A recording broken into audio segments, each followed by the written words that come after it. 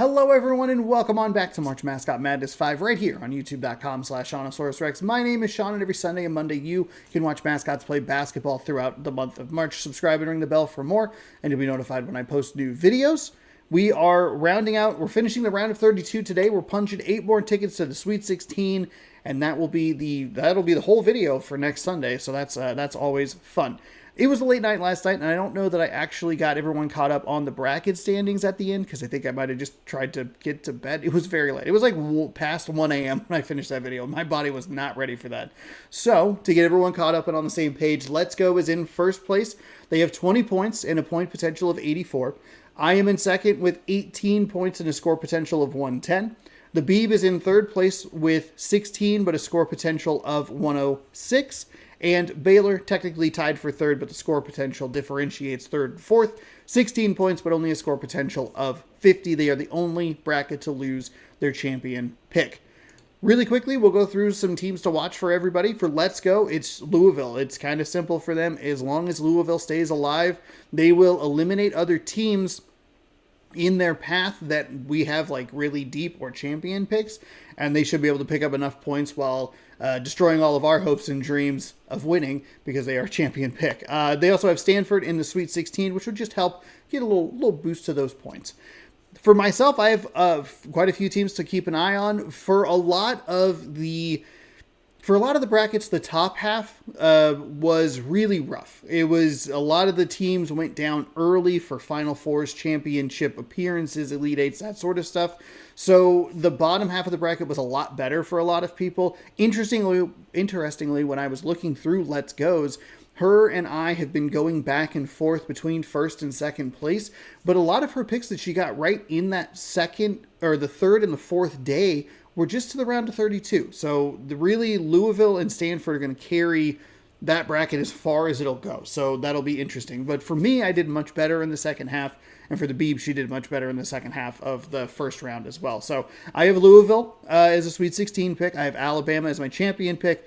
Temple is Elite 8. Wisconsin's Final Four. I have Duke and UConn as Sweet 16. So that's 6 teams for me out of the 16 that we're going to see today. So that's a good number for me. As for the Beeb, she also has Louisville in the Sweet 16. Alabama is her champion pick. Duke is in the Elite 8. Wisconsin's in the Sweet 16. And Stanford is in the Final Four. As for Baylor, it's really going to be Texas Tech or bust for this bracket.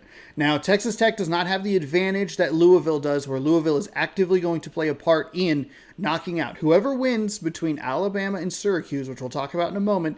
They, as long as Louisville wins the first game of the day, they will meet in the Sweet 16, and that could determine a lot as far as the brackets are concerned, especially for Louisville, whereas some of us have a little bit more we can kind of wiggle with. We would just need Louisville to lose as quickly as possible should they make it to the Elite 8, which I think is as far as they have.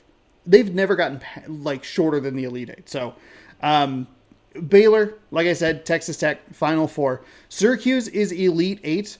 California is Sweet 16, and Duke is in the Elite 8. California and Texas Tech are kind of the teams that nobody else has that they would want to keep an eye on, but they don't have California going much further, so that kind of puts a damper in that plan.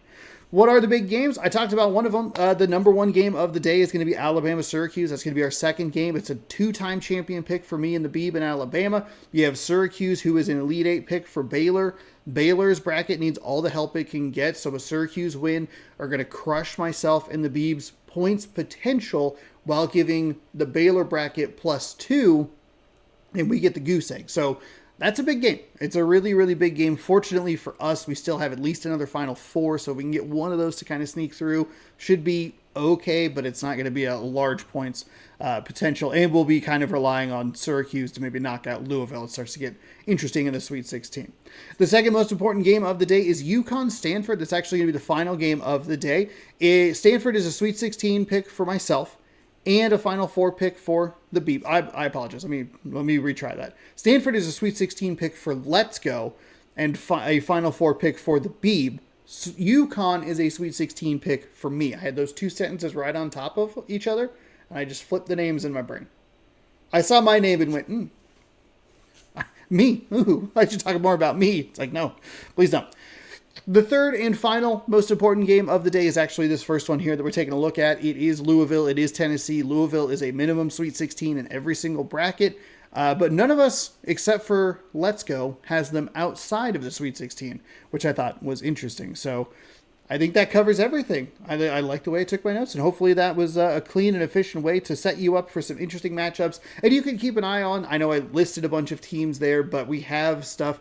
We have teams like Temple, Duke, Wisconsin, Texas Tech, California, kind of that you can keep an eye on throughout the day as we jump to the gameplay. And you can see our bracket up here, right there. So you can see that Duke, Georgia Tech, we got Wisconsin. The Wisconsin, UConn, Wisconsin, Stanford, I didn't even think about that until just now.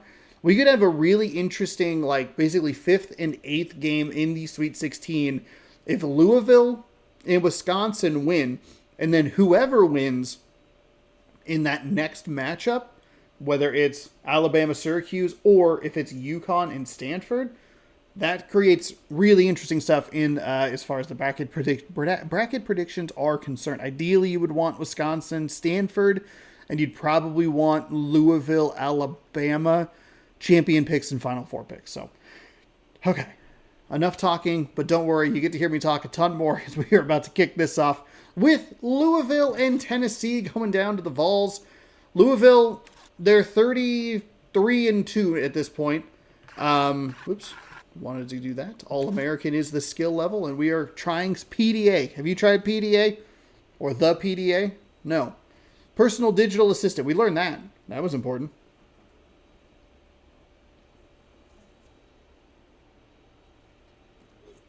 But it's game number 1. A spoiler alert, this game loads as slowly as it did last night. I thought that might have been a dream. I thought I might have been kind of like, I don't know, do they? Is it really bad? A naked bird and a clothed dog tip things off.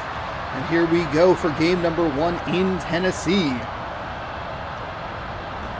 Oh, okay. All right. Okay. Louisville, why don't we slow it down? Oh, no.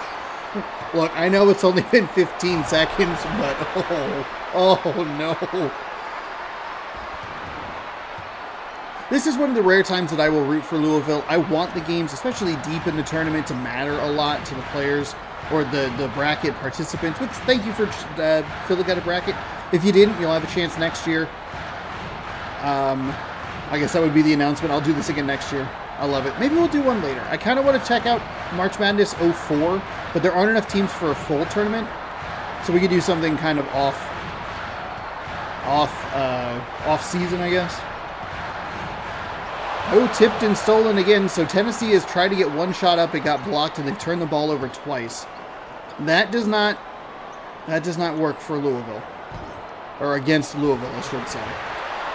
Because when they get to set up like this, they create turnovers. I also did not realize Louisville was so highly ranked.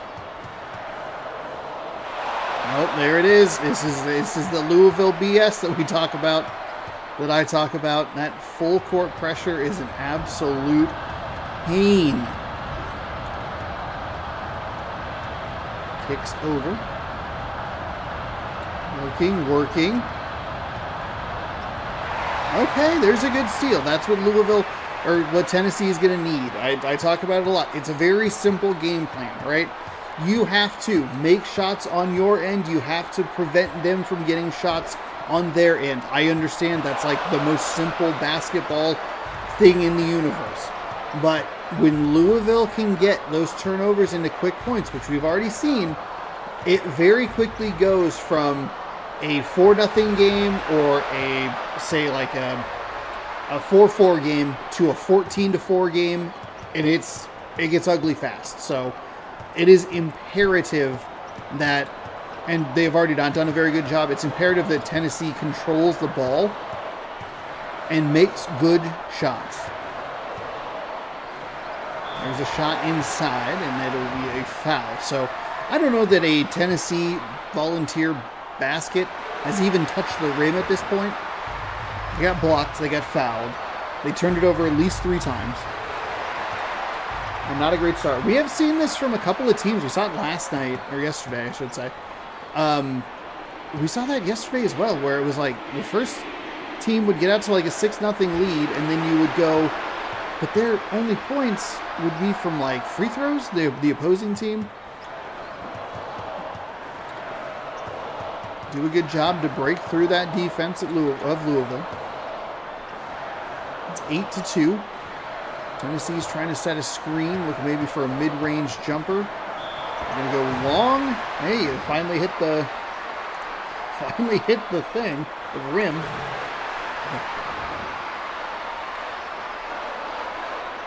Tennessee can force some fouls, get those extra free throws. They've been able to slice this lead in half with just going to the free throw line.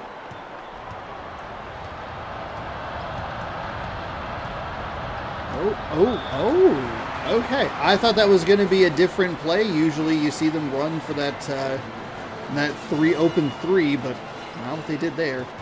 I cannot believe he was not out of bounds on the baseline. That's absurd.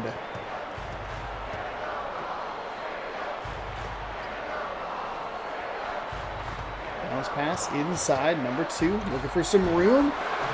Flips it up, no good. Good job to get the rebound. He'll go to the line. It's, unfortunately an injury as well. So Tennessee's forced some fouls on Louisville, and a bad pass from them kind of helps. Bad pass from Louisville, I should say. I love that they are in the cinematics. I'm a huge fan of them. Comes in cold off the bench, potentially. Makes the free throw. And makes the free throw again. So all 6 of Tennessee's points from the free throw line. And it is a 2-point game. That is a huge positive. When you start to see Louisville, they get that turnover, quick shot, and you go, uh-oh. Oh, no.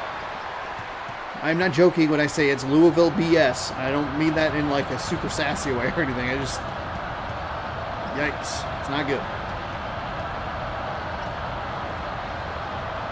Okay, nice pass inside. Got him off his feet, which I think was a little bit of an inconvenient thing for Tennessee, but they do get the circus shot to drop, and we are tied at 8. By the way, Tennessee finally, it took them 3 minutes and about 45 seconds, but they are finally able to get an actual basket, not points from the free throw line. And there it is. That's Tennessee getting too aggressive. Louisville, though, doesn't have much of an opportunity to push the pace there. That's what you're afraid of. There's a foul on the defensive side. First personal, first team. 11-8.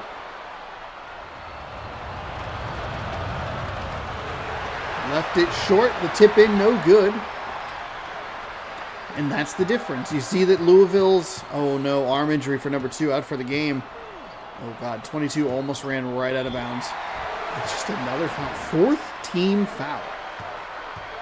Maybe some of those starters for Louisville get into a bit of foul trouble. Tennessee can do something. We've also seen that a lot in this tournament. I don't remember it being a problem in some of the previous Mascot madnesses in this game in NCAA 2005. But I don't remember large stretches of games that are like, wow, this team has 4 team fouls in the first half of the first half. Tennessee a missed opportunity at the line, but Louisville makes a very un-Louisville mistake there. Turning the ball over.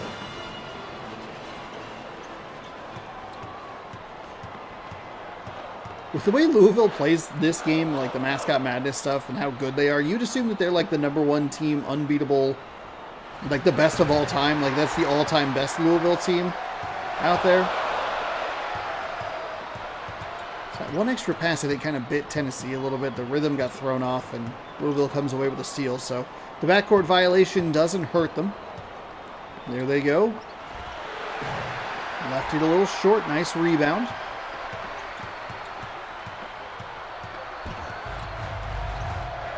Now, I was looking at it yesterday. I didn't click into my own video or whatever, but Louisville has played some actual, like, good games. It's not always a blowout, but they do always feel like they are in the game, regardless.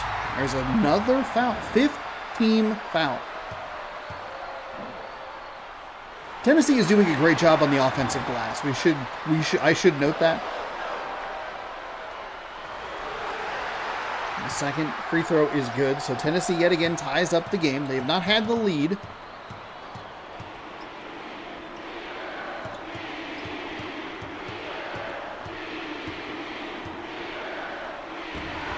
There's a nice block by the by the Volunteers, excuse me. Cardinals ball. Let me double check that, and I read one thing, my brain just substituted it. Oof, oof, you know, a bad reader.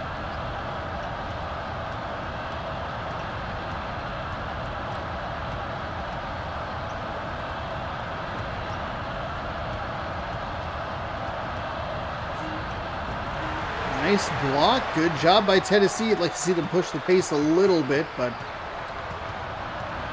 a good defensive set there. I think a couple blocks on that possession. There's another foul. 6th team foul, and likely number 2 will go sit on the bench. This is going to be interesting. I don't usually keep track of foul trouble, but because there are so many fouls for Louisville early in this game, as we see the Tennessee Volunteers take their first lead of the day, this could have some ranging effects into the second half. What typically happens is, like, Louisville, let's say, they picked up 4 fouls in the first 4+ minutes or so. What typically happens is they don't usually foul for much of the rest of the first half, maybe 1 in the final 2 minutes, but for some reason the game has just been, like, foul RNG is through the roof. We're getting so many of them so consistently through the game. And that's put at least a player on the bench, and I don't know if they put the second one. As Tennessee goes for 3, that was a horrible shot. Nice job to clean up the glass. Another offensive rebound for the Tennessee Volunteers, and I think that's a big stat. That's something we might have to look at when this game's all said and done. I probably won't remember, if I'm being honest, so I guess keep track at home. Rewind the video, do the little, what are those called? Little tick marks? Roman numerals. Is that Roman numerals? No, it's not Roman numerals, because Roman numerals, 5 is V. I'm thinking of the slash, and then the 5, slash, whatever. Do you do them the same way every time? Because I feel like when I do them, not that I do them a ton, but I do like 1, 2, 3, 4, 5, like top right to bottom left. Tennessee, another offensive rebound. That center is doing work. Tennessee up by 4. So you go 1, 2, 3, 4, 5, and then I do the next one where I go 1, 2, 3, 4, 5, and it's just like, what, Sean? Please, driving yourself crazy. All those times I'm writing those. 17-15. This is where Tennessee needs to be very, very careful. It feels like they've had Louisville out of a rhythm for most of this game. We saw some turnovers early in this, but Louisville didn't do what they typically do, which is turn those turnovers into points consistently.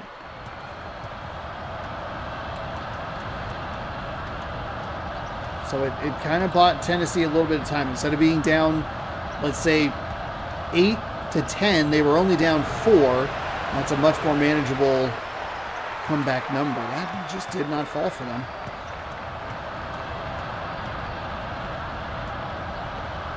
Bounce pass inside, another foul, 7th team foul. So it'll be, it was on the shot, so it'll be 2 free throws automatically, but there's another foul. Tennessee will go to the line. Tennessee is doing a very good job at making their free throws. And they even got the offensive rebound. PlayStation 2, are you okay? I think if Louisville wins this game, my PS2 might explode. I guess I've used an Xbox for some of this stuff too. So. Oh, I thought that was going to be a far different pass than it was. Good job by Tennessee down low again. Left that one a little bit short. 2 shots for Louisville, no points. That's your difference. Look at that score. It's 20-15. They're getting offensive rebounds and second chance points. They're holding Louisville off the glass, or they're holding Louisville's offense down. Deep shot for 2 goes, and it's 17-20. And instead of this defense, you get something a little bit easier. That's a dangerous pass. The feet, again, a little weird. That's a dangerous pass. A lot of traffic in the way. Tennessee could maybe just turn down the danger knob just a little bit. I liked what Tennessee was going for there. Louisville read that perfectly and intercepted it. He needed it. The Volunteer needed to see that just a little bit sooner.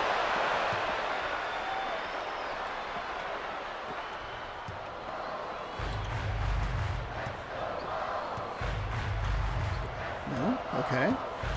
I think with the exception of the one, like, really bad pass, Tennessee's pretty consistently been able to break through this defense. They've been willing to be patient.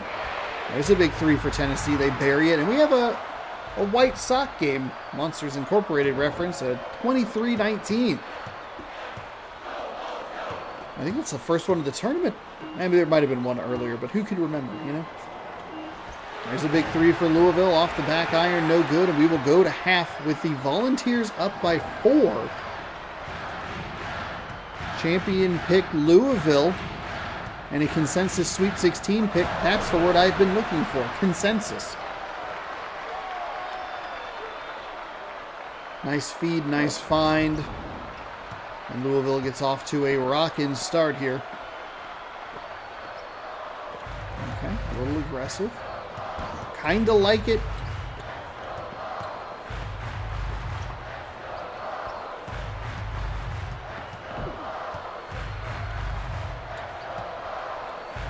Oh, that's a nice block by the Louisville Cardinals. Trying to work with a bit of a transition offense, but Tennessee does a good job to get back. Nice block for Tennessee. Offensive rebounding and blocks for Tennessee have been really, they've been clutch. Thought they would go for the 3, but I think it was that second too late. Oh, a nice block, a clean block. We don't see that a lot out of the Louisville Cardinals. If I'm the Tennessee Volunteers, and I'm not because I'm just commentating. If I'm the Volunteers, I want to try to get the ball into the paint. I know it's tempting to try and just take 3s, but they have some foul trouble with the centers. We saw that with, I want to say, Miami, where they kept having to rotate centers in because they each had 2 fouls. That was a foul-orific game. But if I'm Tennessee, I want to get into the paint and force them to defend without getting those additional fouls. Hook shot, no good, and we are still stuck at 23-21. Louisville had the alley-oop almost immediately, and then Tennessee hasn't done anything here in the second half. Big passes inside, another nice block. It's another shot that doesn't go down. Not sure if got a call on it or not. The Volunteers defense doing great things here. Pump fakes, but the defense doesn't bite. Trying to work into some traffic, blocked by Louisville. They're going back the other way. Tennessee fills pretty nicely and forces the Cardinals back to the 3-point line. They'll take a 3. It's off the front iron, no good, but slammed home for 2. Louisville 4-0 run to start half number 2. It's been 2+ minutes since Tennessee's made a basket. Not even free throws. I guess that's the other thing, is if Louisville could clean up the free throws that they give Tennessee. Tennessee's not doing a whole lot on offense. They would potentially, it'd be even free throws to points from the floor. Not exactly 50-50, but maybe like 55-45. Because they did miss a couple of free throws. The ball gets stripped and it'll go to Tennessee. It's a very low-scoring game. I think this has been a defensive game. Normally you look at it and you go, oh, 23 points. Like, that's fine. 19 points is like kind of on the bad side. Louisville, I don't think it's looked very good, and especially because we've seen how good they can look in previous tournaments. It's an interesting look for Louisville. You look at 19 and you go, but then you know it's Louisville, so you're kind of like, I guess that's fine. Oh, Tennessee lost it. They dove out of bounds to get the ball. They'll turn it over to Louisville. I think it likely would have been Louisville ball anyway. Now 3+ minutes without a basket for the Tennessee Volunteers. I don't remember the last time they scored.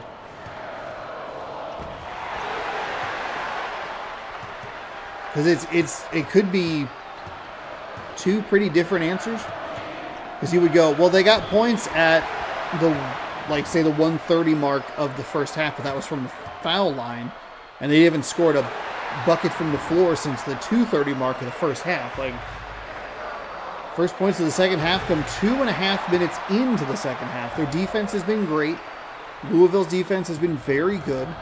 Tennessee's offense, I would say, has been bad, and it looks worse because of how good Louisville's played, which is trying to not take anything away from what Louisville's doing. Like, Louisville's defense is the reason their offense looks bad. Big three from the Cardinals to give them a lead.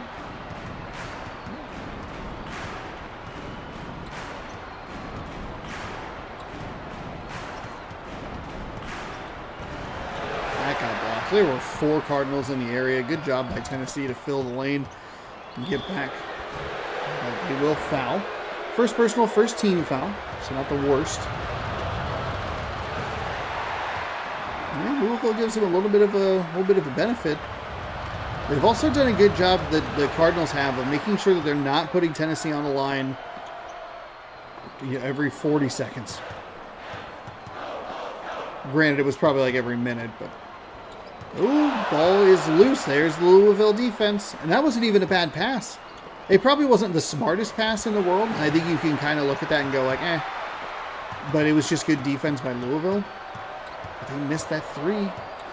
It is, I feel like it's hard to express just how effective that is. You go from a 25-23 lead to down by 8, and it's just like, what happened? Well, the Louisville defense happened. Another steal. The bucket's up in good. 6-0 run here for the Cardinals. And if you want to take it back to 23-19, it's a 10-2 run.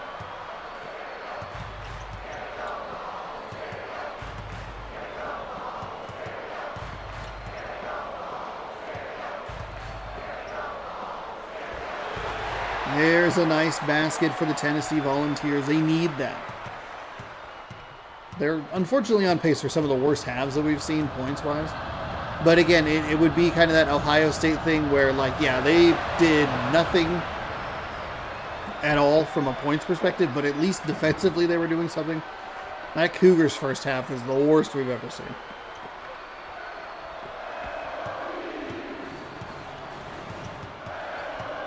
I was going to lose my mind if he ran it out of bounds. Didn't matter. Okay, now they're taking... Okay. Sean, zip it. Zip it. Zip, zop, zoop it. Come on.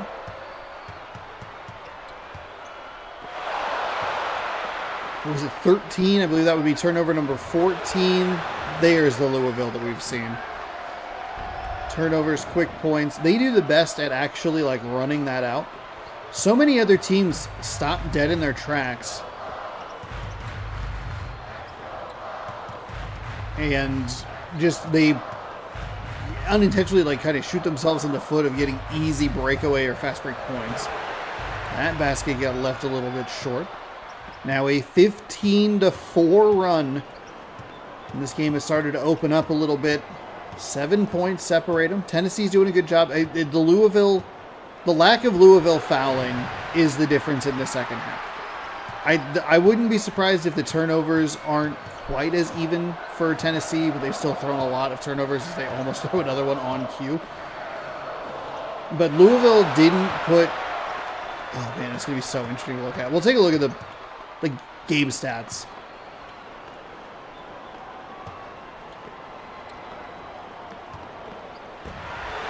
Oh, nice job. Tennessee's defense sticking around. 3:15. Back and forth we go. Not really on the scoreboard, but I guess up and down the floor we go. It's a better way to phrase that. There's a 3 for Tennessee. Knocks it down, and it's a 4-point game. Hand in the face didn't matter.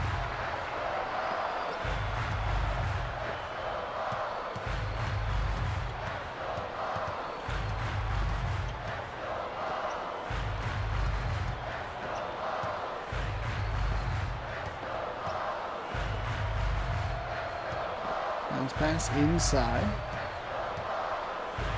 Nice pick.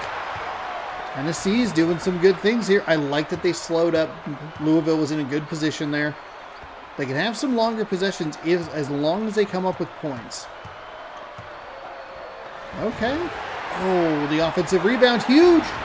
Huge. It was a great move to open himself up for a mid-range jump shot. And the offensive rebounds have been key. Little Tennessee 5-0 run here to close that 7-point lead down to a 2-point lead.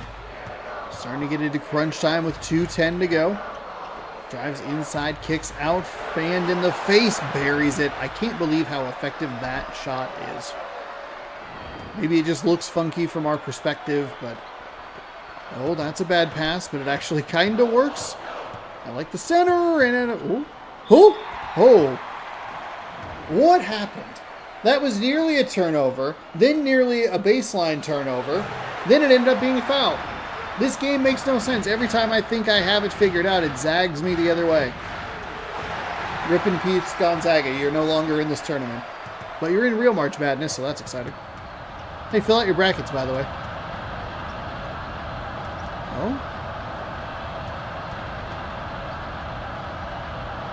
Into the double team, strips the ball away, and they get lucky because they don't initiate that animation that dives. Probably would have lost it out of bounds. 37-34. Little alley layup off the backboard and good. Didn't need that degree of difficulty, but it's a 1-point game with 1:31 to go. Oh my goodness. Kicks for three. Got it. It feels like wide open. It's 50-50. Hand in the face. It's going down. Louisville has not taken a ton of threes, but they've made them when it counts. Plenty of time for Tennessee to work with. They've looked a little bit better on offense, but that run. Oh no. Okay. There it is. And that might, seriously, I know I've been wrong at like every point in this game. That might do it. That's a huge three after the lead got cut to 1 to a turnover to a 6-point game with 1:16. That is Louisville. That's their defense. That's why it's so annoying to watch. 42-36, and you can tell that they've backed off a little bit, which I'm a little surprised by. And of course, Tennessee doesn't get the hand in the face shot, but whatever. We should see them start fouling here. Oh, or not. Oh, almost got it. Oh, almost got it again. Louisville retains possession.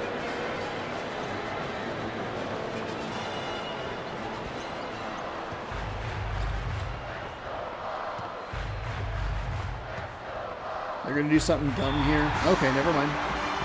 Steals Louisville 14, Tennessee 5. That's the biggest one yet. Be a little bit bigger if they had hit that three-pointer on the other end.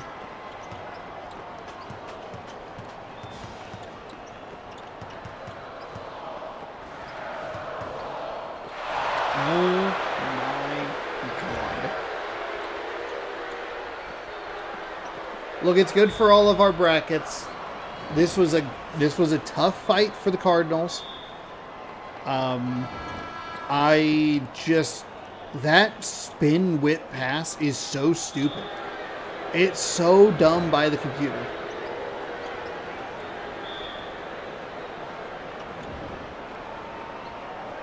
Tennessee is okay.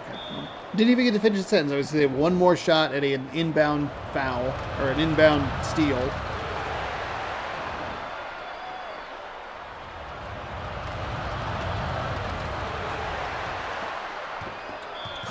Tennessee's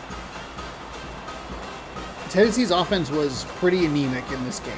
It's going to be interesting to look because the things that we'll want to look at will be offensive rebounds, which did a great job to keep Tennessee in the game. But importantly, we're going to want to look at free throw shots. I don't even care really about makes. Well, we'll look at the makes, but how many times they get put on the line in that first half because their offense was so bad. I would guess the first half they had 23 points. I would guess that 10 points came from the free throw line. Well, unsurprising to anyone, Louisville's moving on. They got some run for their money. I thought Tennessee might have a shot, but an abysmal second half. They only scored 13 points in the second half. compared to 25. 25 for Louisville. Louisville is moving on. Everybody gets 2 points. Nobody gets to separate at all. But let's take a look at Stat Central just for a moment.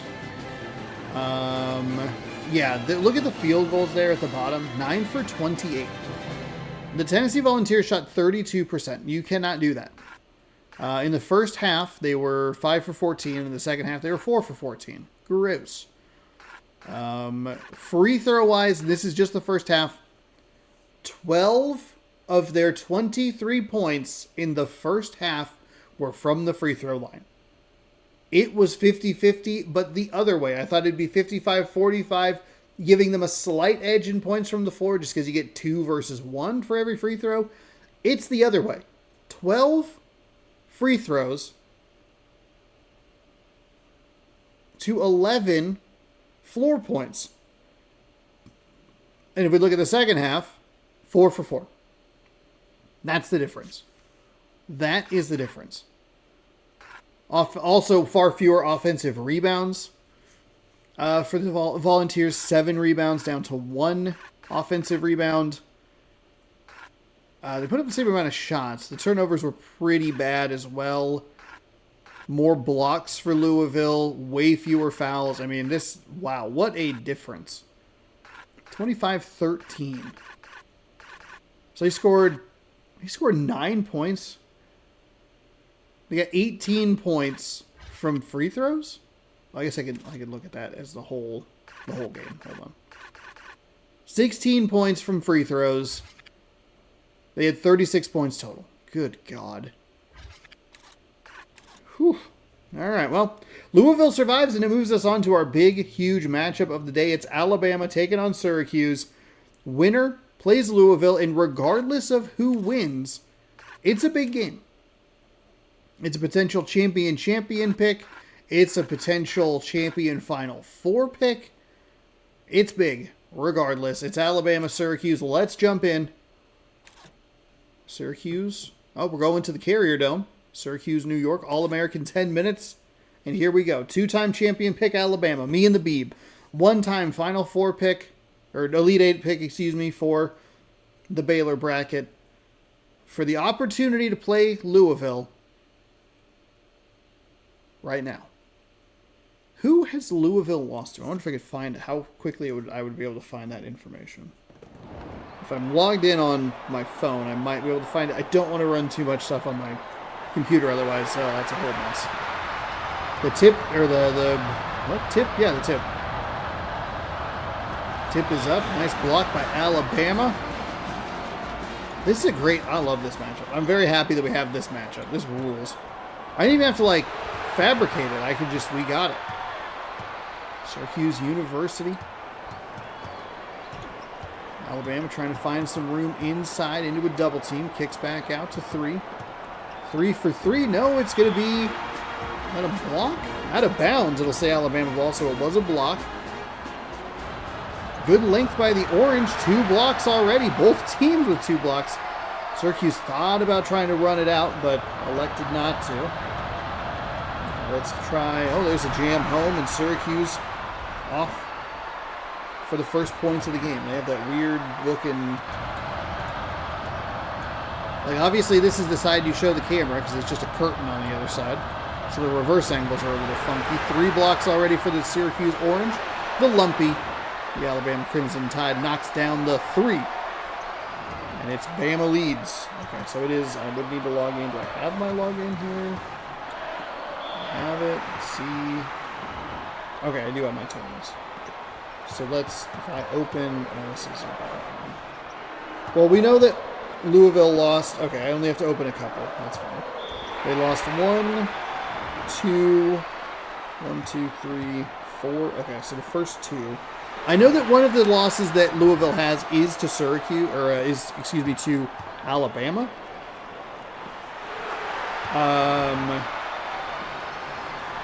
And that was the very first tournament. Ohio made it to the Elite 8. Alabama won 57-24. That has to be a typo.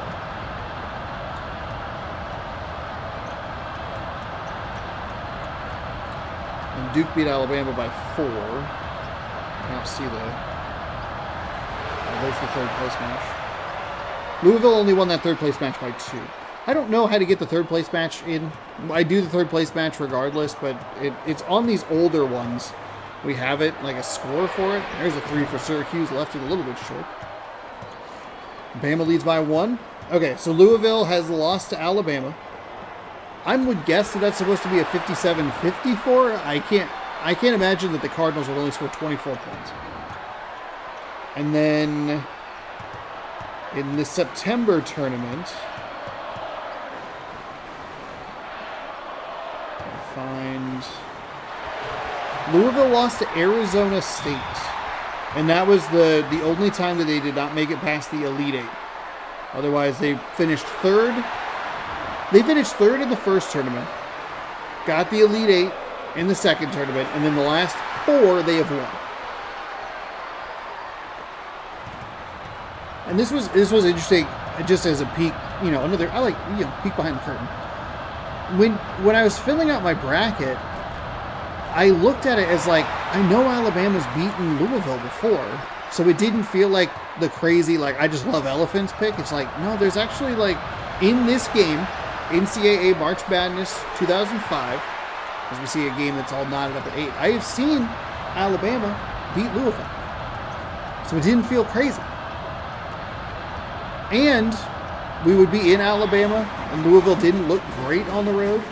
They did take down... Louisville will be on the road the entire time until the final. Like, if they were to make the... if they were to make the championship, then they would be at home.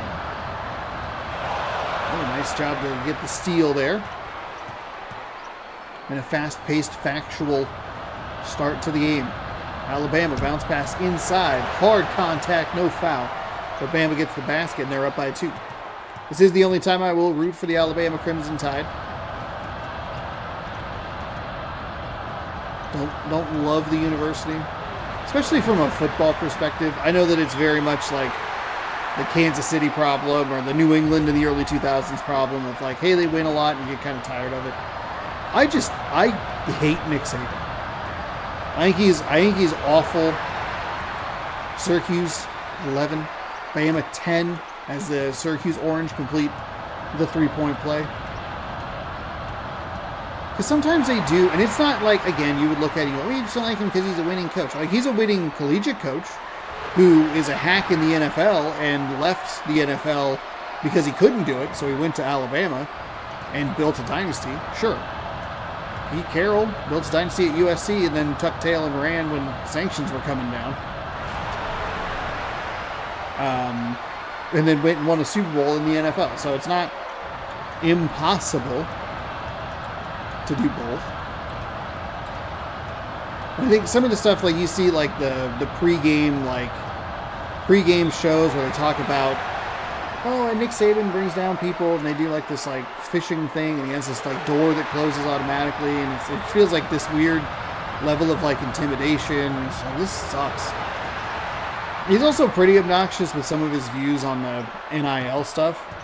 Of like, he doesn't love it, but then he's doing Aflac commercials, and I'm like, why do you think they want you?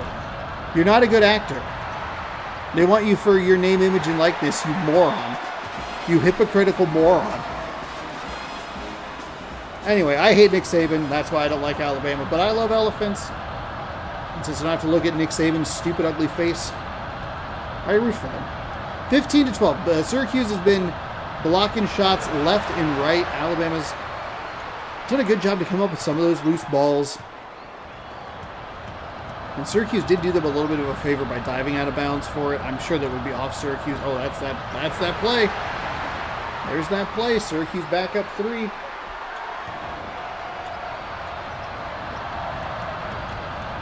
Who did we see yesterday do that a lot?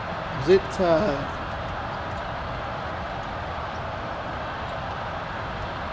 UNLV? UNLV, I believe they were kind of running that play really effectively. We saw Tennessee try it, but Louisville read it perfectly. I also don't think that Tennessee ran it very well.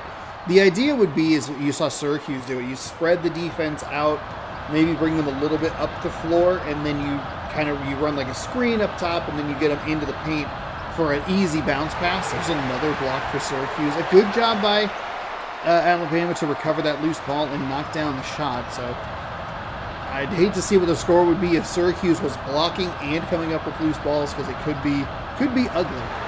You get inside yet again. That's what you're looking for. Alabama kind of rotated okay.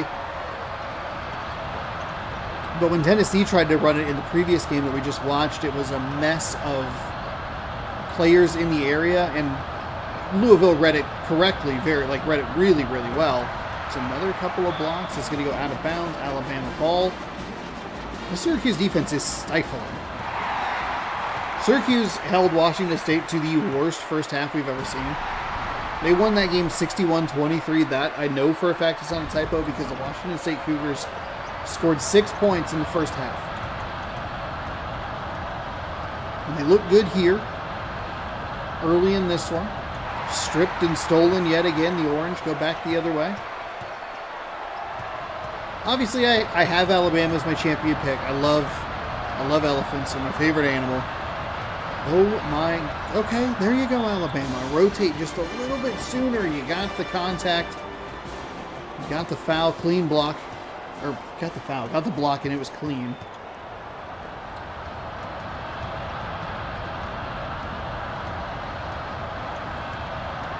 Orange trying to set up for a screen.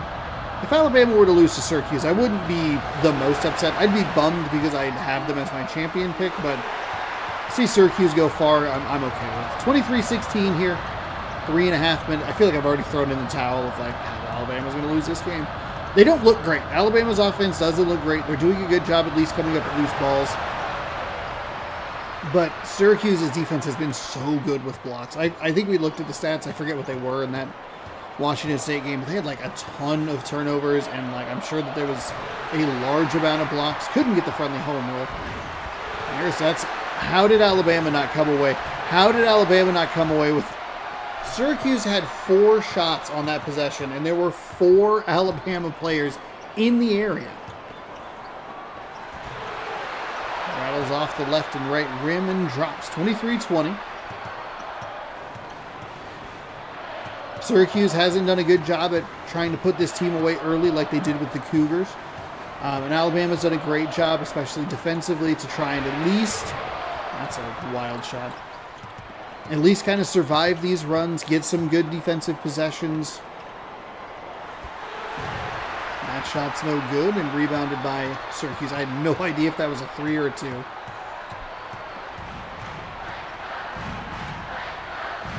Bounce pass inside.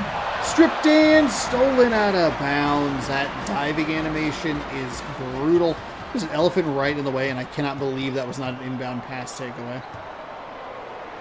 That looked like it went through the Alabama Crimson Tide player. They're running that three-point play. Again, it's the hand in the face is like, it doesn't matter. Wide open, we watch them miss it all the time. A hand in the face, and they're just banging it through.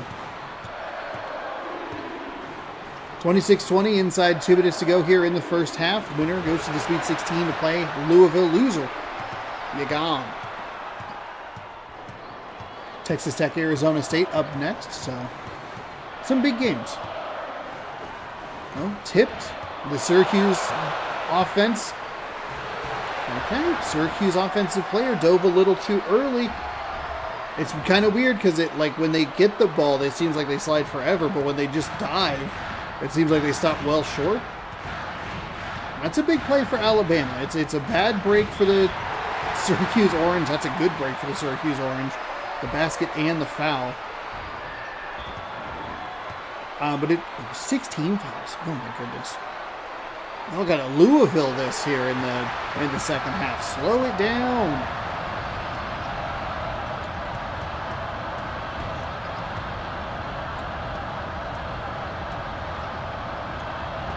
Oh my goodness. Yet again, it's a block. They come up with the loose ball.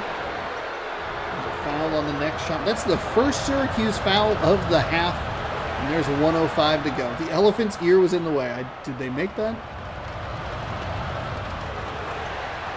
29-26 your score. 1:05 to go. Alabama switches into a bit of a full court defense. I don't think they're going to put too much pressure on it, but at least trying to make the Oranges uncomfortable.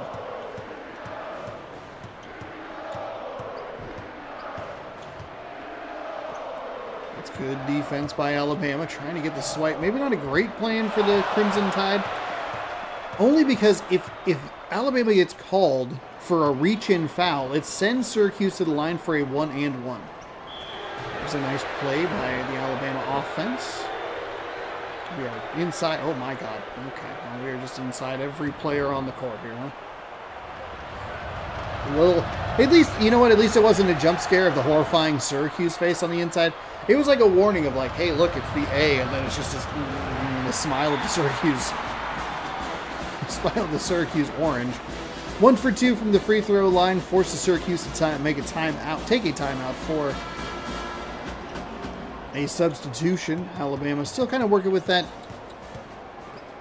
I don't know. I always say like tissue paper or Kleenex defense. I guess not really doing a whole lot, but I guess it's kind of there. Nice block. Somehow Syracuse comes away with it, and they get points. That's been Alabama's MO on the other end. Syracuse gets the break that time. Under 20 seconds to go. 4-point game.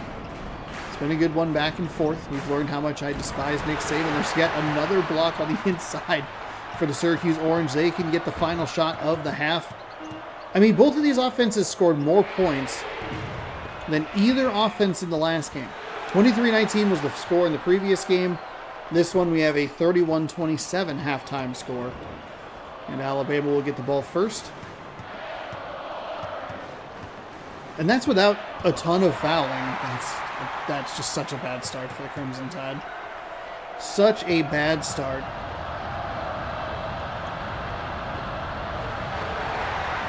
High off the glass and in. Alabama is so bad at rotating right now. They are late on everything.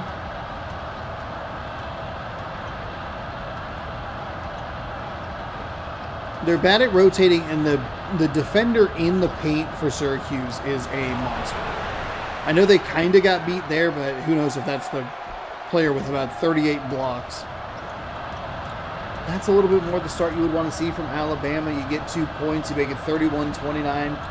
Instead, you're kind of chasing. There's a nice bounce and a turnover on each side now. 8 turnovers for Alabama, only 4 from Syracuse. If they can clean up some of the turnovers a little bit, and I think more importantly, if they can stop fouling quite as much, Alabama can be in a good spot. I think the important part, if you're looking at it from the Syracuse side, is that I'm not talking about, like, Syracuse only has 30 points because they got fouled 18 times and they scored 30 points from the free throw line. There's yet another turnover for the Syracuse Orange. Their offense was effective and they got fouls. There's a nice bounce pass inside. There's another foul, or a foul, I should say. Syracuse has been good on the defensive side at not fouling the Crimson Tide. Unfortunately, that first free throw is missed. Going 1 for 2. Hey, one possession game. Just be in it. That's kind of all you look for, I think, at some of these points is offense isn't really clicking Alabama's. Syracuse's defense has been terrific. Quick passes inside. Goes for the jam and finds it. Back out to a 5-point game. You just can't all of a sudden stretch it from like a 3 to 5 point deficit to like a 11 to 13. You know what I mean? I don't know how that was not more of a dunk. That was a very weird collision point. It seemed like the Alabama defender the Alabama offensive player kind of went up and then just got pushed back and the ball got lost. Ooh, and it's going to be a foul on the other end. Second personal for number 5. Ball don't lie.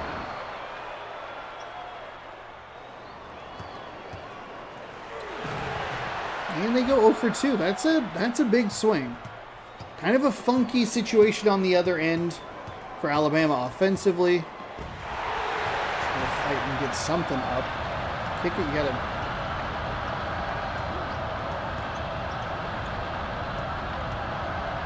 But yeah, Alabama trying to get something from the offensive side. Quick passes. And I don't know what is happening. Syracuse is everywhere. They're all over this court. Alabama, I think, is doing a really poor job at spreading the floor. Right as I say that, of course, I said spreading very weirdly, so sorry about that. Not intentional. Steal again. 9 steals for Syracuse, 6 for Alabama.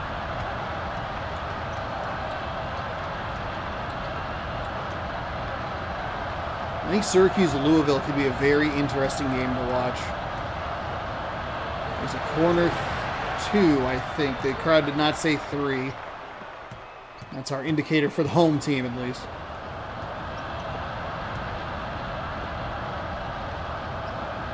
Alabama has a lot of players in the paint. I think it's just causing a lot of... It's causing a lot of trouble. There's too much congestion. So then you're trying to throw the ball in when there's 3 defenders in the area because there's a couple offensive players that are just a little too close. And I think it's leading to a lot of blocks. Syracuse, I think, was trying to run that 3-point specialist play. They'll do it now. 3 is up. It's left short. That was a wide open shot and they missed it. There was a hand to the face. That's a swish. And oof, I'm questioning my bracket. There we go. Let's go Crimson Tide. I'm an impartial person, but I like that we're getting a good game here. 35-35. Good job by Alabama to get that 3 straight on to get into the paint. That's super helpful. There's the quick pass. They're getting beat every time. There's the key. Syracuse spread the floor. There was no one in the paint. There were 2 players kind of hung up on a 1 defender.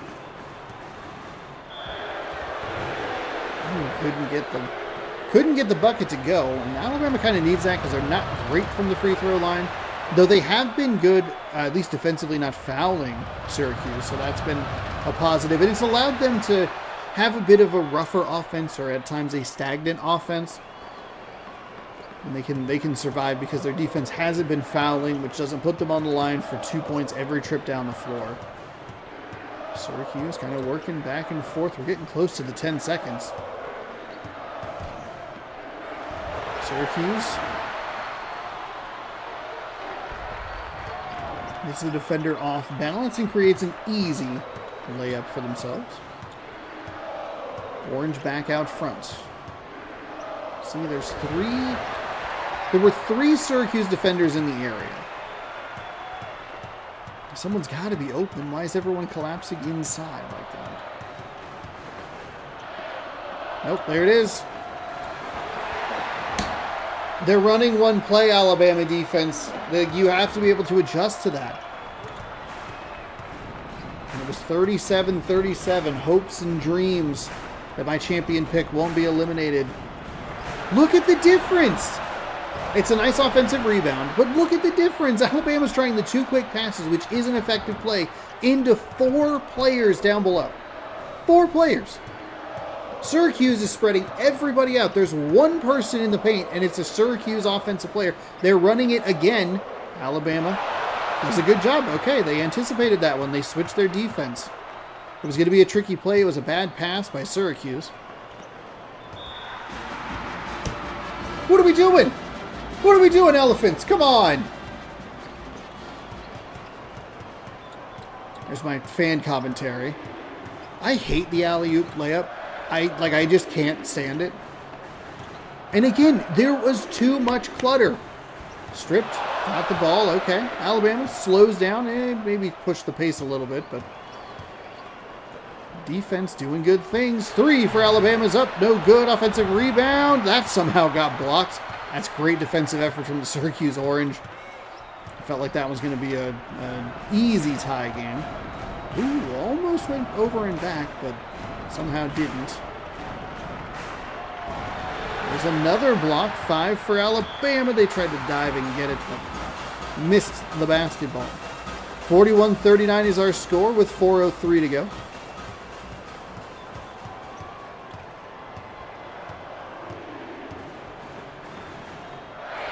There's a big 3 for Syracuse off the left side. Alabama wants to push the pace a little bit, but he smartly slows it down. Center has the ball probably way too far from the basket. trying to set the screen, but now the offense is in a weird spot. Might get a 3-second call here. We don't usually get this part of the game. The players are trying to do something. Might have a block and a shot clock violation. Yep, there's a block. It wasn't a shot clock violation. It was just an... Oh, okay.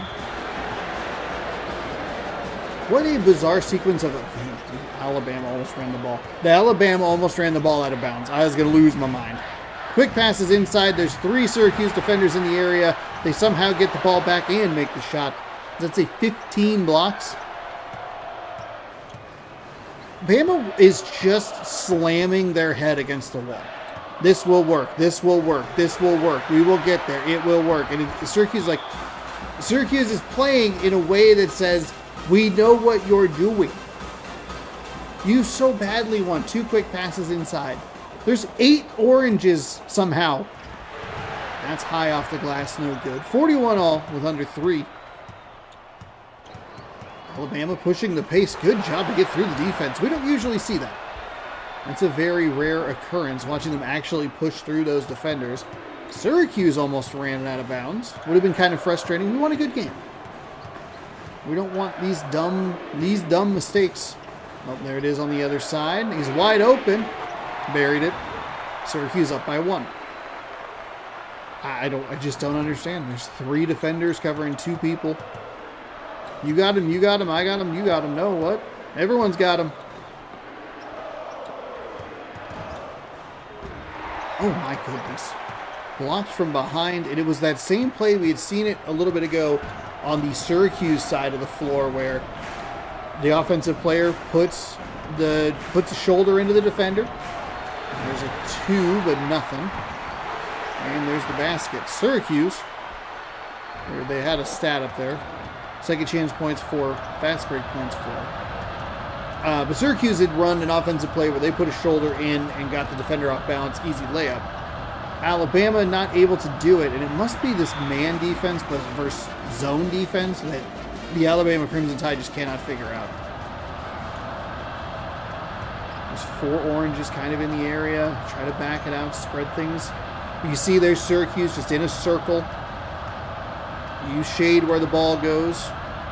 That's just not going to work. There's a hook shot. That one's no good. Rebound Syracuse. Defensive foul. So Syracuse will throw it in from the sideline. It's a 3-point game with 118. A champion pick on the ropes. Oh my gosh.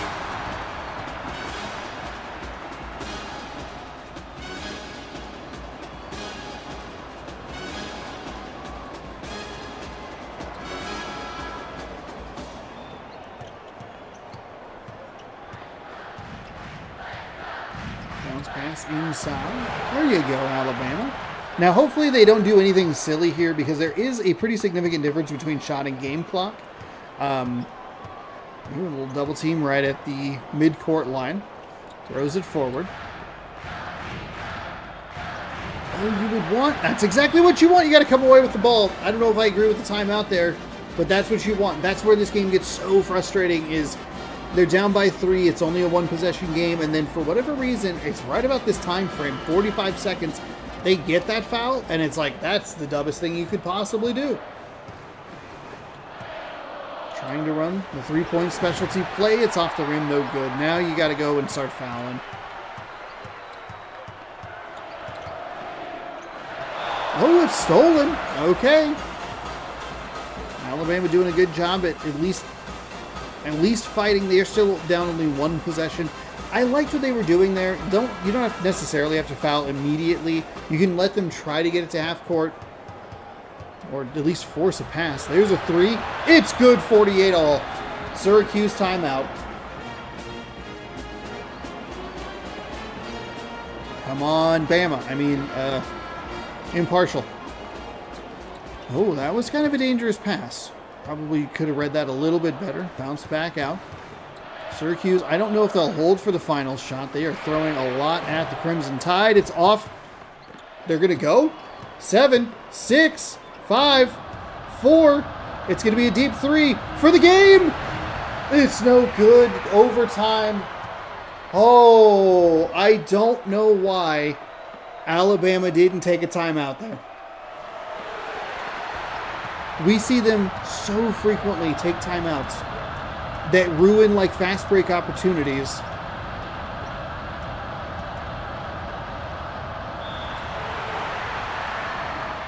The bucket and the foul.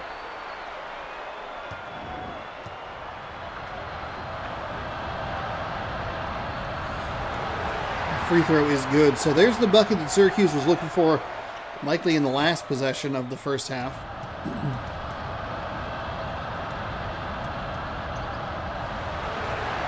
Ooh, they get the offensive rebound blocked again.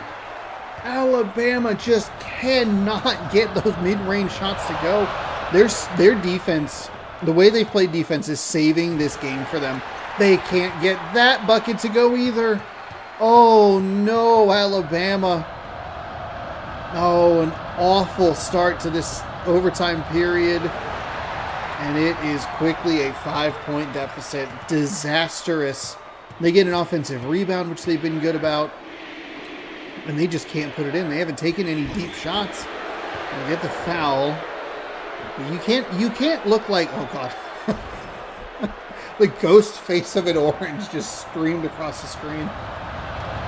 But you can't rely on the Tennessee output, you know? And they haven't been great at shooting free throws either. They knocked down both of them there, but this zone defense for Alabama is a nightmare. Because you can see them, they're man, just one-on-one.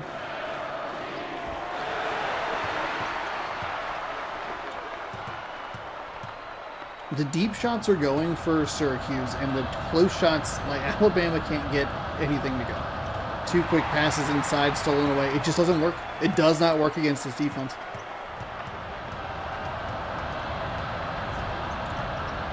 They see what you're doing.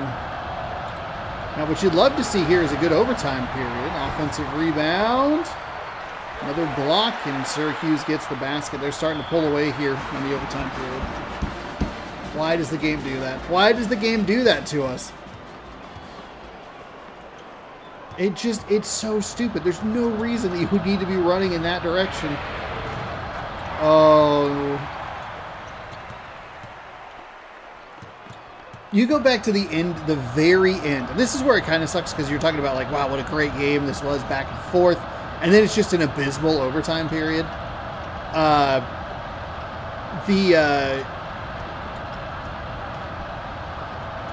The lack of urgency in the possession that Alabama had right at the end of regulation, and the lack of timeout, might have destroyed anything they could do.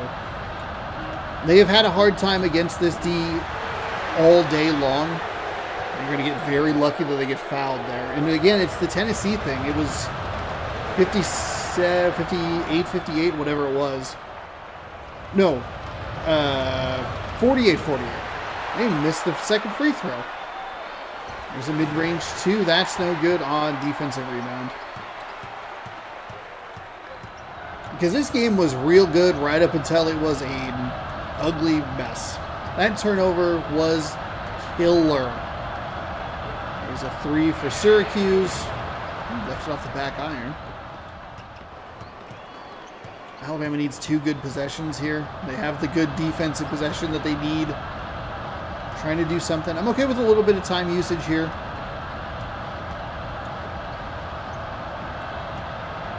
I don't think Alabama's been decisive enough. There's an alley-oop. That's kind of nice. It just seems like they haven't been decisive enough. If they can beat the rotation of Syracuse, like they would need a couple extra passes probably.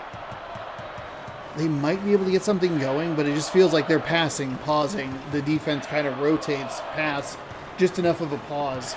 It always feels like Syracuse has that kind of upper hand. And they're not getting the defensive... They got some of those turnovers a little bit earlier. Oh, God. Okay, I'm not sure why Syracuse didn't shoot that, but I guess they're probably trying to run out the clock here, up by 7. There's a nice steal. Where was that timeout? In the end of overtime. They had 3 of them. They had 4, technically, because that counts the one that they just used. Oh, my goodness. Impartial fan. I mean, what? Impartial commentary. There's a 3 for Alabama. Buries it. 4-point game.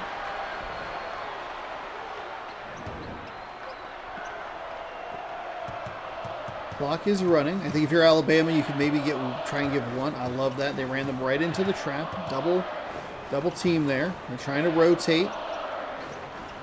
Kicking it around. This is kind of how you beat that. They're just one chaser. Running around. 53.6. Alabama needs that errant pass. That was kind of it.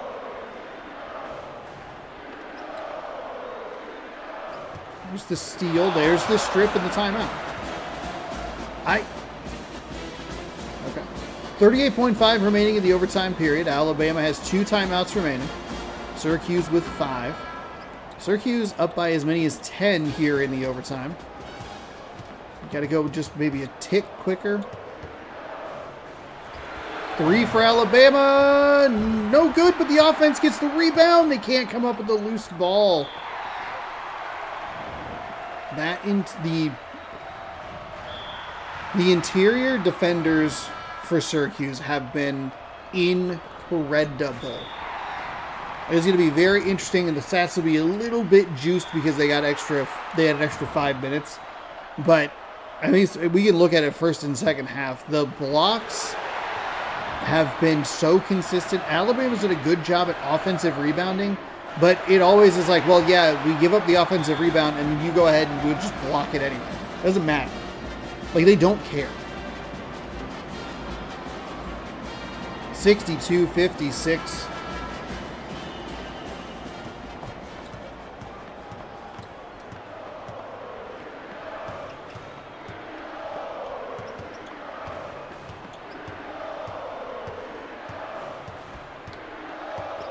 Cool.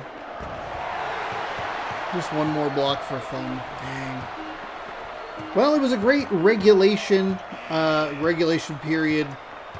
Syracuse really did clamp down in the overtime period, and a champion pick is eliminated for 2 of us.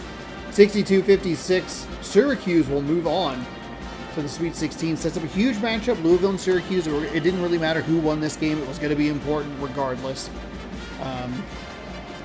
Just an absolute destroying. 22 blocks. 22 blocks. Alabama had 11. 22 of them. 4 in the overtime period, which means there were 18 in the regulation portion of it. You go back and you look at, you have to take that timeout at the very end of that regulation period. It was a terrible shot. Turnover surprisingly even, 14-13, but the overtime was even 0-0. 3 steals, assists, 2 for 8 is just going to crush you. And they shot 5 for 7. Yeah. I mean, free throws were fairly even.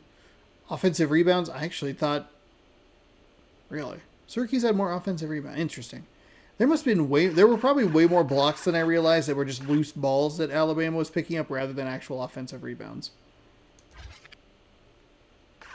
I noticed it early in the game, but I guess I thought it translated a little bit more to the rest of the game. But okay, well, it's not the end of the world for myself or the Beeb. We still have some Final Four potentials in the Mascot tournament, but that was a big blow for both of us, which is unfortunate.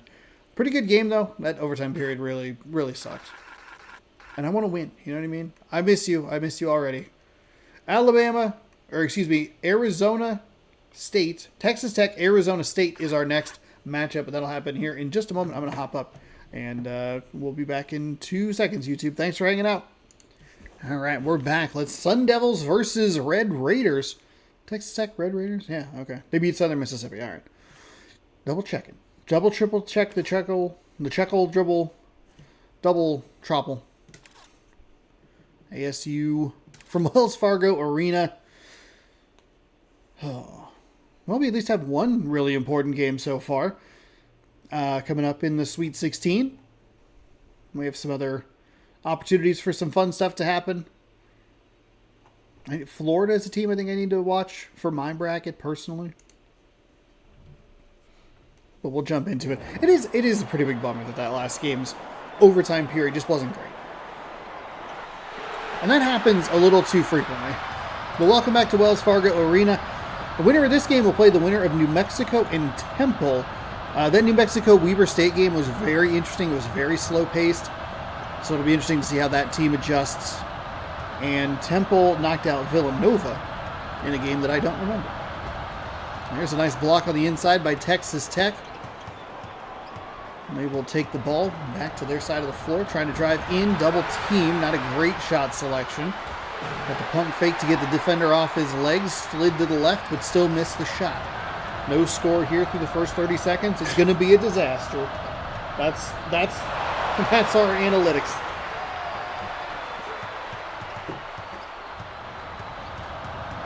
No score. 1 minute. Oh my goodness. We have really bad shot selection from both teams so far. Just too eager to put up the shot when the defender is clearly there.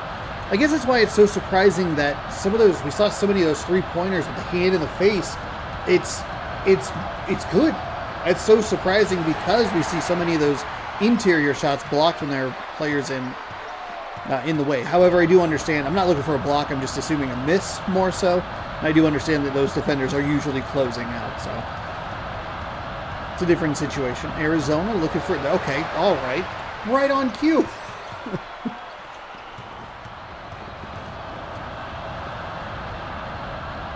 A minute and a half, and we are finally on the board here. 2-0, Texas Tech.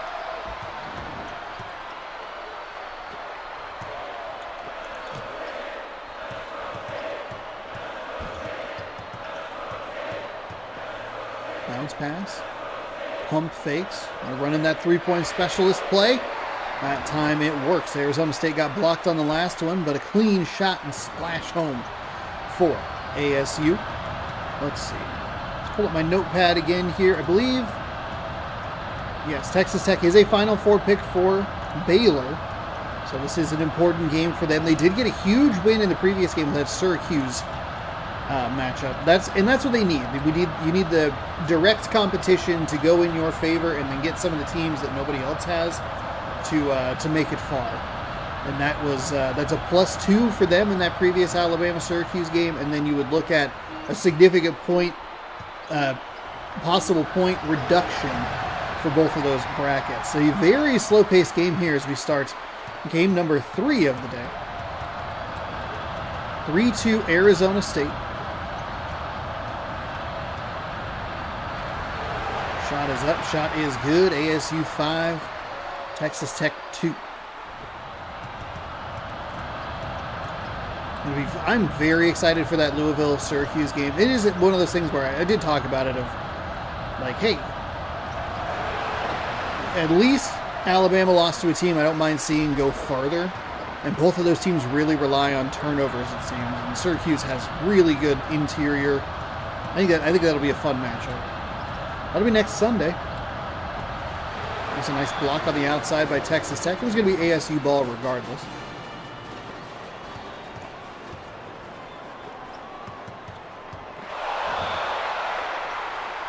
Great steal by Texas Tech, but they dive out of bounds for it.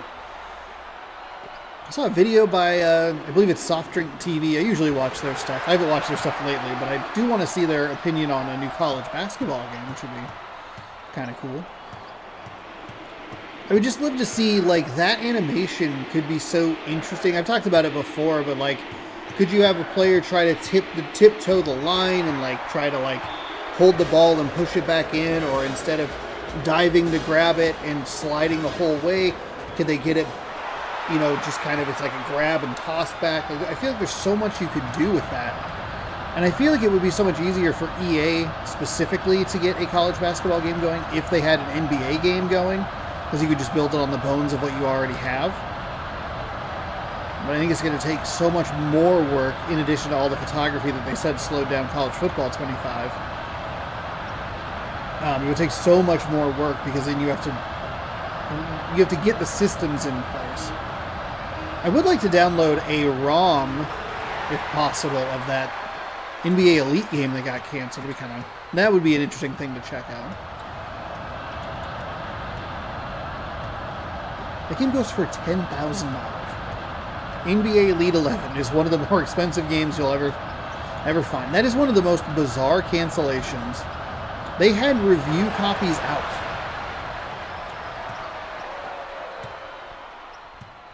Makes you wonder why they didn't, why no one's been like, I have a lot of these or something like that. You know what I mean? Theoretically, the discs would have been printed, right? But we'll see. I mean, college football was a huge hit. They also did cut the NCAA basketball series well before they got rid of the football series.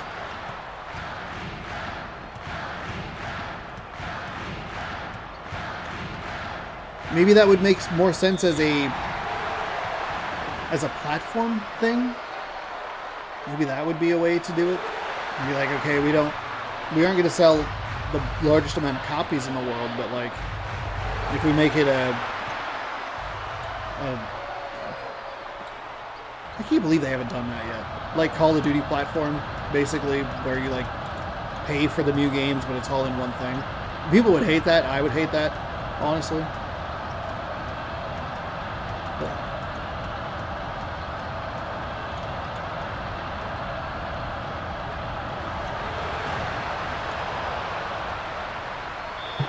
But I think it would be fun to see a new college basketball game.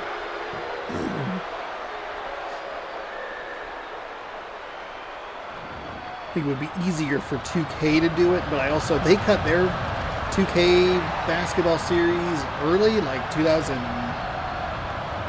What was the last college hoops? 2K7? No, 2K8 for sure. Because that had, I think, Greg Oden on the cover. College hoops. I think I would guess 2K8 was the last one.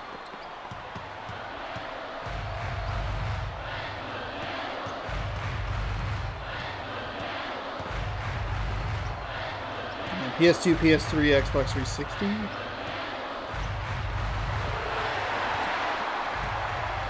It was Greg Oden, okay. Bum, bum, bum.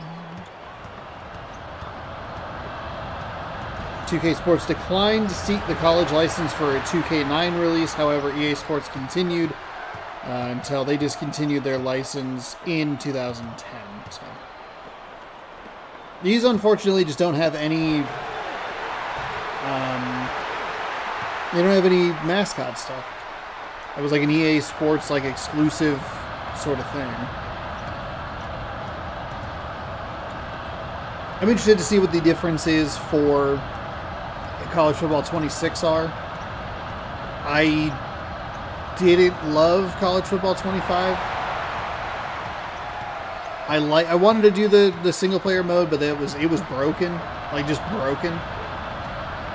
And I think that you wouldn't think about it being light on content necessarily, because it was kind of just the core 4 modes or whatever, but presentationally I think it left a lot to be desired.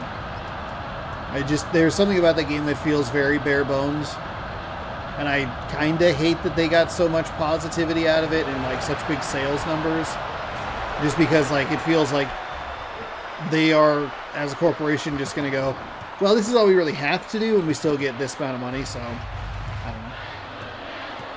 I'm not super pumped about it. I will probably just do the 10-hour trial this time around. I went out and I got that and the College Football Madden bundle or whatever. It was actually a good deal. Because it was $150 for both deluxe editions, and then if you have EA Play, you get 10% off, so it was $135 total, which, even if you had bought both versions of it for $70, that was the better deal. And those were the standard editions. Texas Tech struggling here early. 12 points and a missed free throw there, though they do get the foul that has 3 shots with it instead of just 2. 19-12 remains the score, as I thought that might rattle in. Sun Devils are a former champion. I believe that was in... I think the first 2 were in NCAA 05, so I think Arizona State...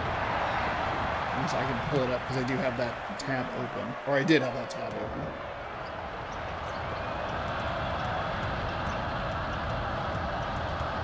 Challenge.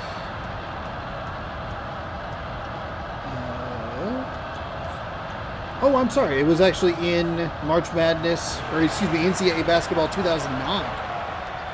So we've done 05, 09, 06, 06, 07, 05, 09, 06, 07, and then 05, 05. So. Wow. That's a big shot for Arizona State. You want to talk about the friendly home roll? That is the definition of a friendly home roll. Rattle, rattle, rattle, drop, basket. 10-point game here. Pretty average offensive output as far as the points are concerned for Arizona State. 24, kind of in that fine range. Texas Tech, on the other hand, really lacking. And that turnover definitely doesn't help. It makes me feel better about talking about not the game. I think it was in Arizona State. It's one of the best of March Madnesses. And they, it was a good game. Like, a genuine good game. But it's just me telling a story for, the entire time.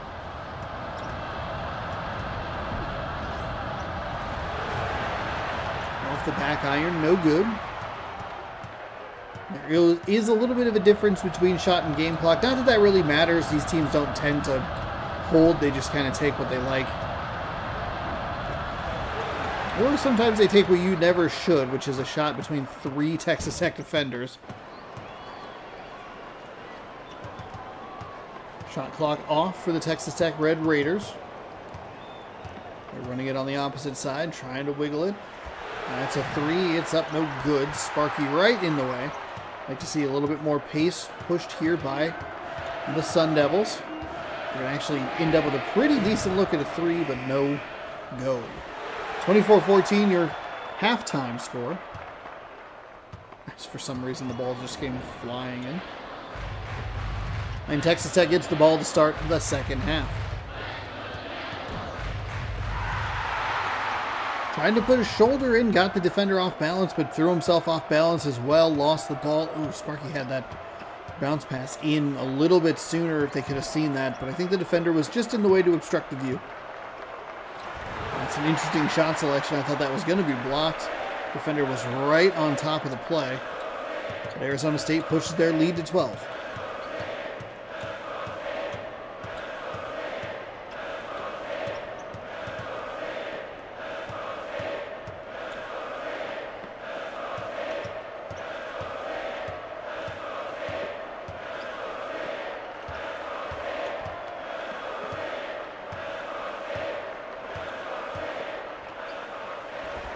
Crowd cheers as Texas Tech gets an offensive rebound and the roll. Back down to a 10-point lead. It was a very long possession for Texas Tech. It didn't feel like they were really doing a whole lot to try and free themselves up. Arizona State with a very poor shot selection. They've done that a couple of times over their last possessions, going back into that first half. Of very clearly there is a person in front of you, and I don't know why you're shooting it now. Nice little alley layup there for the Sun Devils, and they get that lead back up to 12. 28-16.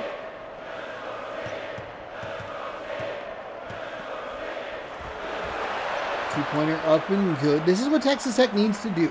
You want to look at the game that we saw yesterday against Arizona, I believe. It was Arizona UNLV. UNLV was down big in the second half. I believe they were down by double digits at one point. Now it's a 13-point game. But they were down by double digits, and they just kept chipping away. Texas Tech doesn't need to do anything crazy. They don't need to start putting up threes at this point in the game. They need good quality twos and enough good defensive possessions. I don't know if that's a great shot, but you need just enough good defensive possessions to then translate into the positive offensive plays, and you can whittle this lead down a little bit. That's a pretty good defensive possession. It was going to be a tough shot. I think you're okay with it if it goes, but ideally your defense kind of wins out in that spot.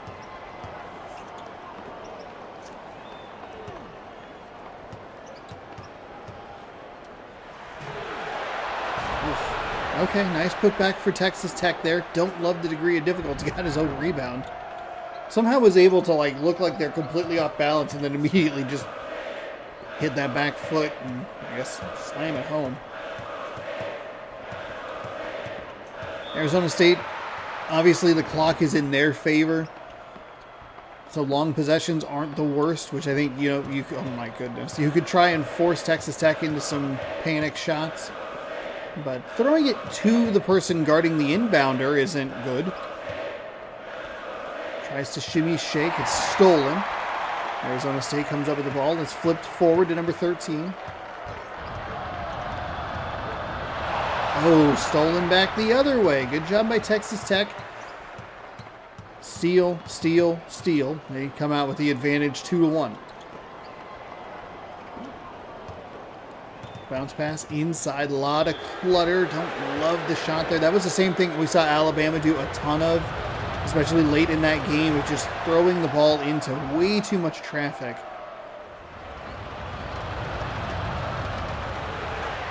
Both free throws up and good, so a positive little stretch here for Texas Tech. Feels like it's taking a lot of effort. They have to overcome their own mistakes and try to get good bounces on the backside. Need to be just a little bit cleaner here. Somehow that wasn't a backcourt violation. But they are on a 4-0 run to cut this down to 9. Sun Devils off the glass. No good. Rebound, Texas Tech.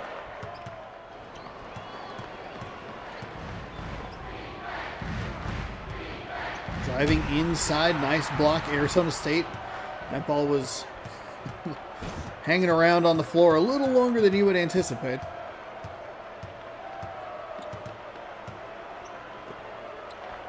There's a 3. Nice job closing out by the Red Raiders.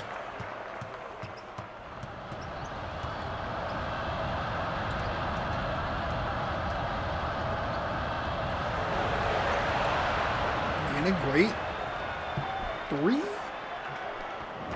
Yeah, 6 points. All right.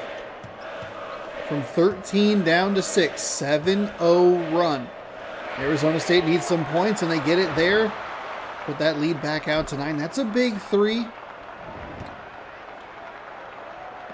I think those are the kind of defensive possessions you can survive if you're Texas Tech. Like, yes, you gave up the 3, that lead back up to 9, but you're still +4 in this little chunk of the game, so that's a positive. You've shown some ability to do well defensively and get some points offensively. That was like you get Tony Hawk 900 trying to get that ball in the basket.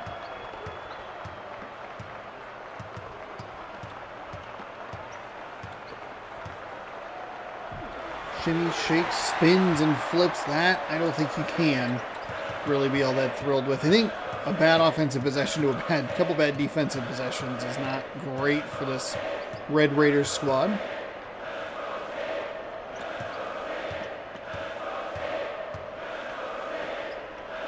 There's a 3 for Texas Tech, and it's buried. Lead back down to 8. 36-28. Been a very slow-paced game, so Texas Tech needs to probably pick up the pace just a little bit. You don't have to go crazy, but I do think you want to try and get yourselves into some nice shot opportunities a little bit earlier in the shot clock, especially if you're going to give up big, open looks like that.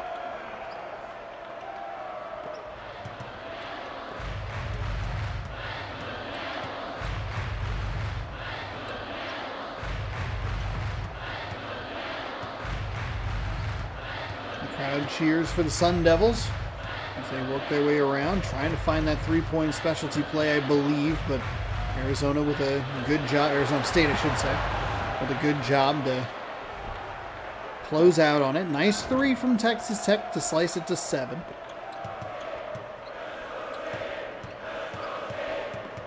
Under 4 to go here in the second half. There it is inside. Ooh, big bounce. Big good bounce for the Texas Tech Red Raiders. A Final Four pick, kind of on the rope. Not like on the ropes, but down by 7 late in the game. You're trying to run that specialty play to the same player, and they have been, I don't know if it's just like it's slowness from the player or what, but there's a backcourt violation.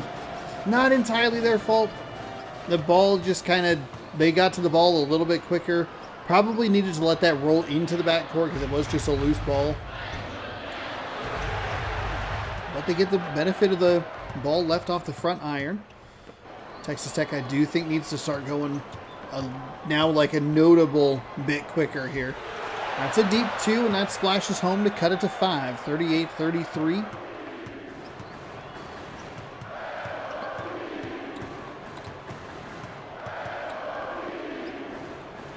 Texas Tech defense has looked good.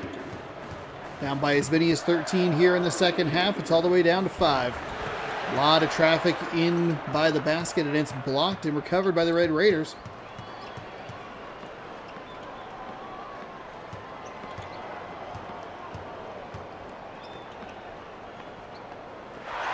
Oh, it's stolen away.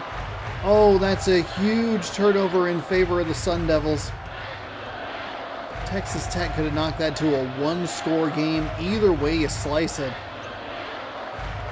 But instead, it's been stolen. And unless they get a 3-second call here, they'll be hanging out for the next 12 seconds. So, I guess enjoy. How's it going? Welcome to the... Thanks for watching the video.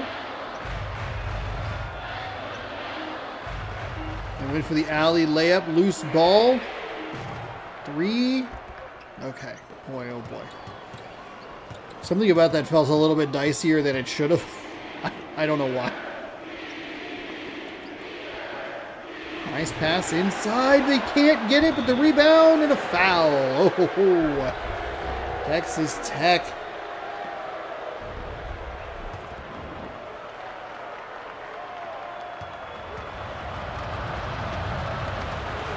Oh, you can't do that. You gotta make the free throws that you're given.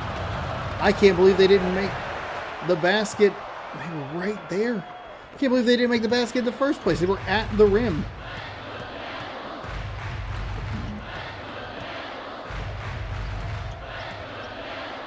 Driving inside. Tries the little hook shot. Doesn't work. I like the timeout here by the Red Raiders. They have it down to 4 here.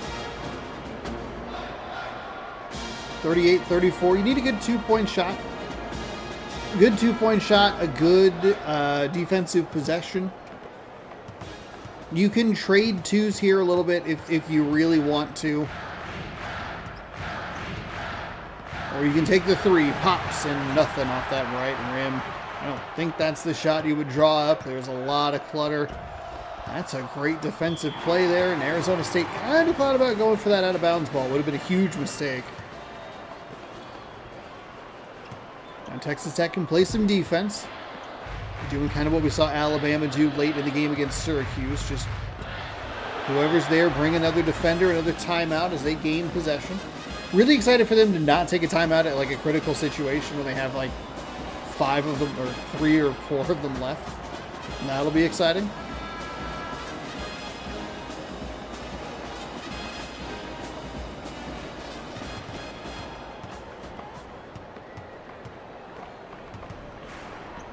I like what Arizona State's doing here. They are making Texas Tech waste the clock. That's exactly what I think you would want to do in this situation. Just, you don't have to get the steal, you don't have to get the turnover, but you need to do something to pester this team. Launching a 3 and leaving it a little bit short. They're okay to let this happen, but they are going to need to start fouling here soon. Because I think they have a lot to go. Okay, steal.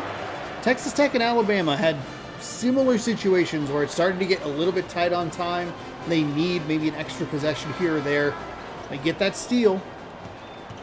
That's important. Let it play out a little bit longer. There's a 3 for Texas Tech. No good. They just can't buy the bucket. The deep 3s are not their friends.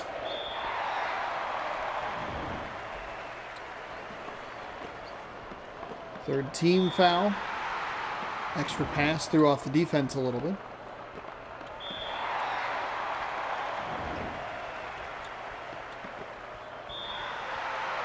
One more shot for an inbound steal.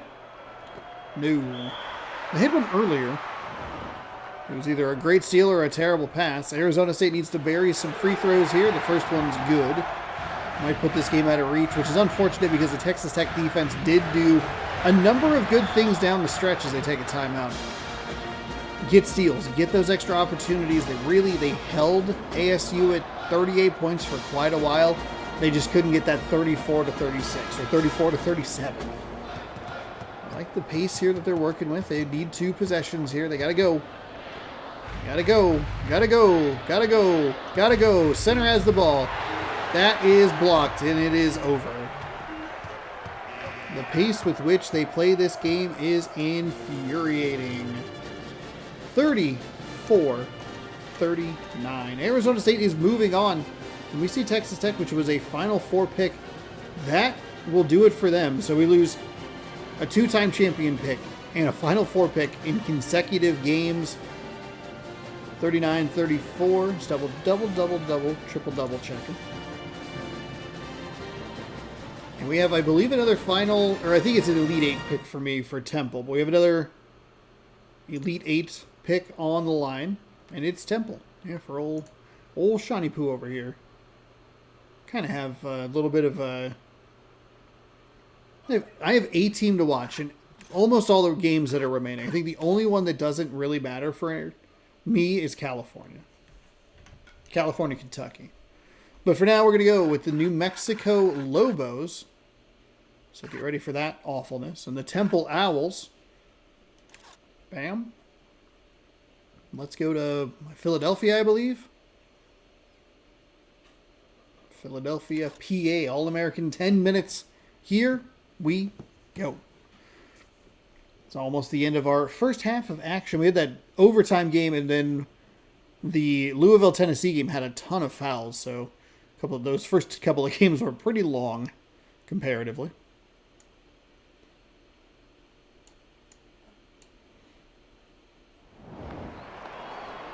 Is there like a pick in all of these, the rest of these games? Yeah, we have a California pick, so that would be that.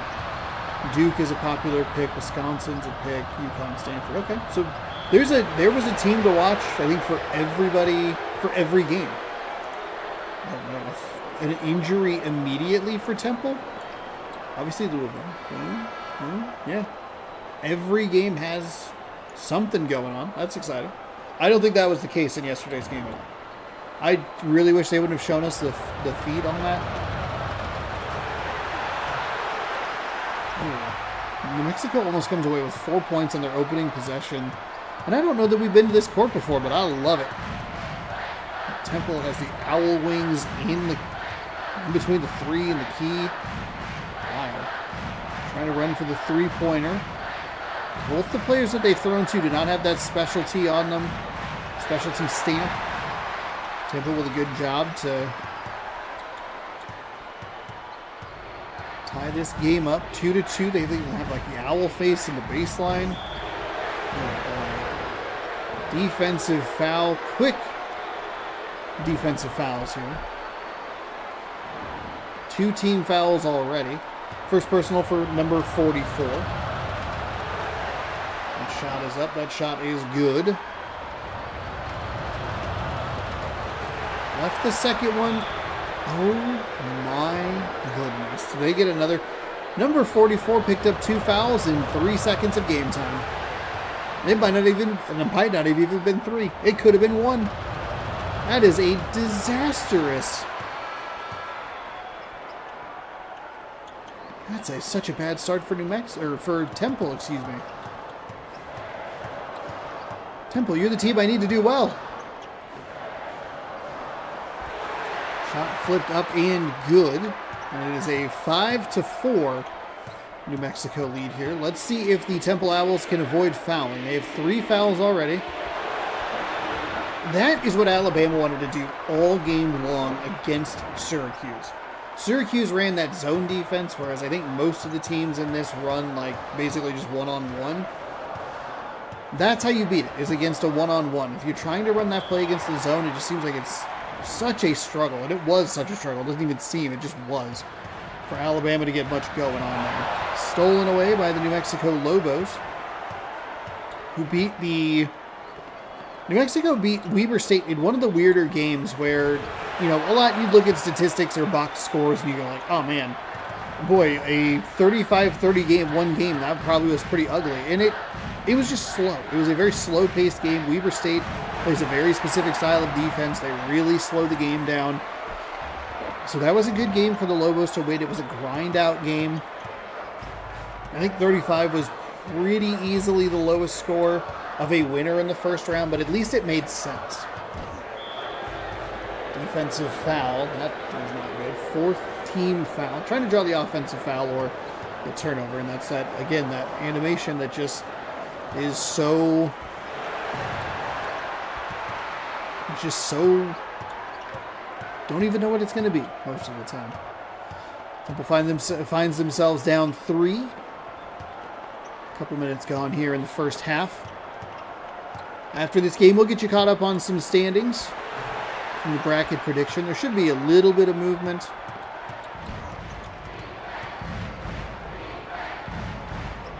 And we have a lot. Oh, foul again. 5th team foul. We are 2.5 minutes into this game. They have 5 team fouls. They play undisciplined, bad basketball.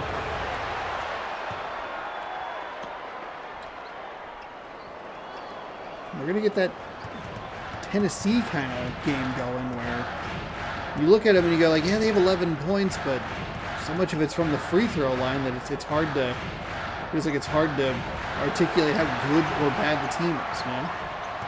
Temple with a nice deep 2, keeps it at cuts it back down to a 1-possession game. There's a long ball and a tip in. Nice job by New Mexico to get that offensive board. And back in, 13-8.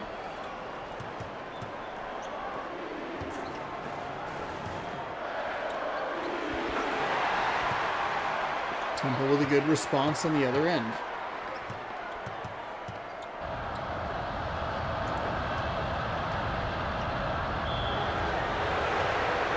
You are kidding me. 6 team fouls? It's Miami.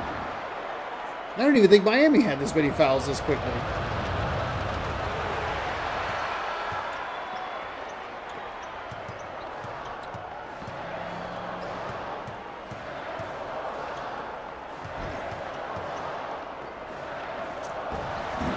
Nice block by the New Mexico Lobos. For the Temple Owls, you can go with that Louisville diagnosis of, hey, if you can quit fouling, this other team doesn't look great on the offensive side, you're giving them too many points from the free throw line.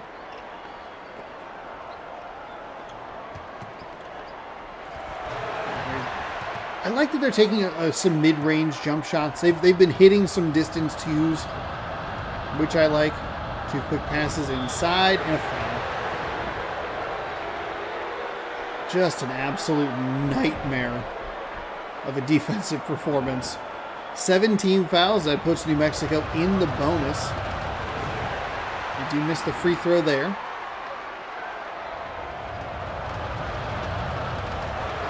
Second free throw is up and good. 16-10 New Mexico.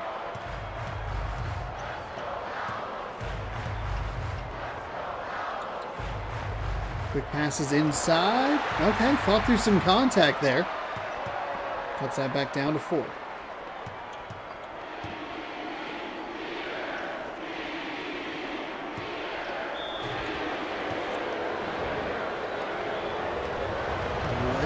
is happening?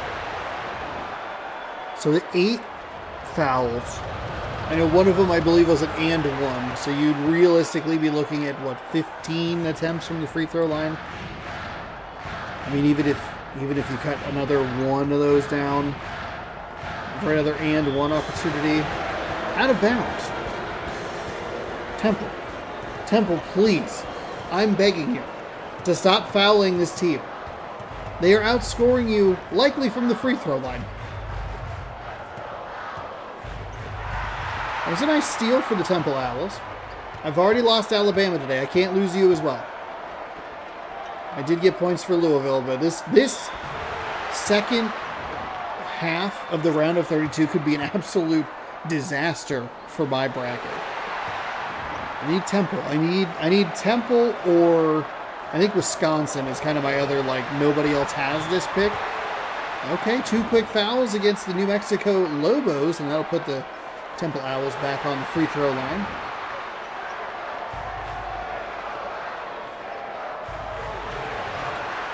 Both of them rattle home, so 3 for 4 from the line in that little possession section, and it's 18 to 15. There's some big points for the Temple Owls. Now, if they can just... Oof, that almost dropped, and then they couldn't come up with a defensive rebound, and that one did drop.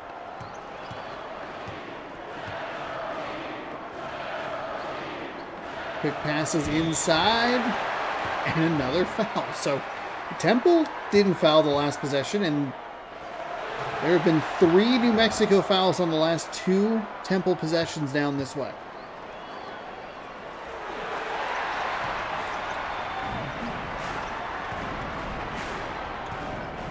However, they are only 3 for 4. 3 for 5? No. Something's wrong with that math. 3 for 6, I think. 4 for 6. Oh boy. Oh boy. Are the sleepies kicking in early here? Sun's still up. We can't have that be happening here.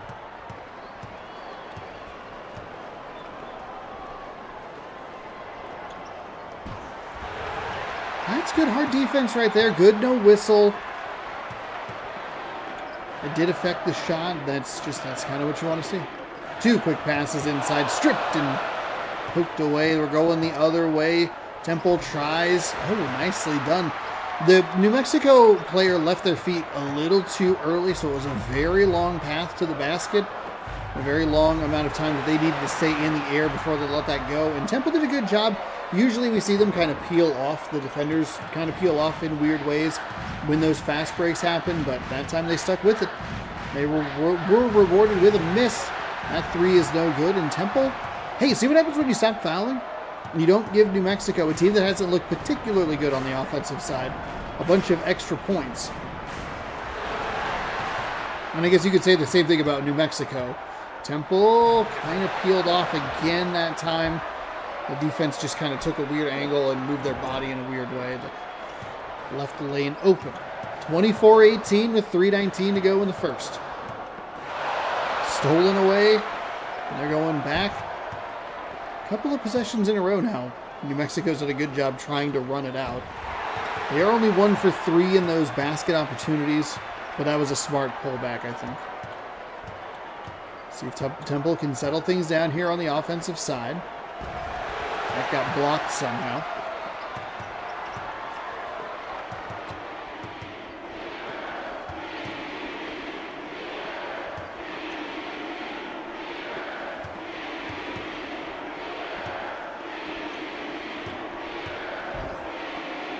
Into the corner.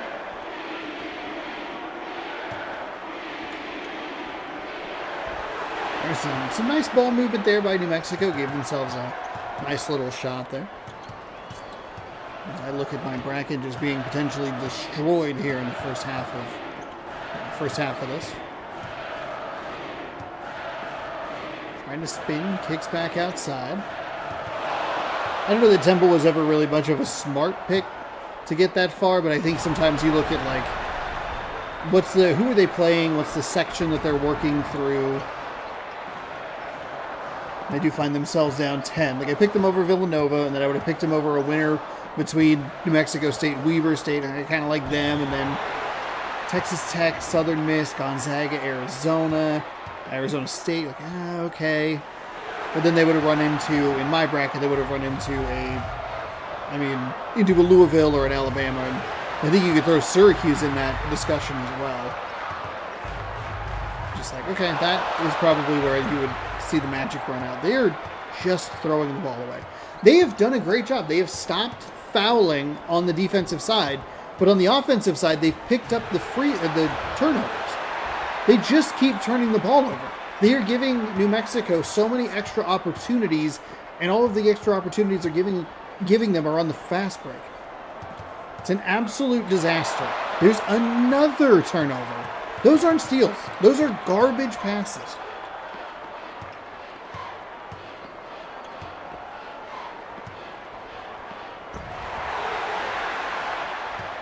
It's interesting because I feel like maybe it's a little rude to the New Mexico team, but New Mexico, you look at their 35-31 win against the Weber State, and you go, well, they didn't score that many points because they're, they played a slow-paced game. And then you look at their 31 and you go, yeah, but they're also getting a disgusting amount of free throws and extra possessions. Like, they're not winning because of them. They're winning because of the other team sucking, in this case. 31-20. Temple gets 3 the frustrating way. New Mexico will take a timeout with 55.7 in the first half. I mean, New Mexico has nearly scored as many points as they did in the first game in the first half. I'd be a little surprised if they come up with that total completely, but you never know. There's a minute left. Plenty of time for the Temple Owls to throw an interception. It's a little mid-range jumper.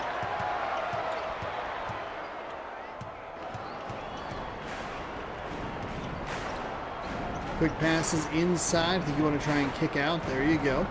Found the three-pointer and got it. Hand in the face, and it's just splashed home. Under 20 seconds, or about 20 seconds to go, I should say. And New Mexico does have a chance to tie their point total with a 2. Get more points than their point total with a 3. They will tie 12 for 23. New Mexico is doing a good job. It feels like they're playing better offensively. Temple almost threw another turnover there. Number 3 is that should just get the shot up. No good. And New Mexico takes a big lead into half. 35 points in the entire first game against Weber State. 35 points in the first half against the Temple Owls. It's a 10-point game coming out of the break. Good use of the double team there. Forces the pass out.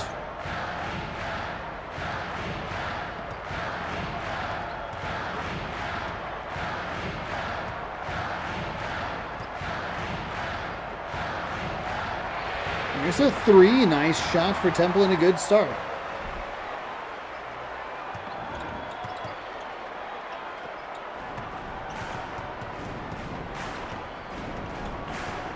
Oh, good start. 3 points to a turnover. A steal.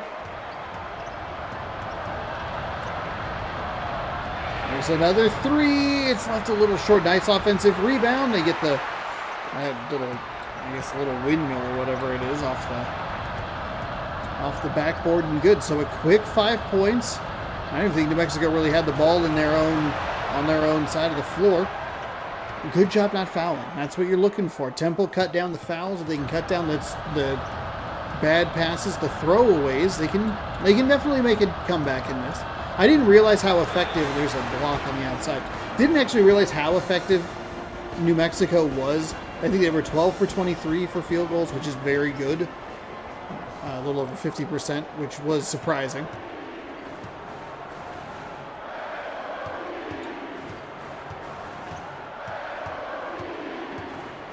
Temple working it around, trying to find something. Oh, it was stolen. That just as I said that they needed to stop doing it, they do it. It was a pass that needed to be a little bit further toward the three-point line. I'm sure some magnetism helped there, but there's a 3 for New Mexico. It's no good, so nothing off of the steal or the takeaway.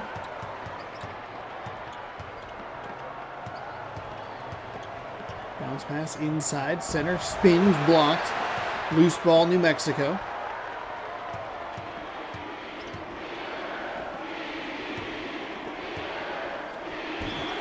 Blocked.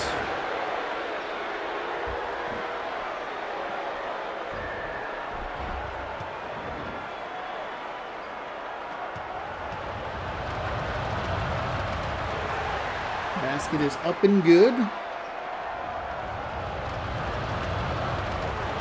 They left that one a little bit short, so that's good news for Temple. Going 1 for 2 from the line. And the rare whistle that we've seen or heard so far here in the second half. There we go. There's the double screen, trying to kick it. He ran right to a spot where there was already a defender, and they just... The Temple Owls are not... Either they're not giving themselves enough spacing, they're not trying to back away from the defender, or New Mexico just knows exactly how to play this offense, and they're doing a good job staying in a close... Like, they're just sticking with people. But there were a couple passes in that last Temple possession where they are throwing it right where a defender is standing. The defender is not that far off of where they are, and you're running to that spot and catching a pass, or you're trying to hit that three-point specialty play, but the New Mexico Lobos are just right there. It's been a bizarre offense to watch, but their defense is helping them kind of stay in this game, and there it is. There's number 24, just not running it deep enough. Can't possibly throw that. There's a couple of defenders in the way. They know what they're doing here, and that's stolen. You can't throw that pass there. I don't know what you want, Temple. I've watched Temple and Alabama do the same thing over and over again, like suddenly it's magically going to work. Out of bounds, it'll stay with New Mexico.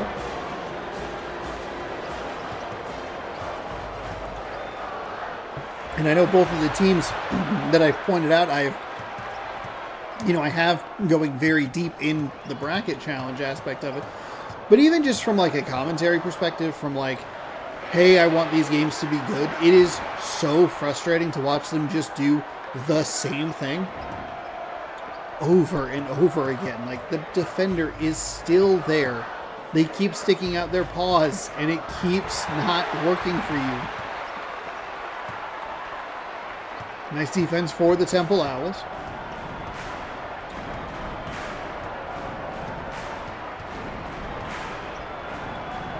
Into a couple of defenders. They got it up over the arms, but left it a little bit off.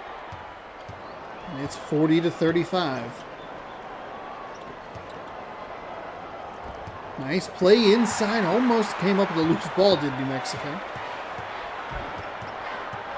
There's going to be a tough spin, turn, shot regardless. 2 quick passes inside. I'm surprised that was a successful possession. They got a little bit of a benefit of like the animation kind of turned a little. I thought that was going to be just thrown right into the bottom of the backboard or off the back of the backboard, which would then be an out of bounds and a turnover. So Temple getting a bit of a beneficial. Oh wow, that's a defensive foul. Okay, I hate that animation so much. They jump into the defender and then they go, "Oh, that's a defensive foul." Wait, what?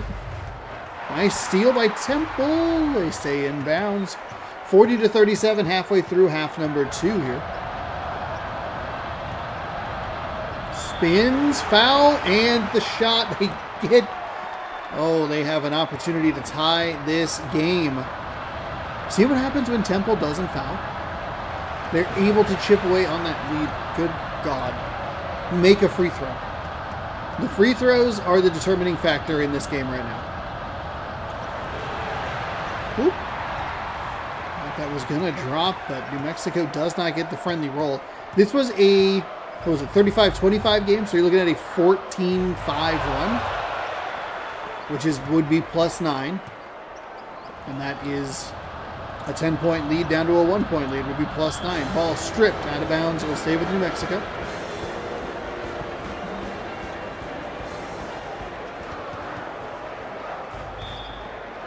Out of bounds, still New Mexico ball, so must have gotten some feathers on that one. Throwing it in, the 2 is up, the 2 is good. I'm very curious to see if that is the turning point where Temple gets they get the bucket, they get the foul, they can't make the 3-point play. There's the foul. Is that not going to go in? Okay. It's the weird double replay. All of that was odd, and they didn't even show the basket. Okay. Temple ties the game. Now, I was going to get curious because we see this every once in a while. Teams down by 10, certain amount of points, whatever. We'll use 10 in this example because it makes sense with the game that we are watching. Stolen away by Temple. They're going the other way. No reason for them to push the pace too much. New Mexico was good defensively. They look like they're running a bit of a zone here. Kicks it back out. Defensive foul. Second personal, third team. 10 points. They're able to cut it down to 1, and then it kind of ballooned back to 3. Granted, that wasn't a lot of points, but usually what we see is like a team right on the precipice of tying the game, or even taking a lead sometimes, or an opportunity to take a lead if you're down by a possession, and then they just slowly fall back, and all of a sudden it's 10 points again. Temple's free throw shooting is abysmal. It's got to be 50% at best, it feels. They are routinely missing opportunities to get extra points from the line. Opportunities that New Mexico definitely took advantage of in that first half. Thankfully for the Temple Owls, they are fouling far less frequently here in half number 2. That is, oh, they didn't show it. There's the first one. We're all knotted at 43. 3:28 to go here in the second half. We have one more weekend of action. Next Sunday, Sunday and Monday, we will crown a champion a week from today. And we'll jump into some Mass Effect 2 will be back. There's a nice flip up and good for Temple to retake the lead. 45-44. Sundays will be, well, ideally Driver 76, but your boy still has to buy a PSP. Which is a bit of an absurd thing to say in the year of our Lord 2025. Another foul for the Temple Owls. A couple in these last 2 possessions down the floor.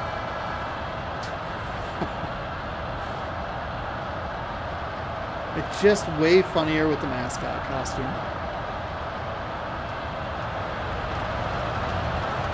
So 2 from the line. Okay, best case scenario now is a tie. And they get it. So 45 all. And just as soon as I had complimented Temple, they fouled a couple of times. Can't be having that. Looked like it was going to be the 2 quick passes, but instead it was just the one. Somehow got that out of the... Somehow they didn't run out of bounds, which was going to be problem number 1. 2, somehow got that hook shot, which isn't a great shot, up over the defender's arms and able to get the basket. There's another foul. That is the 3rd team foul in 3 consecutive possessions. So they had 2 in the first, let's call it 6 minutes or so. They have 3 in the last 75 seconds.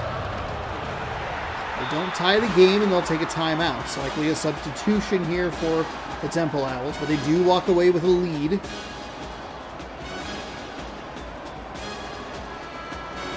New Mexico does them a favor by only making one of the 2. Repaying the favor the Temple has been so gracious about. They're just missing free throw after free throw after free throw. Hook shot up and good. Temple up by 3. Sean feeling a little bit better because his bracket's not going to be completely busted. Here we go. Quick passes inside. Another foul. That is 4 straight possessions with a foul for the new for the Temple Owl. This is infuriating to watch. I said I felt good about my bracket, and Temple said, "You think what now?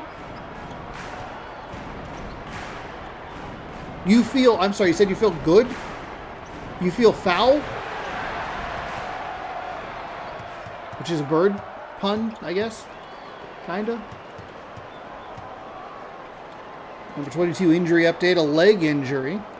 Oh, that's stolen. Looked like the animation actually got missed, but I think the color of the court, kind of the ball got a little lost in that. It's a dark orange on like a red-black situation. The circus shot goes. There are so many whistles in this game. 11 team fouls here in the second half. And a lot of them here in the last minute or 2. Timeout from New Mexico. We are under 2. Temple isn't able to stretch it to a full 3-point lead, full 1 possession lead. Instead, it is just the basket that was good. I think you look at Arizona State kind of survived Texas Tech a little bit. How do either of these teams win their next game? Because they are so reliant on getting fouled. Their offenses are, oh my God, Temple 30 bench points. 51-51.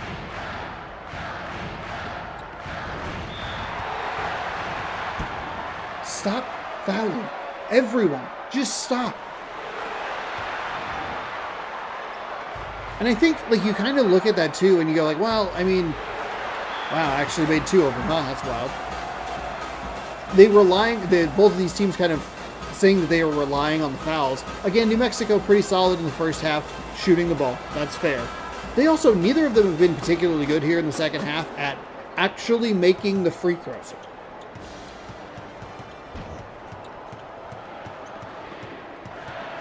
We are approaching the 1 minute mark here in what's been a good, if frustrating, to watch game at times. I can't believe that wasn't a foul. I can't believe 2 things. 1, that wasn't just an easy basket. And 2, that Temple somehow managed to go down the floor without fouling New Mexico. They get the bucket and the foul. The Temple Owls, we can't say it because last time I did, all hell broke loose. So that is the 7th and the 4th personal, by the way, on number 1. If we don't see a timeout. I think if the horn goes, they'll make a substitution, maybe. But that was the 4th personal foul for number 1. I believe they do make a substitution.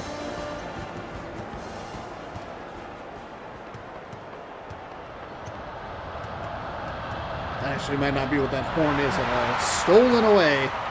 Temple with a 5-point lead under a minute to go. They need to slow things down here. And there is the intentional foul. So they will immediately go to the 1-and-1, or the bonus. This is dangerous. This is not a great position for Temple to be in. They have not been consistent. They aren't guaranteed 2 shots. They do make both of them that time, but if they had missed the 1, that leaves that door open a crack. It's still 56-51. 2 free throw makes is huge. As New Mexico gets the ball back.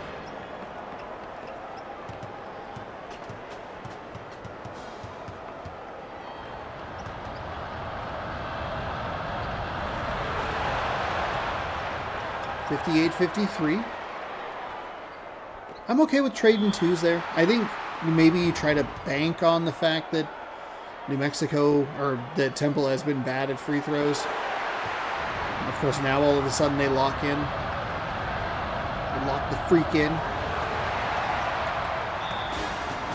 Now I don't think you can trade those. I think when you have like fouls, especially against a team that hasn't been good at making both free throws, like Temple has not been good at making both free throws, that like 7, 8, 9 foul in the bonus where it's a 1-and-1, you can kind of trade 2 because there's a chance you could go to like a chance you could outscore them 2-1. Or ideally 2-0. There's a defensive foul. I kind of hate that, honestly. It's a bad animation. That'll put them on the line for 2. Doesn't really do a whole lot of good for the New Mexico Lobos, and they missed the free throw, which is bad. We had the overtime game here in the first half of the video. We've had 2 games where there have been a lot of fouls.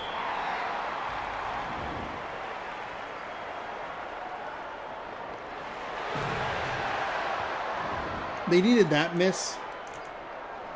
They needed that miss a couple of times a little earlier, because that would have been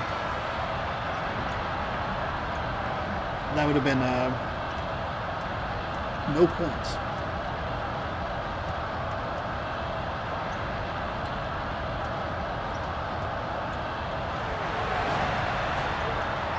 Nothing working there for the Lobos, and Temple able to make a nice comeback. See what happens when you stop fouling? What a disaster. What a weird game. 61-54 your final. And the Temple Owls save my bracket. It stops the bleeding just a little bit from the elephant that went down. 61-54 your final as Temple takes out New Mexico and moves on to face Arizona State. let's look at some stats here, because I am curious. 16, each team had 24 free throws, and they missed 7 of them. Temple missed 8. That is so bad. So bad. You're talking about 16 points. I guess they ended up with 61, but 15 to 31 total fouls, 14 turnovers. Oh, God, this is a gross game to look at. And this would have been more interesting to look at first and second half splits. But then Temple just kept fouling them for like no reason late in the game. Oh, man. Well, Temple goes 3 for 5 from deep, which is good. 18 for 38, 40. They did shoot. Temple weirdly shot 63%. Not a ton of blocks in this game. What a weird game. Going to be very interesting to see them play the Arizona State Sun Devils in game 6 of the Sweet 16. That was game 4 of game 4 of part 2 of the round of 32. We have 4 more for you tonight, so stick around. Or tonight, whatever.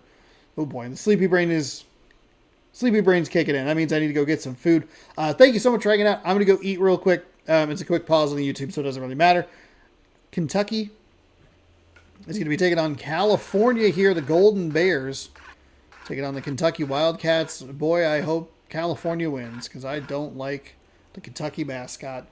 I think this is the only game I don't really have any stake in it, but California is a Sweet 16 pick for Baylor. Oh, speaking of picks and predictions and standings, let's get you caught up on the day. Oof, brackets have taken hits today. Let's Go and we're tied. We're back at the top.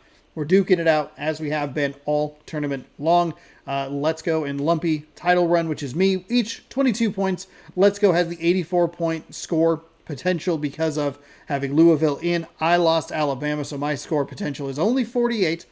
Baylor sits in third with 20. They have a score potential of 36. They are really holding on to, boy, who do they have? Syracuse and Duke. Syracuse and Duke are kind of who they're looking at to just get them some points. They would need a Louisville to lose early, and they would need a lot of people to just kind of stop picking up points. But that might not be possible because they might need Duke. They need Duke to win and then win again. I don't know. Anyway. And then the Beeb is unfortunately in last place. I think she's 0 for today.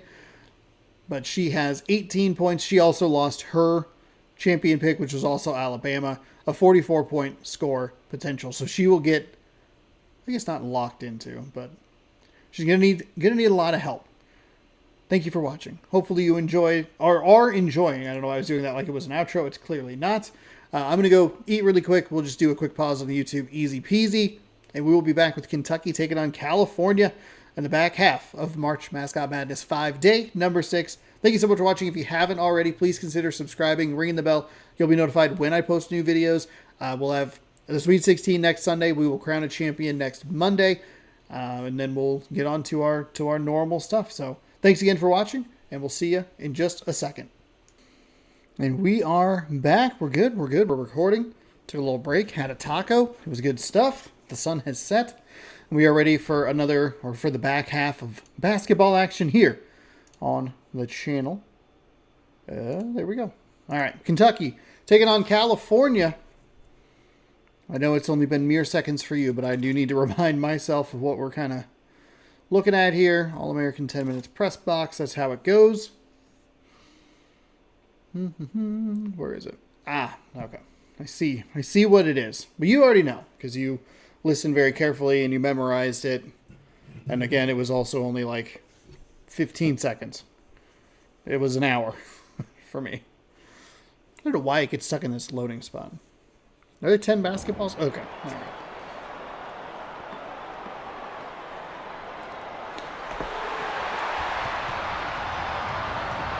So welcome on into Rupp Arena. Kentucky wins there's a 3. Kentucky wins the tip and gets a quick 3 up, but it is not good. 4 more games for you today as we work our way through episode 6 of this 8 episode series. It's season 7 if you wanted to put it in that kind of term. Those kind of terms.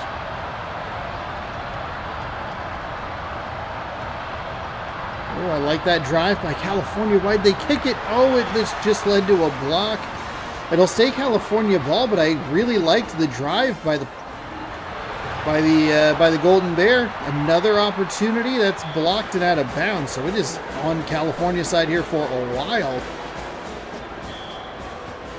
Almost a steal on the inbound pass, and again, still California ball. That shot clock reset to 35 and got absolutely clobbered there. I mean, you go back, it's such a bad kick out. I think you had the lane, you had the opportunity, and you passed it to a person who did not have much of a shot. Another block, this time in favor of California. It'll say Kentucky ball. We are scoreless through a minute. They just stepped out of bounds. They just stepped right out. Kind of makes sense a little bit. I mean, the defender was right there, kind of bumped a little bit and pushed him out.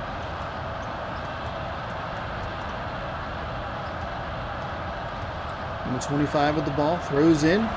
Shot is up, shot is good, and our first points go to the California Golden Bears. Little spin jump pass, kicks to the corner. Big 3, and that'll splash home. Not slash, splash home.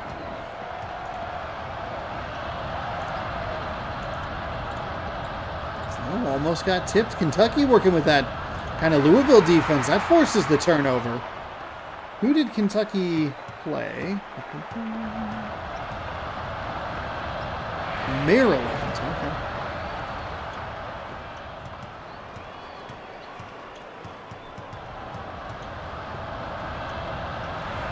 A 3 for California. Doesn't matter because the shot is missed. Neither team looking all that great. I mean, the defenses look good with the blocks, but they haven't been able to get those loose balls. There's yet another block. And they'll run it up the court the other way. Good aggression. Even though it's a block, even though it's a missed shot, I like that a little bit more than the last time they were down there. Good aggression, trying to get to the basket. There's a 3 for Kentucky. I guess that was a 2.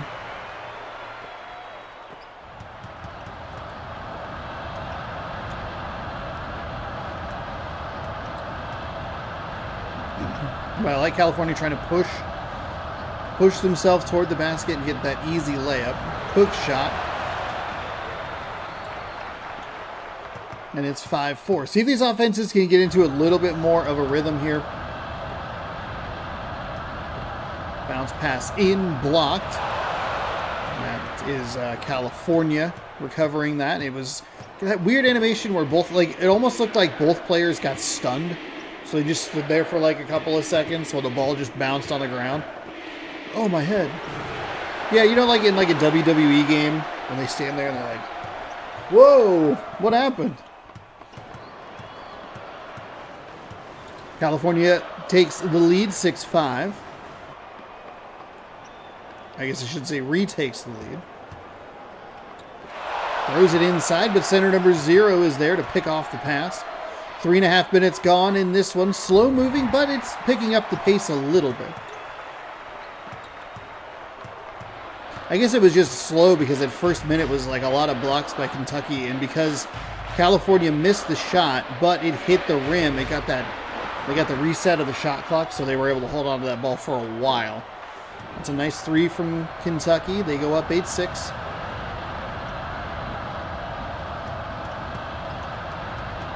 Maybe a kick to the corner. Oh, no, just more aggression toward the basket, a defensive foul. I think that's kind of your best bet there. As they'll go to the line to shoot 2. Bad shot selection, or not bad shot selection. There's only one selection you could make shot-wise. Bad shot, good shot. 1 for 2 from the free throw line.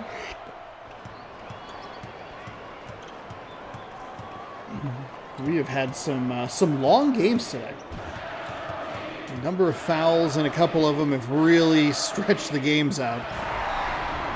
And a spin slam is thrown down.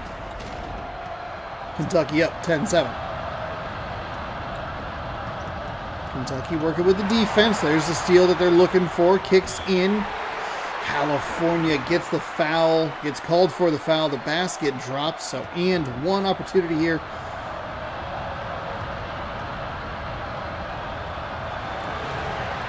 Ooh, they missed that free throw.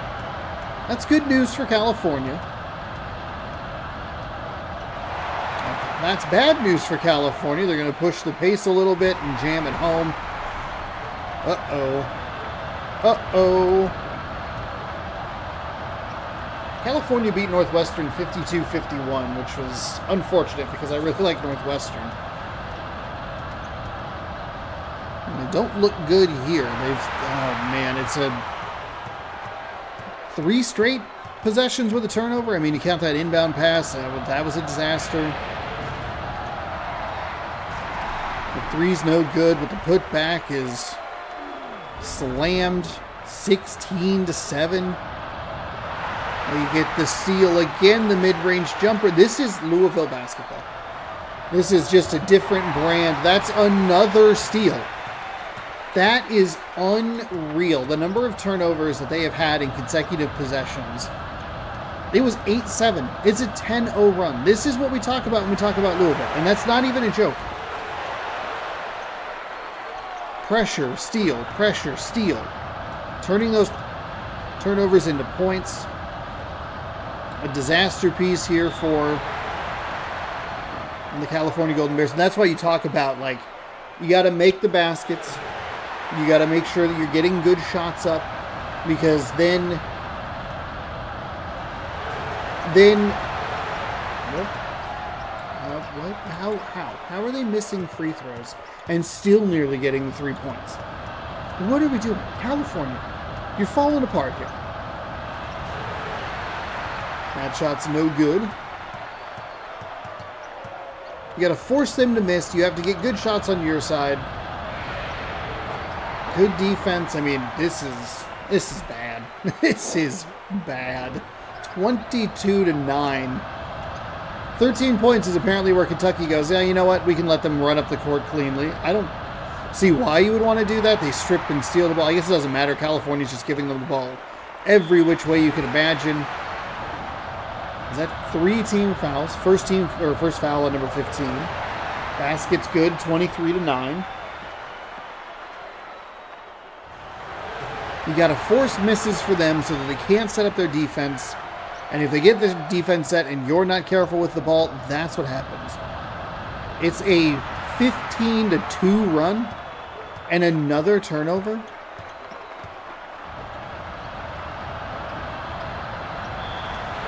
The basket and the foul. This is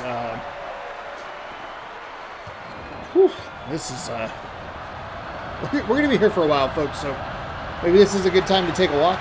Don't skip in the video, you know.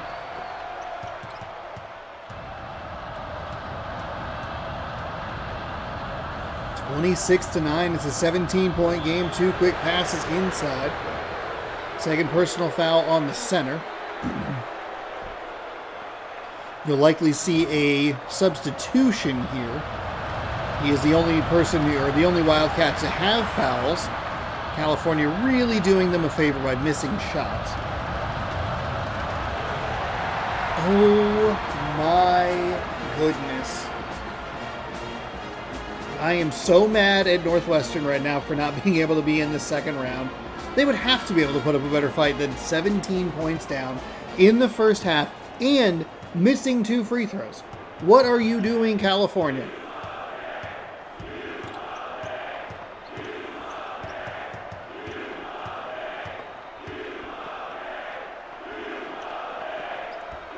Okay, got a hand on it. It'll stay Kentucky ball. They did try to get it before it popped out of bounds, but that's what happens.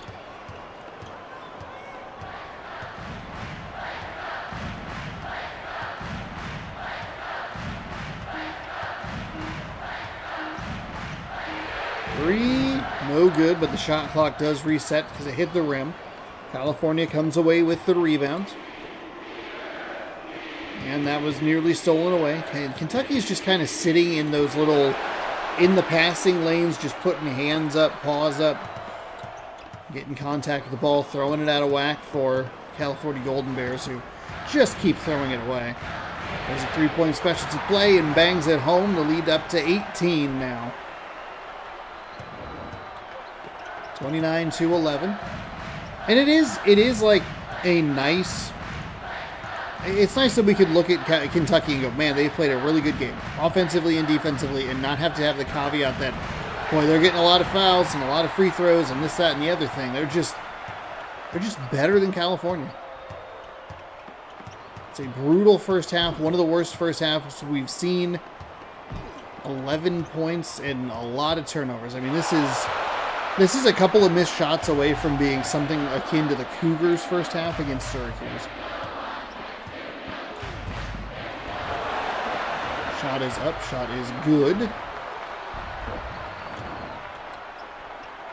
California fights through a little bit of contact, tries to get the basket up, and good.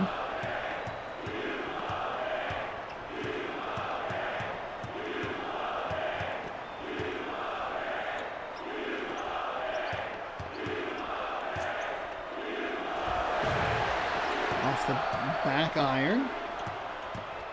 Okay. I mean, this is where you start to employ that UNLV. Okay, well, can't do that. It's going to take good defensive stands. You're going to need to be very careful with the basketball.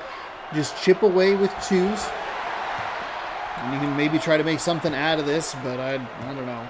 But at the rate you're turning the ball over, it's hard to believe in anything you're doing.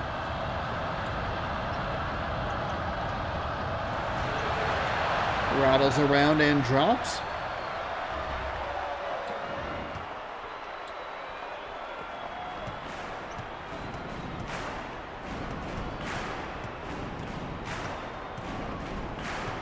(31-15). I mean, you're looking at 33 points.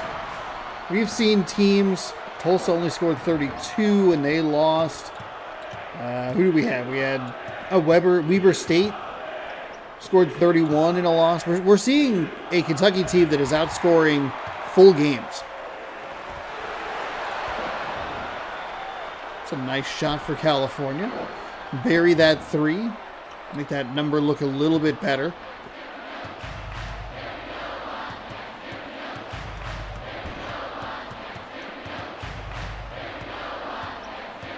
Now hold for the final shot, but I don't think it's intentional. Actually, they didn't even really hold for the final shot. Instead, they banged a three with about 5 seconds left. 36-18. Good aggression. Don't want the center shooting a three. Almost didn't matter because they did have a shot at getting that to drop. But it'll be an 18-point deficit for the Golden Bears to overcome. And oh my goodness, we saw Temple do that a lot in the last game as well. Just throwing the ball right to the defenders.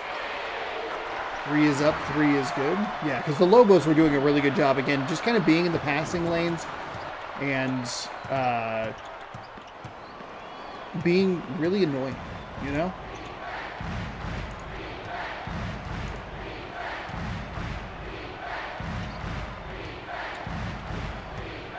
Batted out of bounds. As the lead swells to 21. Blocked by Kentucky.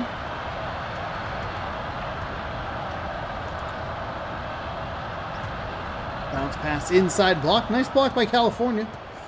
They're going to need a lot of help. California now playing in the ACC, which is the stupidest thing. Almost as stupid as Stanford playing in the ACC.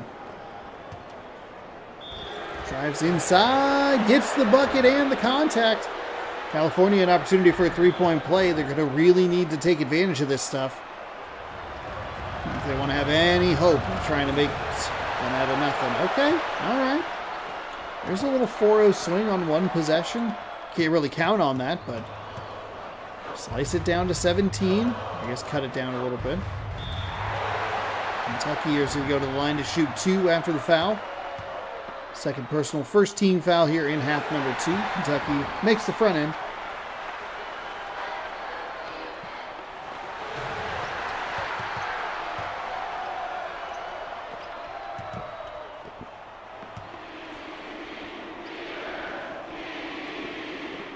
Quick passes inside, foul, no basket.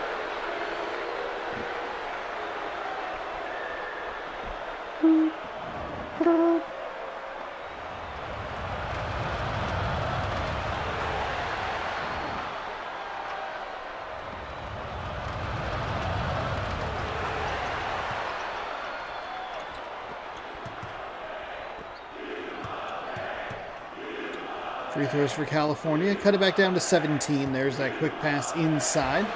California just in terrible position there defensively. Jumped up behind the backboard. Obviously very helpful when you're trying to block a shot that's going up in front of the backboard. 2 quick passes inside. Another whistle.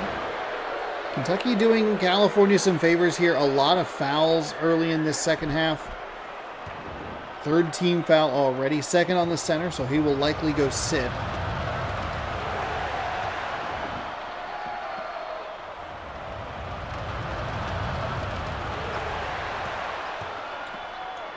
Or maybe not. Maybe they'll just leave him in. You're down by 17 points. You probably need your best players out on the floor. Hopefully they don't foul again. Go, hey, one more and you're gone. That's a long 2. Nice job. That's a backboard violation. Okay. That's a weird one. We have seen some very bizarre... I believe also it was Kentucky player's second personal foul. I think you could go with the same logic of like, hey, we're up big. See if you can change the way you play.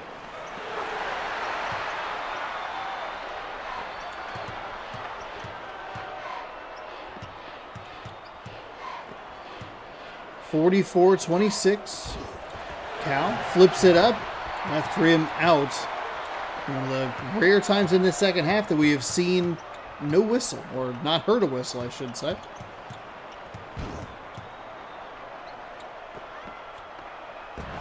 Ooh, nice job. Okay, good block. Kentucky probably wasn't aggressive enough to the basket. There's a 3 for California. They smashed that. Swish that, splash that. And they have it down to 15. 7.5 to go here in half number 2. Winner plays the winner of Georgia Tech and Duke. There's a 3 for Kentucky. It's off the front iron, no good. See what California can do here. Quick passes inside. Nice jam home. I think the defense kind of just backs up a little bit. They did get kind of that animation push where they went up behind the backboard. We saw it on the other side of California. You see it a lot in this game.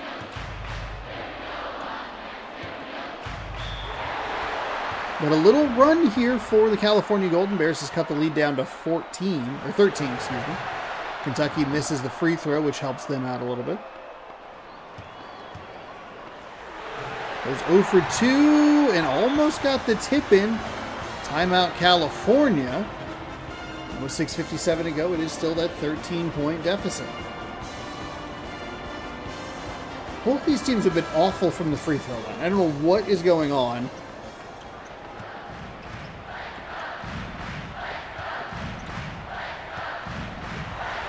Blocked. Shot off the rim, no good, and finally slammed home. So now it's down to 11. Is this, what, a 10-0 run-ish? Something like that?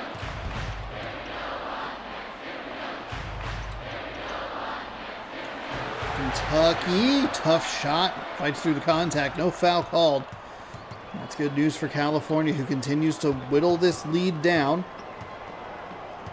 It's at most, I believe it's been 21. Oh, they missed the rebound. Trying to go for that putback dunk. If you just focus on the rebound, you time that up a little bit better. Maybe you can get that offense another chance.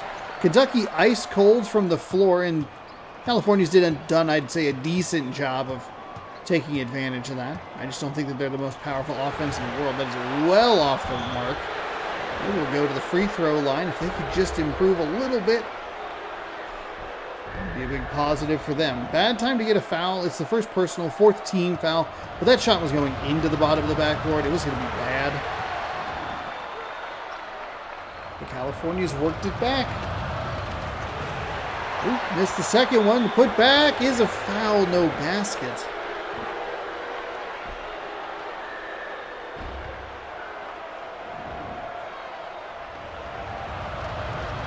Third personal for the center, 15 foul. California. It's going to be interesting to look at some of these stats at the end of the game and go like, okay, you won or lost by X amount of points. How much does it change based on the free throws? I mean, they're currently losing. They've been losing for a while, and they've been losing big for a while. If you even just make half of your missed free throws, at what point do you kind of look at it and go, okay, this changes the complexion of this game? How? Kentucky. It'd been a while since they'd made a basket because we have not seen them in that full court defense for quite a bit. 46-37 as we approach the halfway mark of the second half. It's a long two, no good.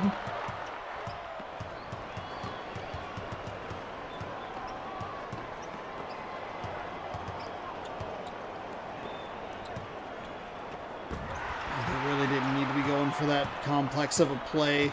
The alley layups are very difficult to make. It just doesn't time up very well, especially when there's that much clutter, because the hitboxes get kind of hung up on each other in weird ways. 8th block of the afternoon for the Kentucky center. Goes out of bounds. It's California ball. Nearly turned over. Somehow that wasn't a travel. Just got pushed around like they were on ice skates and then jammed it home. It's a 7-point game. I don't know what is going on with this Kentucky team. They were out firing on all cylinders, but they are getting into some trouble here against the California Golden Bears to get that one to drop. Kentucky really relies on making baskets to set up their defense. That's a bad play. Turnovers as significant reduction on both sides.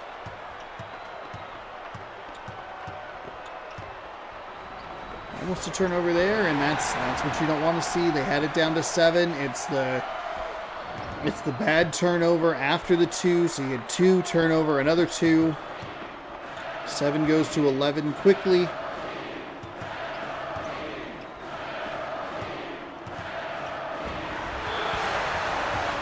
And out of bounds, so we'll stay with California.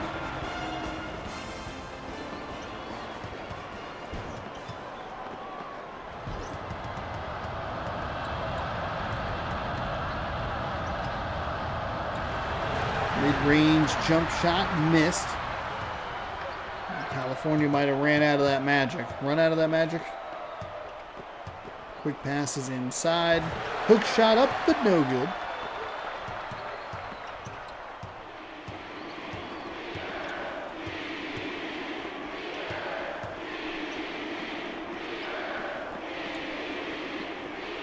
Quick passes inside again. That one's blocked near the rim. California doing a good job coming up with some of these loose balls. And it's 50-41. So again, single digits. Technically 3-possession game, but one of the Californians really wanted to try threes at this point. I think it really is that UNLV, like, hey, we're going to just chip away. It's these little twos. We're getting that putback, Couple offensive rebounds there, which is always good. Down to 7. Kentucky's been very stagnant here in the second half.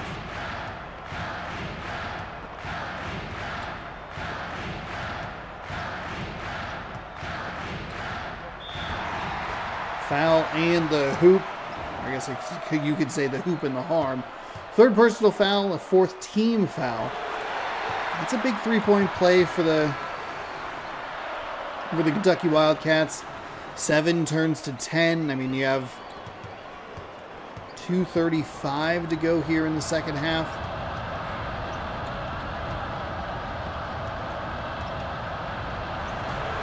Oh, they couldn't get the shot. It was contested all the way.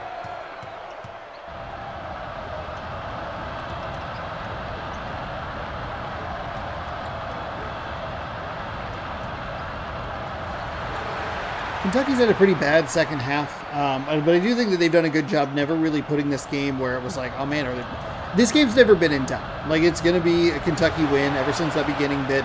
You see that the lead swells to 21, and you kind of just go like, all right, that's how this game's going to go. California's done a good job at least keeping it mildly interesting and threatening to make it, like, really good.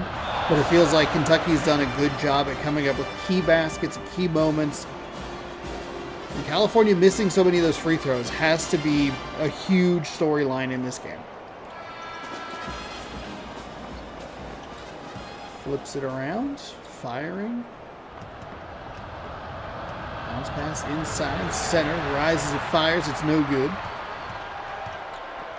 I don't think we'll see much in the way of fouling. We might see one possession where they do so. But I would guess that if Kentucky were to make a couple free throws, they miss a shot. We've seen some teams doing a good job getting steals at timely times. We saw Alabama do it a couple times in their loss, which was unfortunate for me in my bracket, but we've seen teams late in games at least not have to rely on the fouls at times.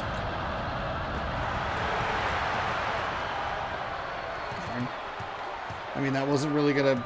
It was going to be a really, really tough hill to climb.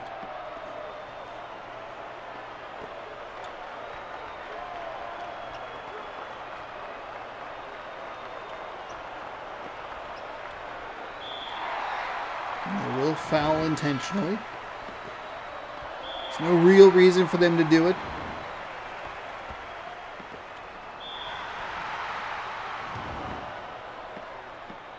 And go to the line to shoot two. Wow, okay. 1 and 1, I should say. They're in the bonus. Under a minute to go in Kentucky. I'm curious who has the worst free throw percentage. I would think it's California, but Kentucky, it's not the no-duh answer, you know?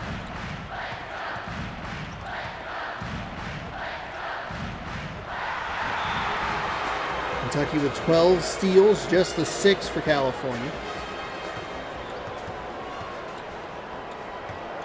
Oh, gosh.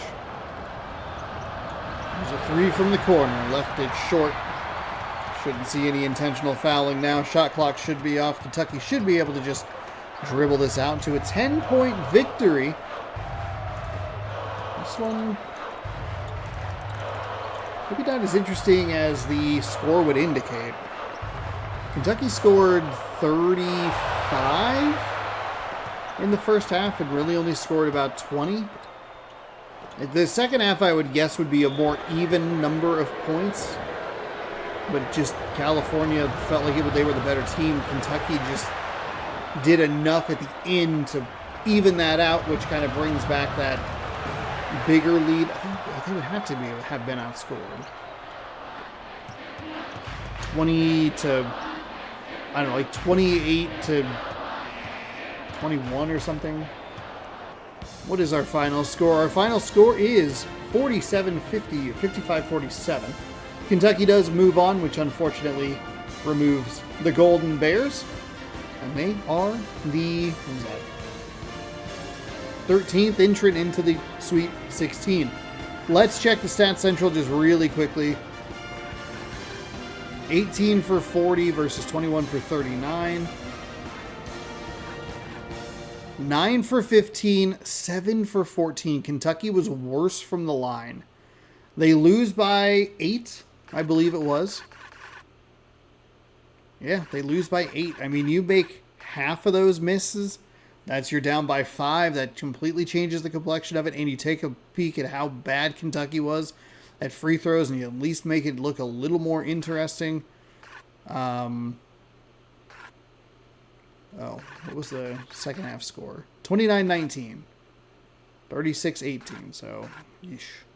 Just not good. Not good. How many turnovers? 10 turnovers, 4 turnovers. Okay, so pretty significant improvement. But didn't want the players of the game. 30 points for 24. Exits and exits. So 55-47 is your final. Kentucky Wildcats move on. Georgia Tech and Duke coming up next. Georgia Tech is the away team, the big scary Bees. And Duke, the Blue Devils.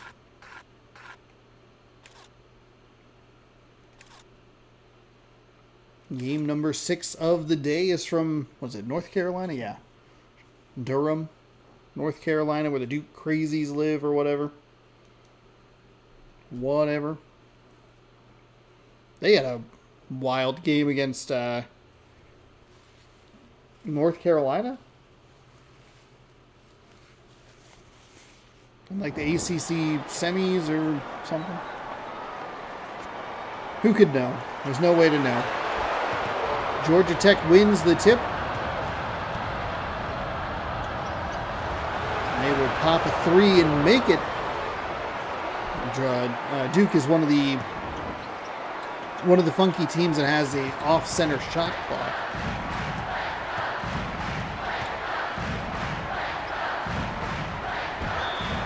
A foul and the basket. So 3-point shot for Georgia Tech, and then it's a 3-point play opportunity for the Duke Blue Devils. So Georgia Tech would be ACC as well, so all ACC matchup here in the second round.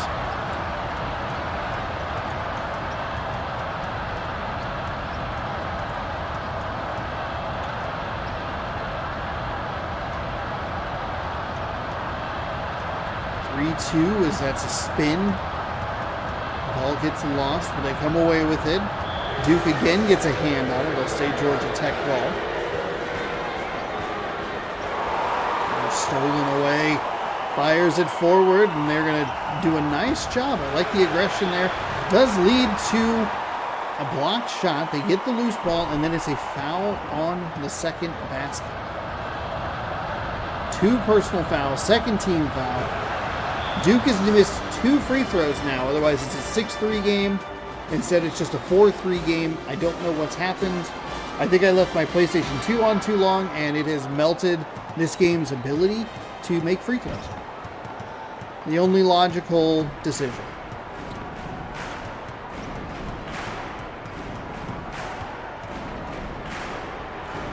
Drives inside, pulls up for a long 2. Probably had the strength for a couple steps back, so would have been maybe a good 3. Duke buries it, and they finally get a possession where they don't go to the free throw line.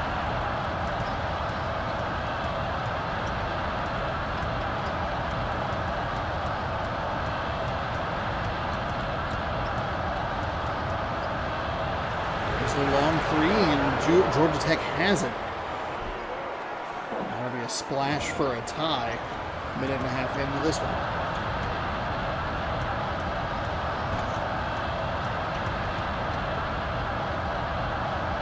Working it around the outside. There's the bounce pass. That's a 3. I'm a little surprised that that's a 3. That looked like, even if you take into account like the fake feet versus the real feet, that looked like it was a 2 the whole way. I don't know how that was a 3-point shot.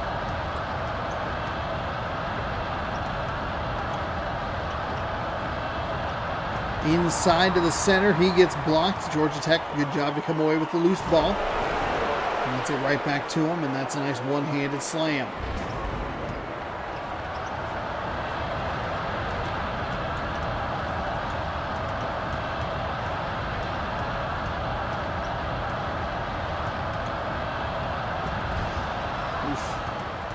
There's not a lot of room to work with. It's surprising to see Duke just try and drive that in. Georgia Tech dangerously close to that over and back, and it's going to be a defensive foul. First personal, first team foul. Reach in there, so 9-8 poked away.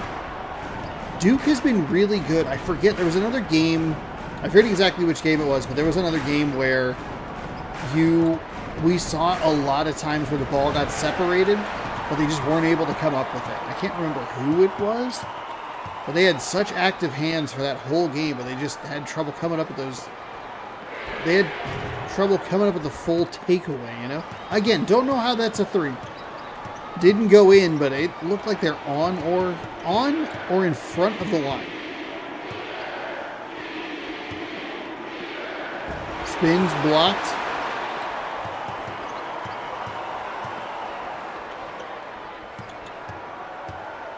Works around. There's another three-point shot from Duke. Couple opportunities at a rebound. A clean block out of bounds. It'll stay Duke's ball. Fires it in.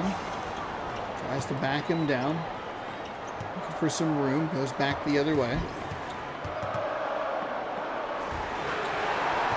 Up and in. Duke up 3. It's been a slow start for these teams. The defenses have looked okay. But I think you'd look at these defenses a little bit higher or with more reverence, I guess, if they were coming away with the loose balls, especially for Duke, where there's a nice block, there's a recovery, but they're doing a good job. It's like one of those things where you look at it like, okay, you're doing a good job, but you're just not fully completing the task. The 3 is up, it's off the front iron, but put back down with authority.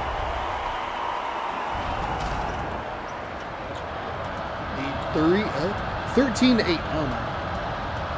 I thought the eating would help, but it feels like it's just gummed everything up. There it is. Bounce. Oh, you can't have that. It's just got to be a better, crisper pass inside. They had exactly what they were looking for. It's that little bounce pass in the paint. There's a nice steal. You're able to finish that basket easy peasy. There's a 3 on the outside. Nicely done. Good job closing by Georgia Tech.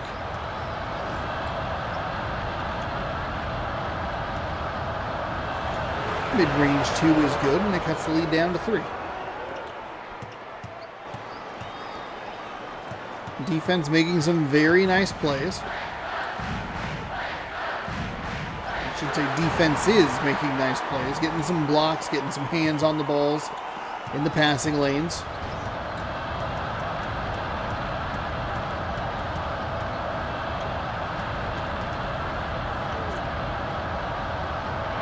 Oh my goodness, that was a terrible pass. There was realistically nowhere they were going to go with that ball. 3 for Duke is no good. Grabs it off the rim.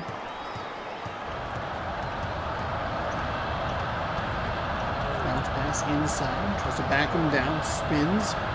Defender still on him. Not led him anywhere near that paint. Back and forth they go. Hard foul, the contact affects the shot. It doesn't go in, but we go to the line to shoot 2. First free throws we've seen in a little bit, which is appreciated.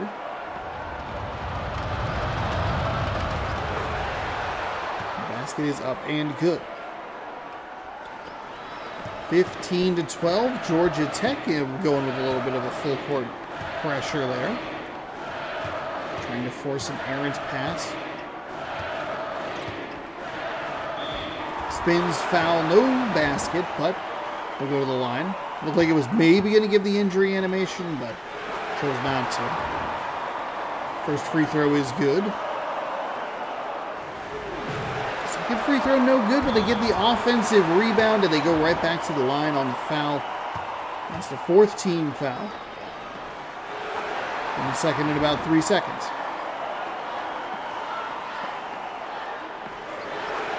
Second free throw is up and good, 18 to 12. Fires in.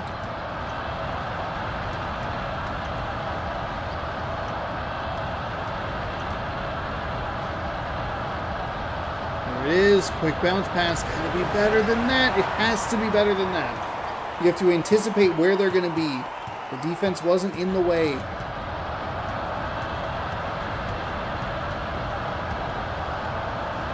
Spins. I can't believe he got around that. I can't believe the Blue Devil got around that B.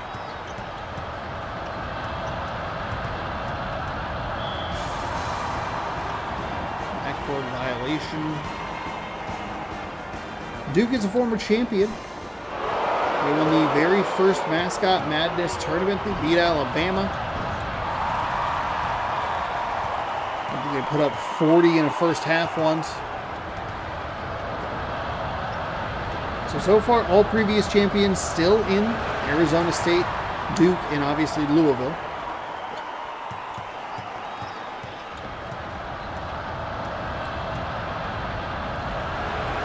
for Georgia Tech is long. Flipped up and dropped, and there's a couple of points for the Georgia Tech Yellow Jackets, 22-14.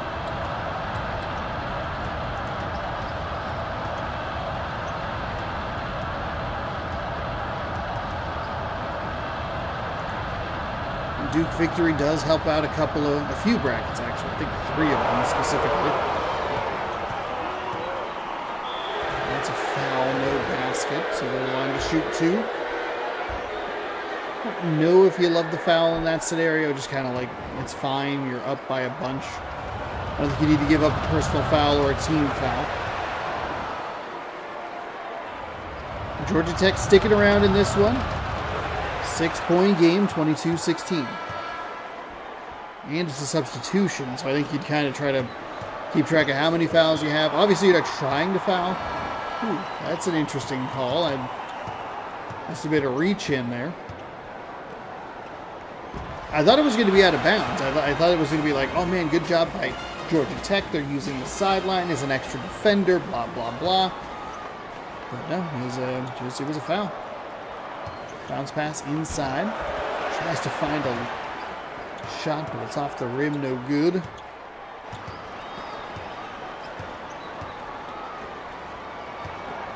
Bounce pass inside. They're trying to get that play. At times it's been at that time it was too cluttered, and most of the time it's just been the pass has been a little too late. It gives Duke that time to realize what's happening and then react to it rather than being beat. There it is. It's open. That tie, but how did they not make it? Man, Georgia Tech, that's like the sixth time that they've run that play. I don't know that they have come up with a positive basket.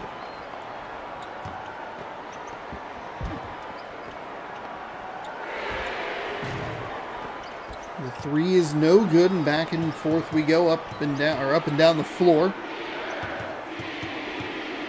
Scoreboard's been stagnant.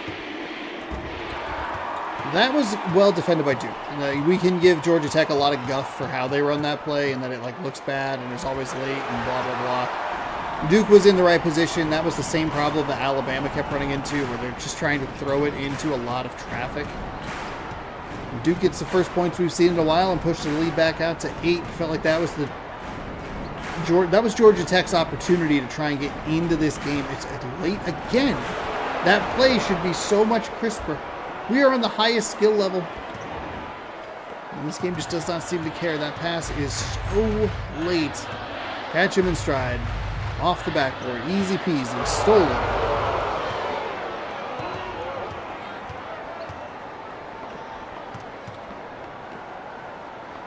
Tries to find some room to work with. Gets the loose ball. Throws it up over the B. Up over his head. And there's a couple points. 4-point game. This game probably should not be as close as it is, but Duke has not put this team away. And Georgia Tech's done a great job of continuing to fight. They do a double team. Kind of just bullied the player out of the way. They slam their head into the bottom of the backboard.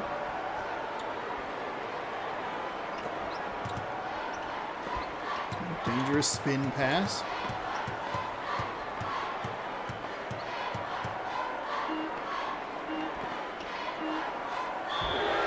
Oh, no. Defensive foul. It's a 3-shot foul. The clock was beeping as it was winding down under 5 seconds. And Georgia Tech, Kentucky, California, some abysmal 3-point shooting. This should be a 26-23 game. Oh, they got the points off the steal, so I guess that's a positive. But a nearly disaster. I mean, but if you get the steal off the inbound, then all of a sudden you're looking at it's a 1-point game. They do get the steal on the first possession of the second half, trying to drive inside. Was it going to happen? Blocked defender off the left side of the shooter.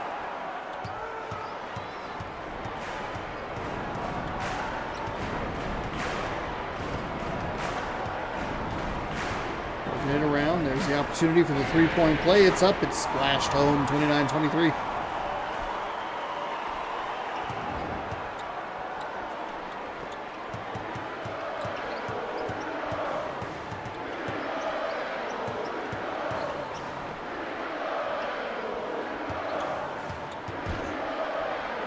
Bounced into the center and thrown down in his face.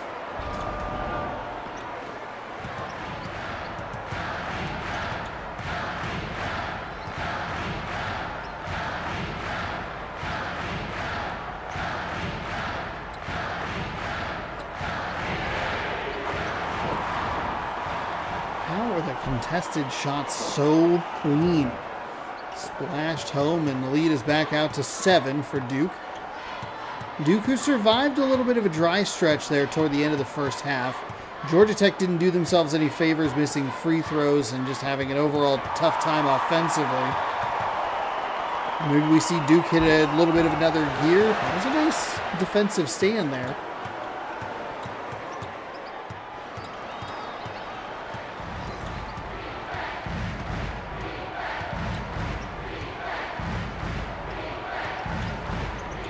Goes into the corner. 3 is up. 3 is off the far side. And Duke with the ball in a 7-point lead. 32-25. Almost a couple minutes gone here in the second half. Goodness gracious. 3 for Duke. It's buried, and that lead is 10. This is the kind of clean offense you want from Duke. That's what Georgia Tech has been kind of just dying for, is that clean of a pass, that wide open of a shot.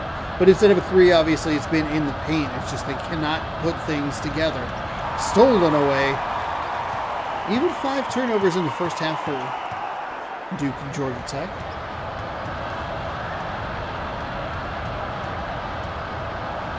Driving inside, layup is good.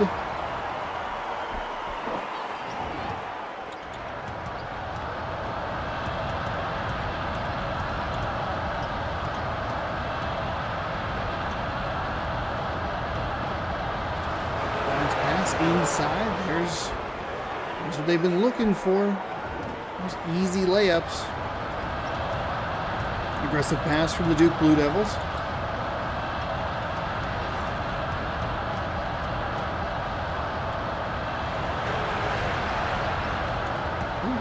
Didn't get the friendly roll. I thought that was going to drop in for a couple more points, but falls off the back iron. No good. Batted and stolen away.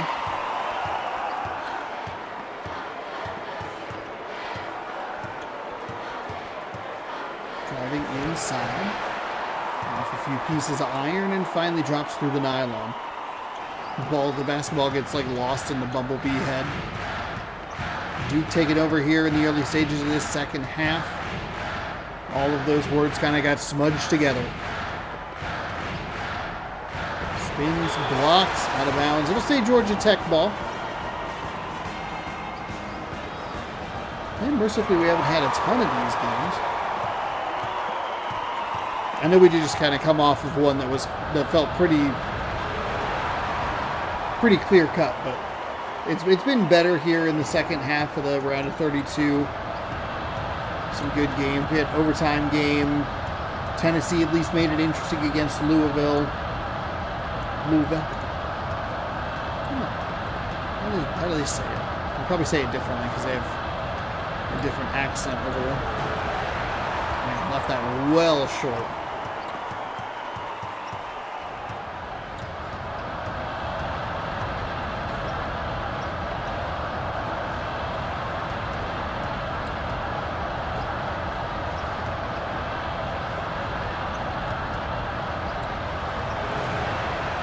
Deep 2. Georgia Tech has just been stuck at 27 for far too long.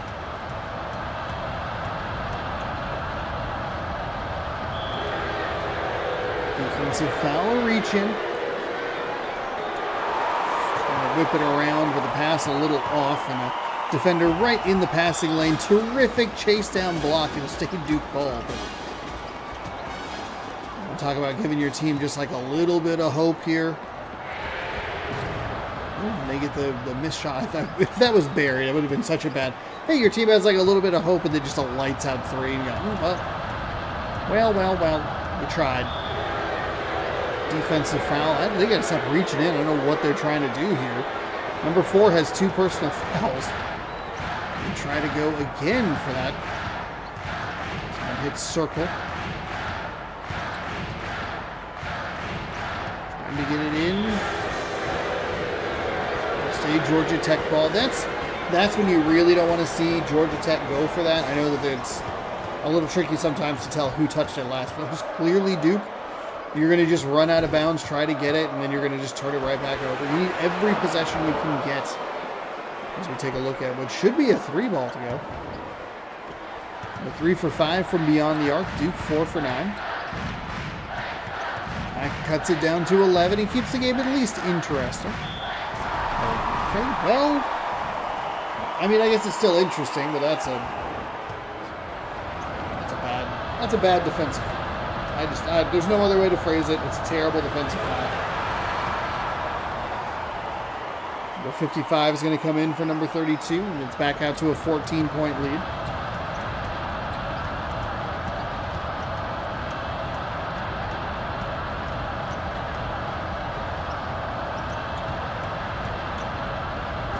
Inside blocked. 5 blocks for center number 42.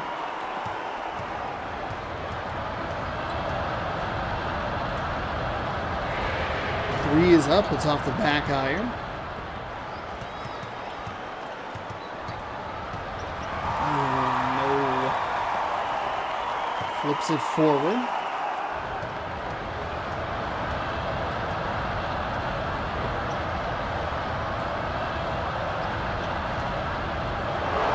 Okay, nice steal backward. We're back to Georgia Tech. Feels like they're a team that if their offense was just like a little bit better, their defense has been consistent in their ability to take the ball away. And they held Duke scoreless for a little bit. But their offense is just so inconsistent. They got stuck at 27 points for so long in this second half. Allowed Duke to get out to a 14-point lead. I mean, it was 7. They were able to double the lead. It was 34-27, and then it was 41-27. And it's like, oh man, Georgia Tech has to be able to do something. That shot's well short.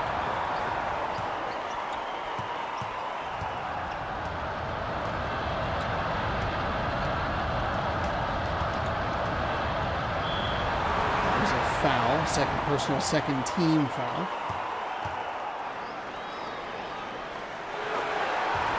First free throw is up and good. And the second is up and good as well. So lead now stretched to 16 points, 48-32.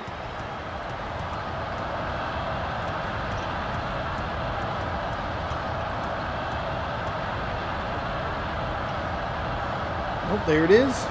They finally run the play. They finally run it well. Way too little, way too late, but they finally run it. And it's actually effective.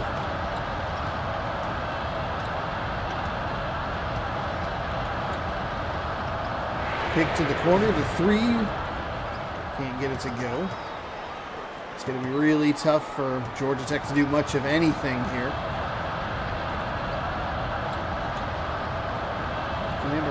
See if they're just waiting for a B to come into the bottom left or bottom right corner rather of the screen, but shot up blocked.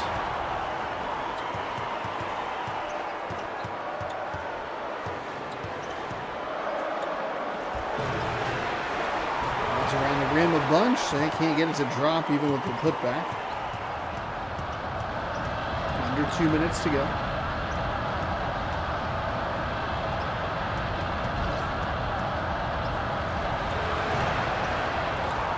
Three-pointer is no good, so Georgia Tech doing okay enough on the defensive end to give themselves some extra opportunities offensively. But this is what you talk about, where it's like, even if there's just an average offense or a more consistent offense, like, this game could get interesting.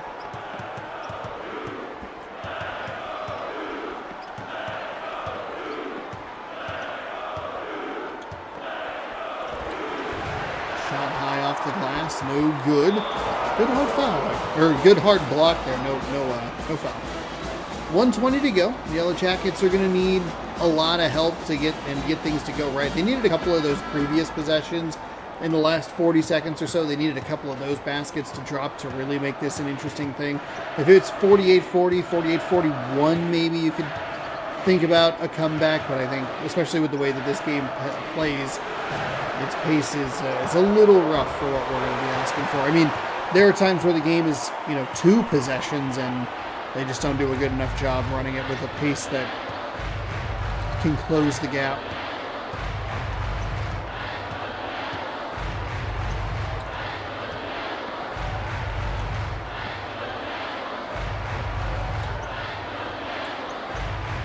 Georgia Tech not even worried about fouling. They're down by 12. They've kind of exhausted every opportunity.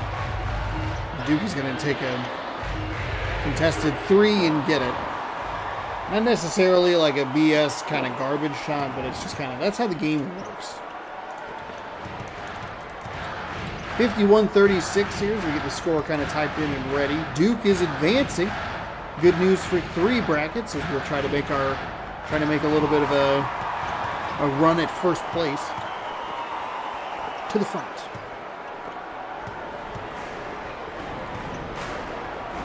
51-36 should be your final. I'll say Duke ball. They won't take a shot. 6.8 to go.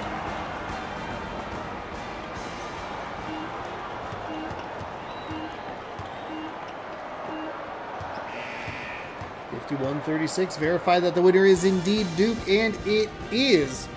They are on to the Sweet 16. They will take on Kentucky. That's a good matchup. That might be a good thumbnail matchup because those are 2 pretty popular teams. South Central, I don't think there's anything that really sticks out. It's just 13 turnovers to 11. That's surprisingly equal. A little more on the blocks, a little more on the steals, a little more on the assists. Actually, Duke actually got out-rebounded. And the teams didn't shoot terribly. 46% to 50. The field, free throws weren't as bad. I don't know. It's just, this was,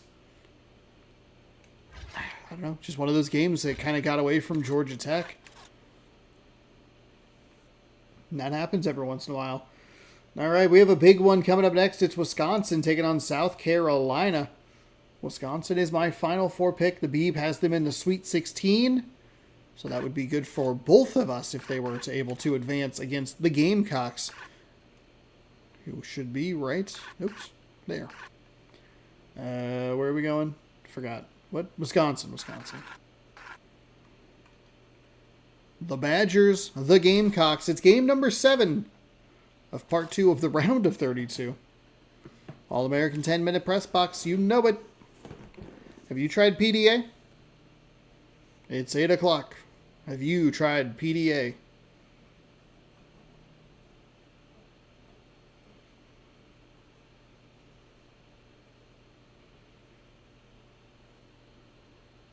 There's only 9 basketballs at the bottom. I thought there were maybe 10, but then it's also weird because it looks like it loads about 40% of it, and then all of a sudden, oh, we're good. All of it's loaded.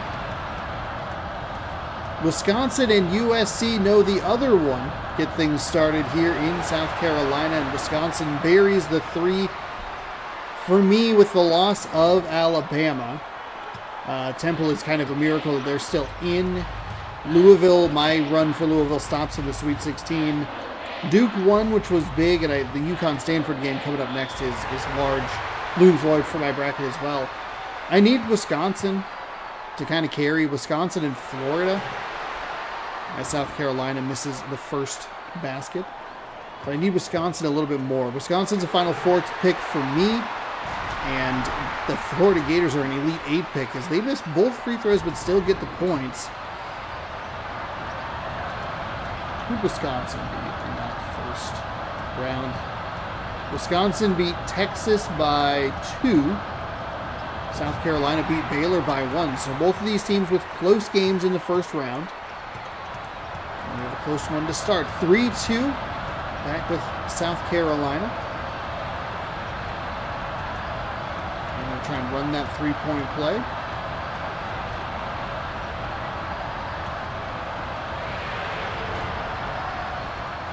Three is up. The 3 is no good. Wisconsin.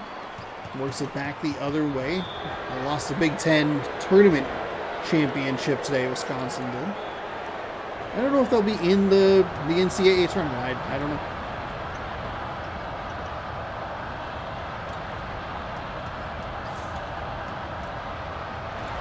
Badgers up, but can't get the close bucket to drop. South Carolina does a good job slowing things down a little bit. The Badgers had all 4 players kind of up with the one-on-one there. They weren't really going to do a whole lot.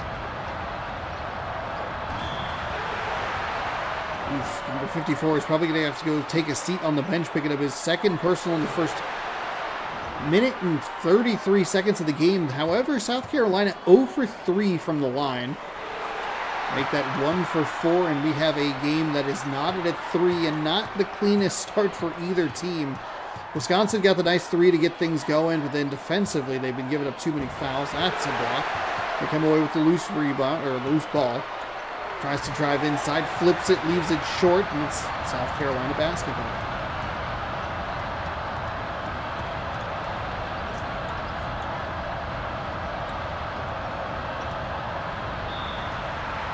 Defensive foul, third team foul. Can't be doing that.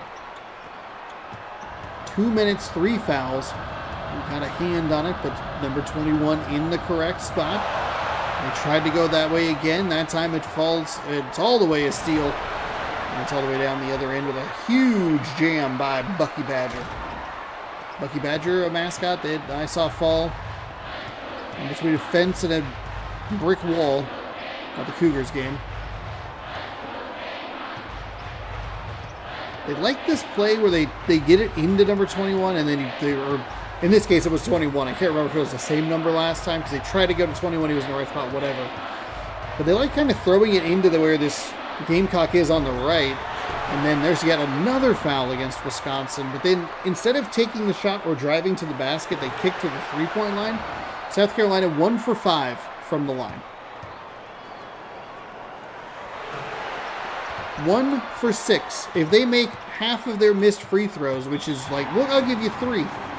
They're leading this game, Wisconsin, with a bonehead play to go back, over and back to backcourt violation. Okay, the steal kind of negates that, which is helpful for the Badgers, who have looked not great defensively. My Final Four pick, not feeling good about it at the moment. Get the foul. It is, and I talked about it a little bit with Temple. We kind of just look at who's around and go, I like them more than them, and I like them more than that, and I want this more than this. A Wisconsin win here and a Stanford win would set up a big matchup to wrap up the Sweet 16, as the Badgers will go to the line. 7-3 now. 8-3. Be a couple of, potentially a couple Final Four picks. Stanford did not look great in their first game. Ohio State just looked really, really bad. So I'm very interested to see how that goes. I'm the only one who has a UConn pick, as Wisconsin tries to pick it off, so could be fighting myself in the next round. Granted, I would want Wisconsin to win because I need the points from a bracket. That is an offensive foul. The Badger goes down, and it's a turnover. Fourth team foul. Second personal for the Gamecocks, and it's been a foul-y first half. We have 8 fouls total. That's 9 in the first 4 minutes. 3 minutes. It's 3.5 minutes. These games are taking so much longer because we are hearing whistles every 30 seconds, and all the teams are bad at shooting free throws. South Carolina's made one of them. Bucky just missed 2, and both teams are lucky to have the number of points that they had because they were able to take a missed second free throw and put it back down for 2. There they run that play again, try to drive it into the mid-range. It's blocked, stepped out of bounds. Baseline Bandit robs the Badgers of a good turnover, but they make up for it on the immediate next pass.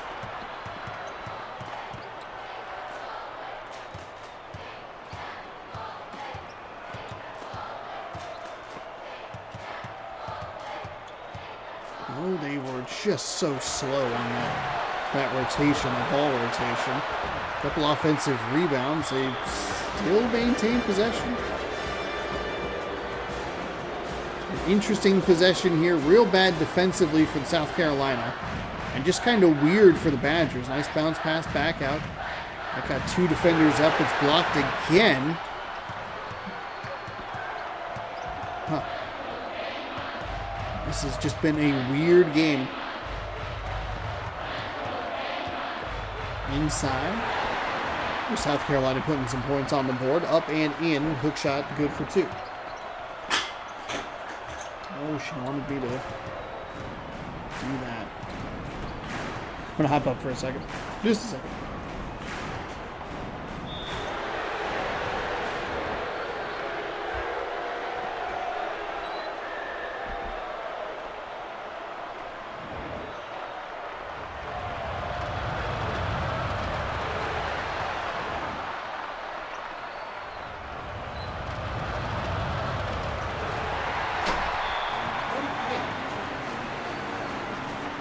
Free throw after free throw is getting missed in this game. It is driving me nuts. We saw two abysmal teams in the last game. Well, I guess maybe they weren't abysmal, but California and Kentucky were both horrendous free throw shooting teams, and now we're getting it from Wisconsin and South Carolina.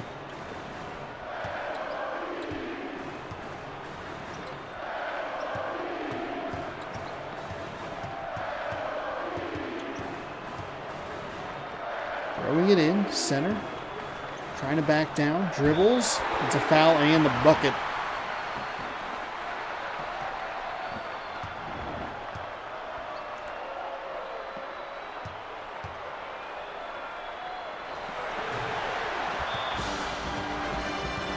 Another missed free throw.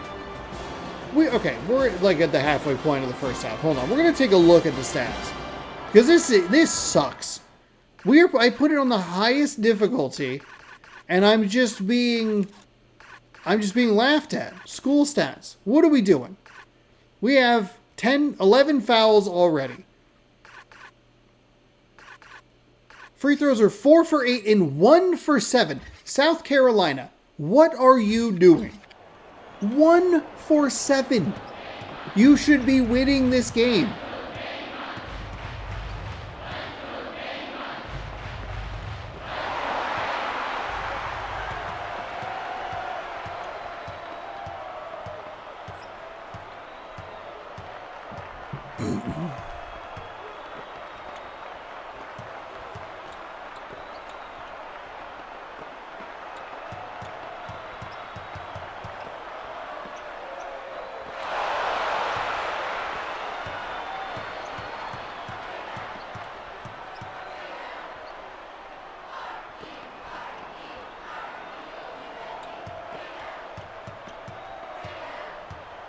Wisconsin kind of running that play as well. They threw it into the midcourt and then tried to back out a little bit.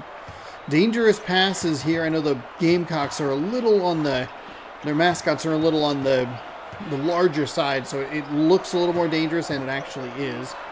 Just looks very cluttered. Shot clock's down to 3. The 3 is up. It is no good. Tipped in. No. 4 consecutive field goals missed. Neither team shooting well from the floor. Somehow they're shooting even worse from the free throw line, of which they've been there plenty. Not an exact 1-to-1. There have been some reach-in fouls here and there, but 1 for 7 is unheard of, honestly. Trying to drive inside. They're going to go. Player injury. Might be a shoulder injury here. That's bad news. Could be bad news. Number 15 is going to come in for number 13. We'll see if the Badger comes back in to play any more of this game. I'm going to flip a table. What is happening? Who forgot to...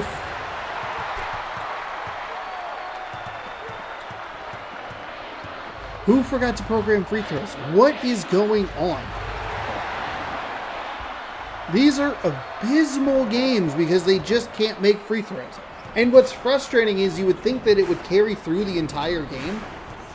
But then for some reason, teams just figure it out in the final 2 minutes, like to put it away. It's like, well, that doesn't make any sense. They've sucked at free throws all day. Don't know who that went off of. It's South Carolina ball. What is happening?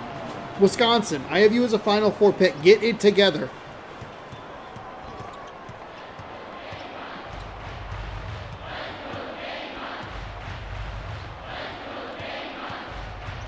Didn't even really seem all that interested in shooting the three. Pump fake doesn't get the defender to bank. That's a really nice play by South Carolina. Whatever the subtle little move was. Now the defender just out of position enough to throw down the authoritative dunk. 11-7 is now 11-11. The Badgers look awful. These are two awful-looking teams. This is one where you go like, oof, I don't know about anything past this point. They're going to be two bad teams playing each other for the right to just get smashed by another team that could be miles better. It's a long time to use the shot clock here for Wisconsin, who's going to throw up a three. Somehow they get that to go.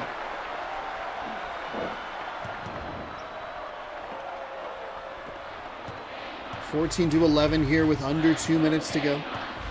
We'll have one more game for you after this. And it's our, I guess, second most important game of the day. South Carolina rises, fires. It's off to the right.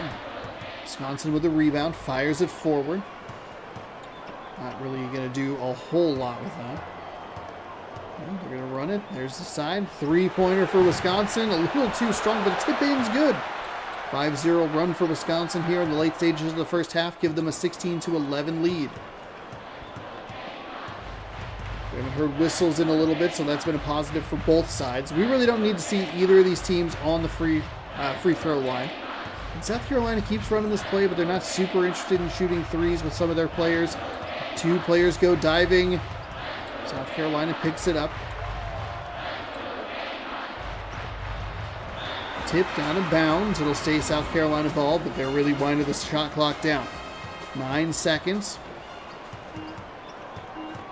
Wisconsin with good defense, and then just decided not to rise with the shooter. Didn't really matter as the center picks up the rebound. There's a little bit of a difference between shot and game clock. There's a three for Wisconsin. Got it. And the Badgers. But 8-0? Yeah, 8-0 run, 19-11. They're making their first half look a little bit better. And again, it is kind of just like, well, you scored X number of points. I guess that's meh. That's a foul on the shot. 6th team foul. Second personal on small forward number 42. They miss yet another free throw.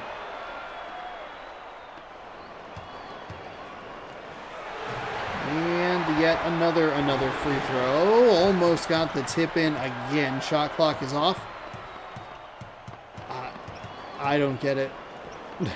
Did I put it on the wrong difficulty? Like, what is happening? Trying to go with the bounce pass inside. Spins, fires. That was a dangerous pass through a bunch of clutter. They're going to end up with kind of a wacky shot there at the end. Actually, it was pretty good. Pretty good. Okay, South Carolina for three. Can't get it to go. It's a 10-0 run to end the first half. Makes Wisconsin's first half look a little bit better, but we know that it was pretty garbage otherwise. South Carolina, on the other hand, scored 11 points, which is one of the worst first halves you can have. The Cougars scored 6, and the Cougars scored 6, and they were abysmal in every facet. At least South Carolina is getting some blocks, getting some steals here and there, but they are just so bad from the line as Bucky Badger steps out of bounds, and it will turn the ball over to the South Carolina Gamecocks, who have made so few possessions that I forgot that Wisconsin runs a little bit of pressure. Or at least they chose to in that scenario.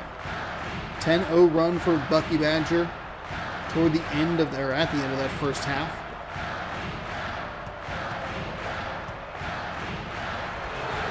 That shot is up and it's no good.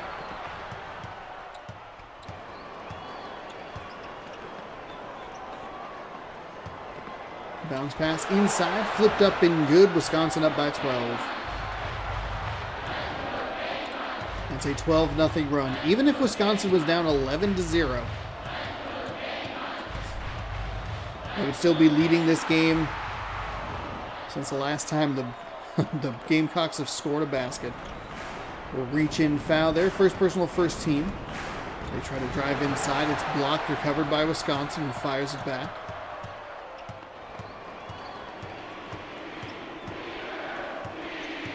Trying to drive inside through a double team off the back iron. No good. Don't love that offensive possession for the Badgers at all.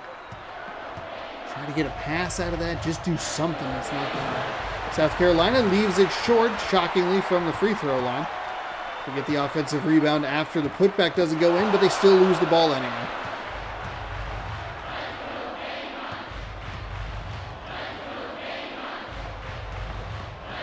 Badgers, 14-0 run. Wasn't sure that pass was going to work. You could see what they were wanting to do, but there was a Gamecock right in the way. It should have been able to block that relatively easily.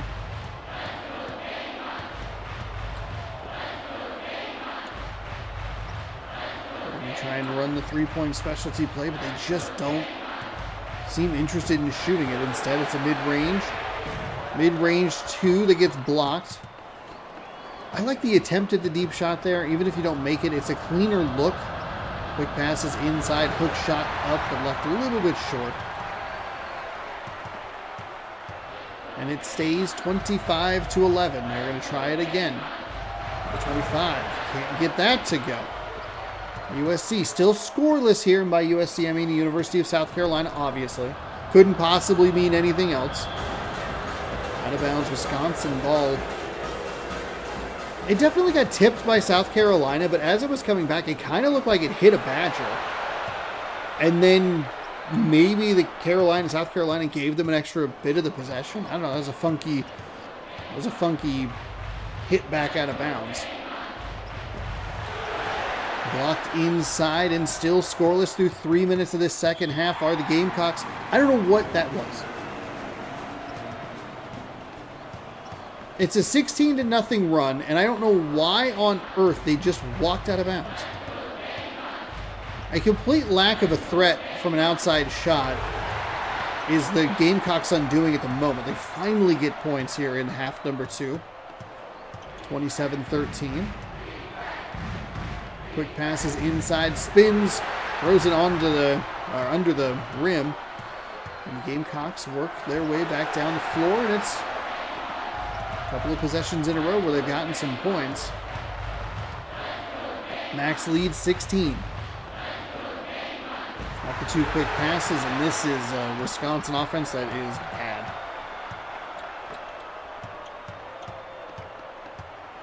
They're trying the two quick passes. They are reminding me a little bit of Alabama, where they just keep trying the same thing. The defense is clearly adjusted in some way to what Wisconsin wants to do. Quick shot, 6-0 run, cuts it to 10. Need this clock to move a little bit faster. I need points and hope to try and win this tournament. Another turnover. And that is 3 straight possessions, I think, where the Badgers have tried to go two quick passes, but it just does not work. South Carolina's cleaned up the offense a little bit. I like the 3 there. I like the pull. Too often, we've seen them run that play to just stand there. Take it. Take a shot. If it goes in, great. If it doesn't, you're still down 10 anyway, so whatever. You can kick it back out anytime. They're desperately calling for the ball. Desperately calling for the ball. Oh, this game. This flipping game.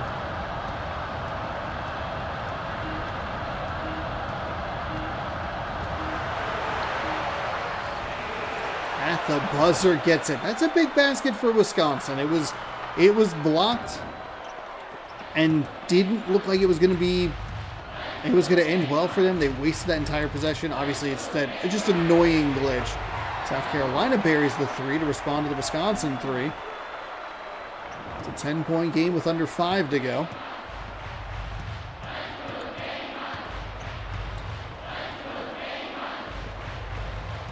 Two quick passes inside. Don't know why you think that's going to work again. It hasn't worked. Stop doing it. For the love of God. First foul we've seen in a while, which is a mighty pleasure. South Carolina figured out how to shoot a free throw. Wow, unbelievable. Wow, they made 2. That's more free throws than they made in the entire first half. They were 1 for like 8. A little pestering there at the midcourt line. Shot is up, shot is good. That's big for Wisconsin. They've been really trying to get the ball into the paint, but South Carolina's done a good job at making sure that that lane is cluttered.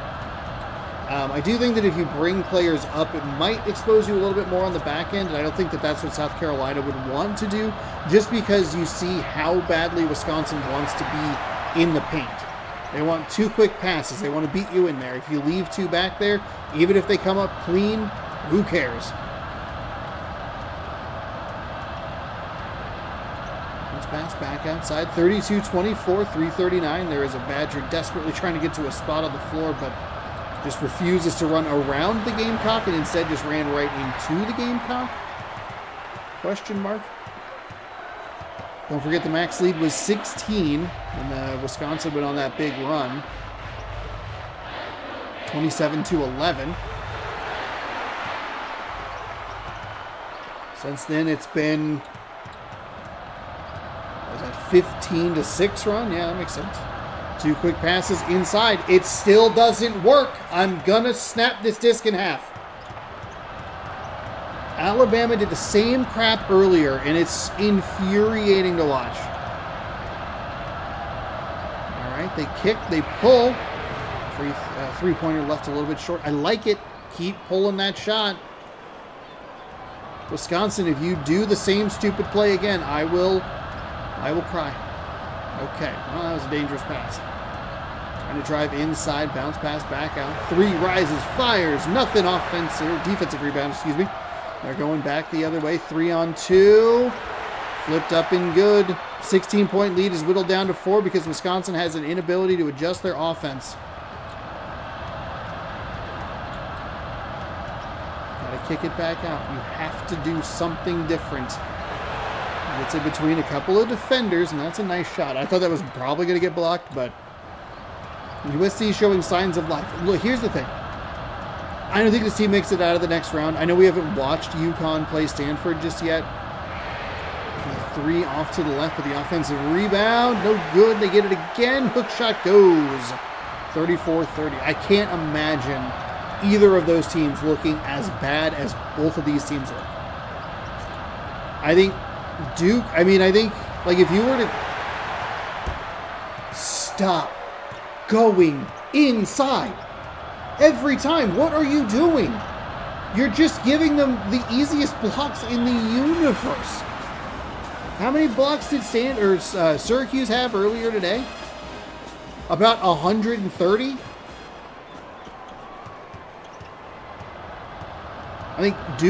Kentucky wasn't great looking. There's a 3. It's off the back iron. Big rebound for number 54.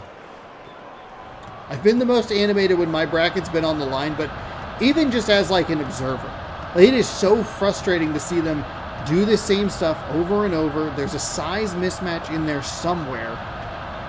And see how cluttered the lane is? There's nowhere to go. And that's even if you take away the Gamecock bodies and just make them, the normal player bodies. There's just not a lot of room to work with. Love what South Carolina is doing defensively. Huge 3. Huge 3 for Wisconsin.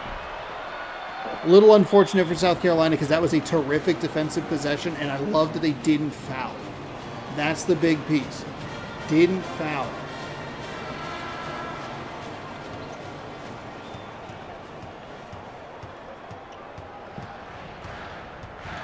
Like, I think Duke, it's not that it's going to be a cakewalk or whatever, but Kentucky put up 55 on California. That's a weird game.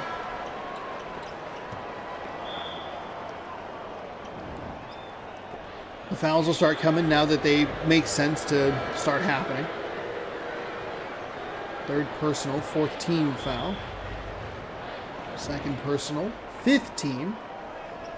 One more pass in after this.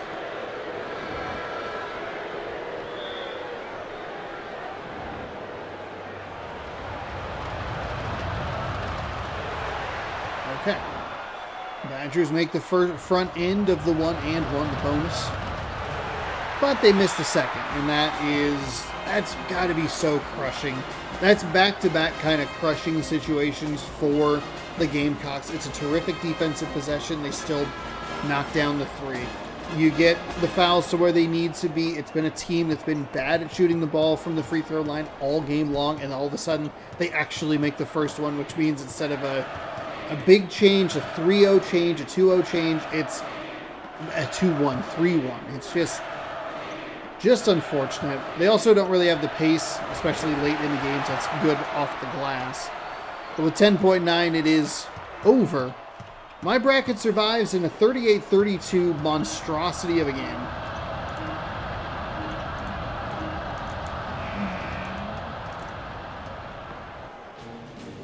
(38-32), an absolutely abysmal game. That was an awful game to watch.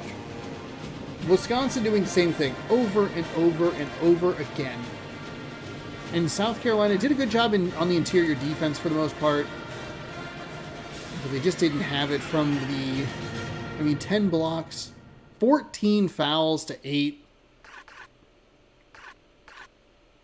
They were 1 for 10 from 3. Wisconsin, a respectable 5 for 9. You cannot go 3 for 11 and 5 for 12.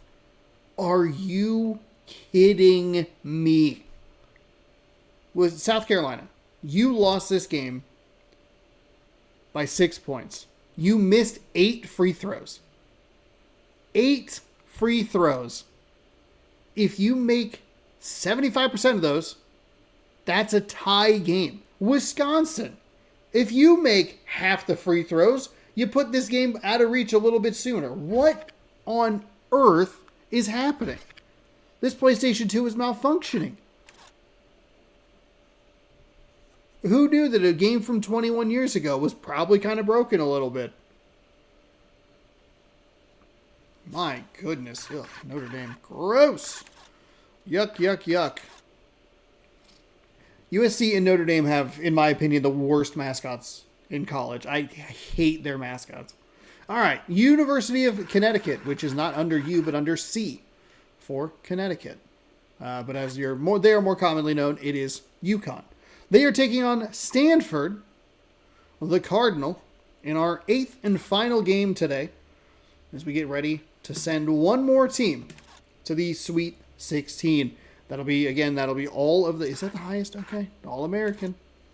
God. Oh my gosh. That was awful.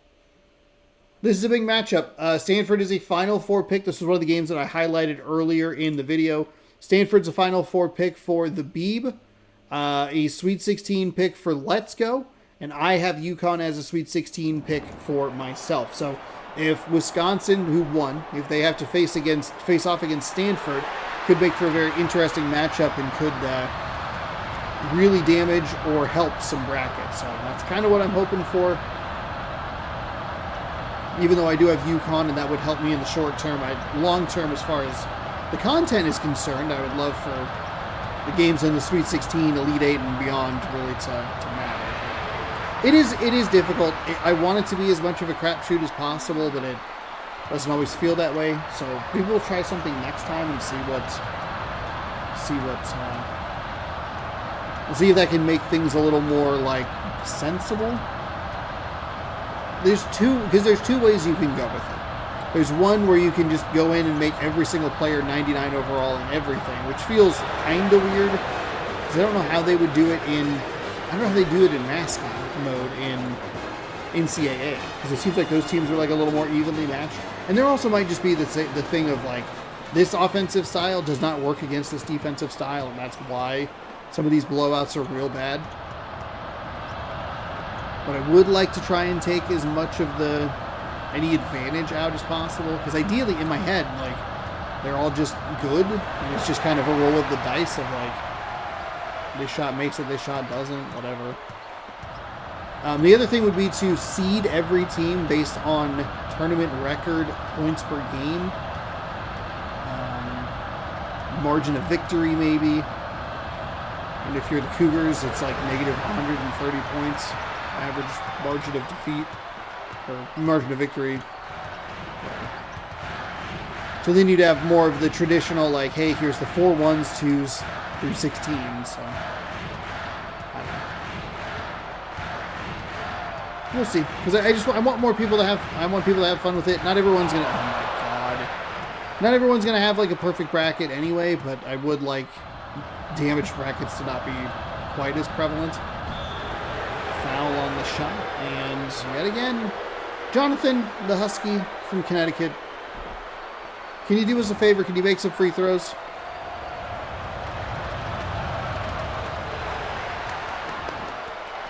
We can clap for that. Okay. 2 for 2 from the line. Beautiful. Stanford 5, UConn 4. As we are winding down our final game of the round of 32. We are 3 quarters done after this. I kind of forget, because I only do them once a year now, and there were a couple of years where I didn't do them at all. You just kind of forget, like, man, the round of 64 is such a large amount of time. It's literally half of the whole tournament. I just kind of forget, like, we're on day 4, and we're finally done with the round of 64, and then by the time you get, it's Elite 8, Final 4, third place game, and championship, all in one video. It's like, oh, okay. There's I believe a 3 for the Stanford Cardinal. 9-6 Stanford.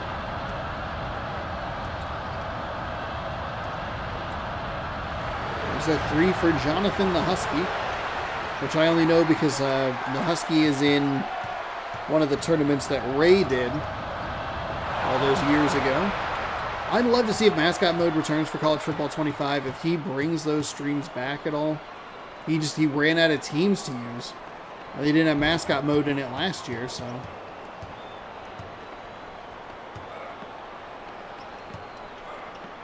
Knowing EA, they'll put it in some really stupid way that doesn't make any sense. But they had Mascot mode in NCAA basically every like football game since like 04, I want to say.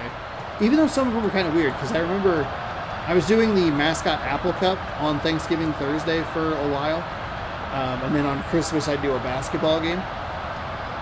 And I asked for suggestions, and my brother replied, and he was like, oh, do NCAA football like 09, I think it was. And so I went and bought a copy of 09, because I was like, oh, cool, I'll take the suggestion, whatever. I asked, so I got a response, let's do it. And one of the teams wasn't even in it. And I was like, well, what the hell is this? What is this? It's garbage. I think the Cougars weren't in it. Oh, it's stolen away. What was the last NCAA football game on PS2? Probably 10, I would guess. 5 consecutive missed field goals for UConn, Jake Storielli's team. And they trail 11-6, letting me down. But also kind of like helping me out in the long run, you know? Wisconsin-Stanford, that's a big matchup. Not in name recognition or value or anything, but like, who has what where. I think you can buy NCAA Football 10 on the PSP.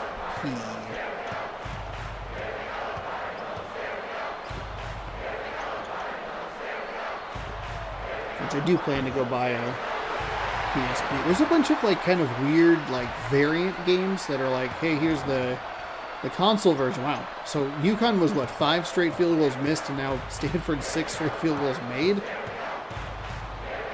And yet they only have a 5-point lead. Kick to Jonathan. 3 is up. 3 is good, and it's a 2-point game. Stanford 13, UConn 11 halfway through the first half.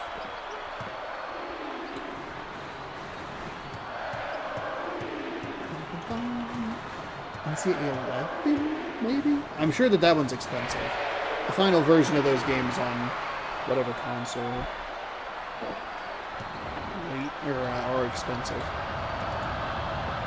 Let's go NCAA football, EA Sports. Just want the Wikipedia. It's going to give me, okay, formerly known as Bill Walsh College Football USA, and NCAA football.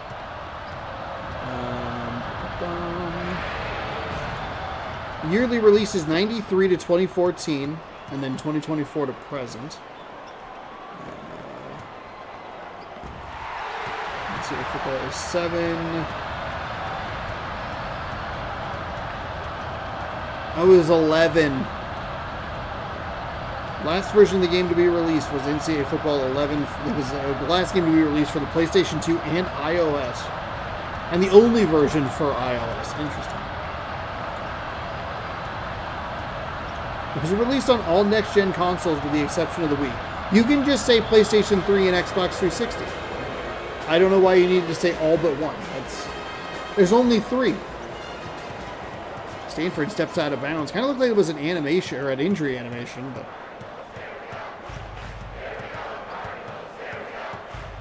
the baseline bandit has not made much of an appearance. I love the play from UConn, and that is what Wisconsin desperately needed or wanted in most of that second half, where I'm about to lose my marbles. We're going to throw it in. We're going to get blocked. It's going to look stupid. Go. Okay, so a little glitch there. My computer kind of OBS crashed on my computer, which it's done before. I'm a little surprised that it happened today because I ran the 11-hour stream and it ran perfectly fine. But maybe it was something to do with locally recording versus streaming. I don't know. Boy, I need to get a new computer. And don't worry, there's plans in the background for that. When we last left, I think Stanford was up 16 to 13. They were trying to run a play. I guess you know what I could do is I can show an instant replay. Let's do that. It's the final game of the day. We were so close. We're about probably 15 minutes away from ending. 20 minutes maybe. All right. So let's see. All right. So I think when we last left, the score of the game. Okay, please stop. Please stop. Please stop. Son of a biscuit. Okay.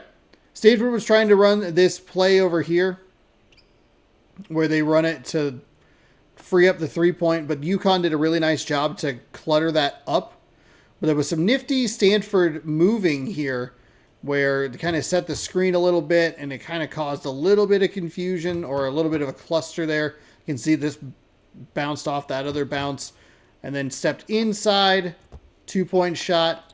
Okay, Jonathan. Oh, freaking Husky. These controls are very bad. I can't zoom out anymore. Cool. Great. Anyway, shot is up. Shot is good, and that is where we are now. It is 18 to 13. We're going to resume the game. Now, unfortunately for me, I can't scrub through the footage without importing it into Adobe, and I don't want to do that just yet. So I guess I can cut it so it doesn't make any sense. Never mind. Don't worry about it. It'll make sense, hopefully, at the end of this. 2:56 here in the first. It's 18 to 13. This was a problem I ran into last year when I was trying to stream, was that I was streaming and locally recording, and then my computer would just kind of crash randomly, or OBS would crash randomly. It's been really good. I knew that of all of the series that I do on this channel, there's a lot of footage I can lose. It's frustrating, angering, whatever. March Mascot Madness is the one that I can't. I cannot lose this footage. And so I made sure to go to a file format that if OBS crashes, it still saves the file. Because I had it as a file format where if anything happened, it would just be gone. It's corrupted. It wasn't usable. So thank God I did that, and I never went back. So, bam. We're good. To finish out the rest of this, I'll have to export it. Hopefully it'll be up. It'll be up when it's up, I guess. But if you're watching this to this point, then the video is up. I should make a post about that. Just be like, hey, I had a little bit of trouble. But thankfully I'm able to export it while I'm asleep, and I need to make sure that I get up a couple minutes sooner to run in here and start to get it uploaded. The problem with the video file that I was using was that it was taking a long time for these files to like solidify in HD, which I guess isn't the worst thing in the world because we're looking at a 21-year-old video game.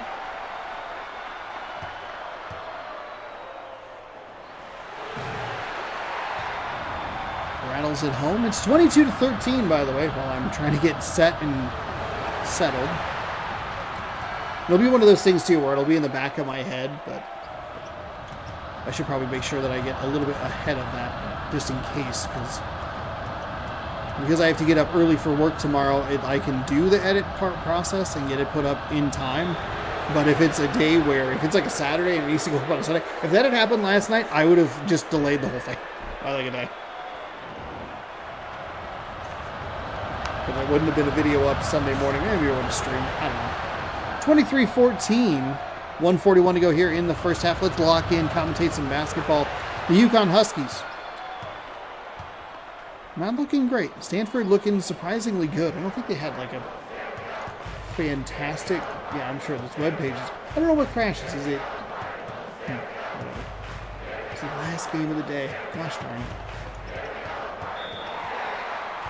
UConn. Oh, they beat Georgetown, and then Stanford survived a pretty insufferable Ohio State team. One of the worst first halves in the world. So, I don't know. I don't know what trips the breaking on my computer.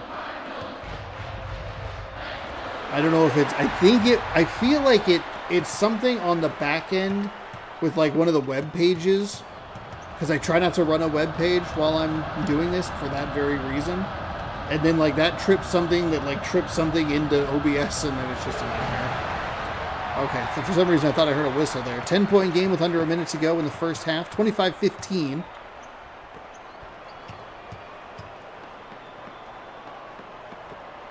Fires over. Oh, God. The alley layup is such a stupid play.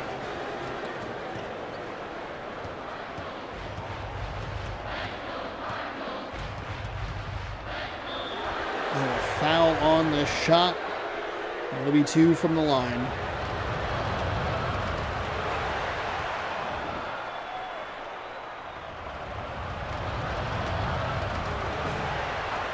And UConn continues to make free throws.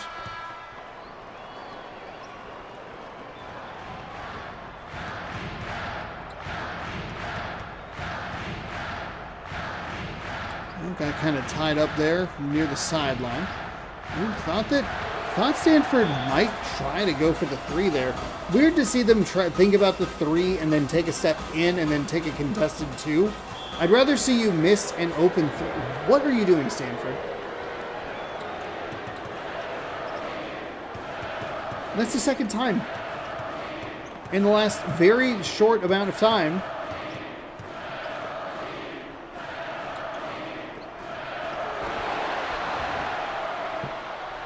So 25-19. Maybe all UConn needed was one of these days a midcourt shot at the buzzer is going to go in, but today is not that day. Or this game is not that game. 25-19. Little 4-0 run there toward the end of the first half for UConn to get this game down to a 6-point deficit. They do get the ball to start the second half, which is huge for them. Trying to drive near the baseline, but nothing working there. Fires off the front iron, no good. And that one is going to be blocked and out of bounds. This foul, by the way, is going to be flipping huge. So that might be the bigger conundrum at the moment, is exporting this and hoping that it does so overnight. So I might have to be up a little bit later crafting a backup plan.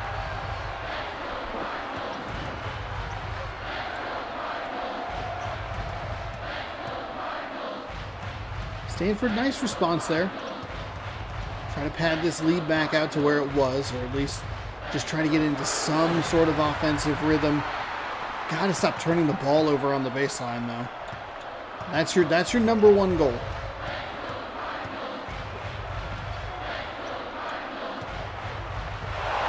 Oh, turn the ball over.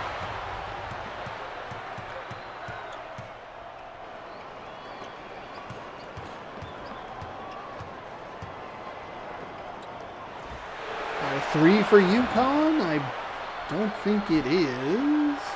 Was it 20? Yeah, it was 27-19. Now it's 27-22.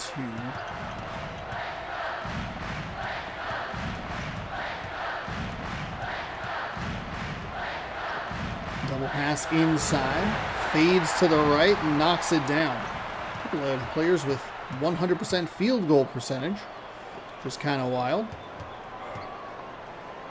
It's also weird that they show like percentage, but it's like a one dot. It's not like it's 53.8% or whatever. It's 1.000. It's like, that's odd. I understand what you mean, but if you show a percentage and then like a decimal point, just put a percent sign after it. Get rid of the decimal point, put a percent sign, bing bang boom. 29-23. Way too aggressive for Stanford. I don't know why the computer does that sometimes. They're trying to beat the defense. I understand that aspect of it, but it's just too far down the floor. You're not, the chances of you actually being able to come up with a good play there are pretty slim.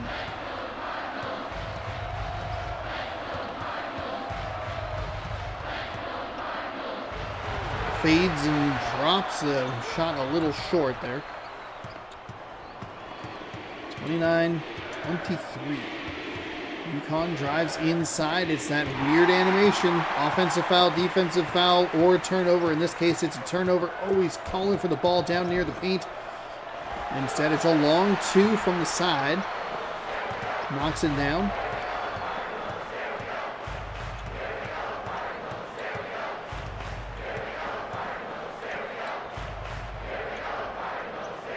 Bounce pass inside.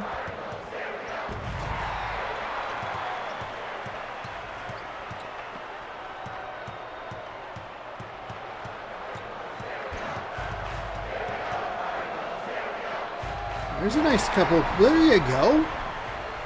Nice find inside and slammed it home. Lead back out to 10. It's been a consistent 10, or like a consistent decent lead for the Stanford Cardinal, but it also doesn't feel dominant, which I think is interesting. UConn's always kind of, they've done a good job throughout this game keeping themselves in it. Just kind of those, I mean, you can kind of look at that Wisconsin game where they look good. They had that 16-0 run. They went from 11-11 tie to 26-11. And there was a couple, I think there were a couple games earlier where it's like, well, you're maybe not dominating, but you're coming up with big plays at the right times to keep the deficit from getting too close. We've seen that throughout this tournament, actually, is that like that key block, that key shot. Oh, they couldn't get the home roll there. Couldn't get the home cooking there either. 2 shots, no points. UConn. You can knock this down to a 2-score game. Fades away with the 2 and absolutely destroyed by the defense.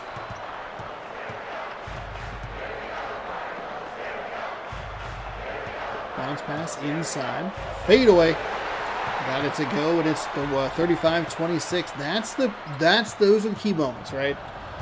You get the takeaway, you turn it into points on the other end. It's UConn doing a good job on the previous possession defensively, as we see an injury, trying to cut a 10-point lead down to a 7-point lead, maybe down to 4 or 5 or 4, but instead it balloons out to 9 and an injury. It's a bad time for the UConn Huskies.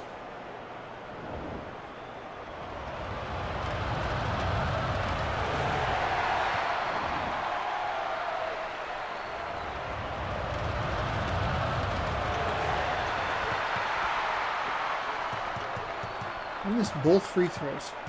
UConn, you were my hope and my dream that we would stop seeing stupid missed free throws at such a rapid rate. I understand you're not going to hit 100% of the shots you take. I get that. But also, what the heck?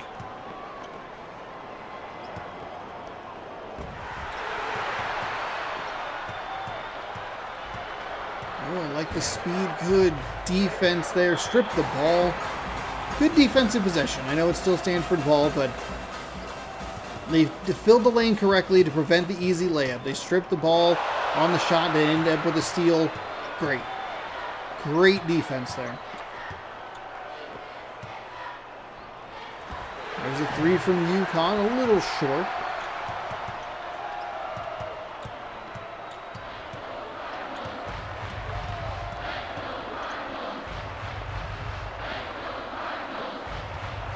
Okay, number 20 just decided, I don't want to shoot that.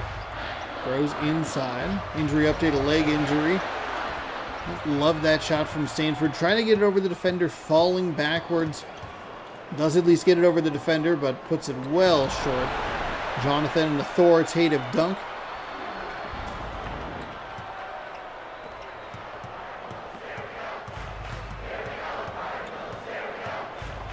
It's a 7-point game. UConn doing a good job sticking around in this one. Blocks like that definitely help your case. Stanford on the other side, I said it a little bit ago. They've done a good job at every time you kind of think that UConn's going to creep back into this game, they have that nice defensive bit. There's one right there, and then they were able to turn that into offense. See if they can do that this time. That's a big miss on the UConn side. They had a couple of chances at it. They just cannot come up with the points in a consistent manner when they need it. I don't know who I would like in either between Stanford or Wisconsin. I don't think either team's been particularly authoritative in their wins. There's a big three from UConn. They missed that one as well. Oof. A couple of those shots go down. We're looking at a very different game, but as it is, still 7 points. Plenty of time, obviously, so there's nothing for... Okay, Stanford, the third time you've done that since my computer crashed, so... Or since OBS crashed. That's not a very large time frame, okay?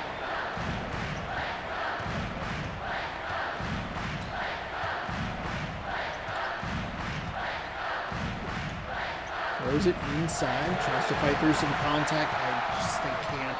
That's 3 consecutive empty possessions.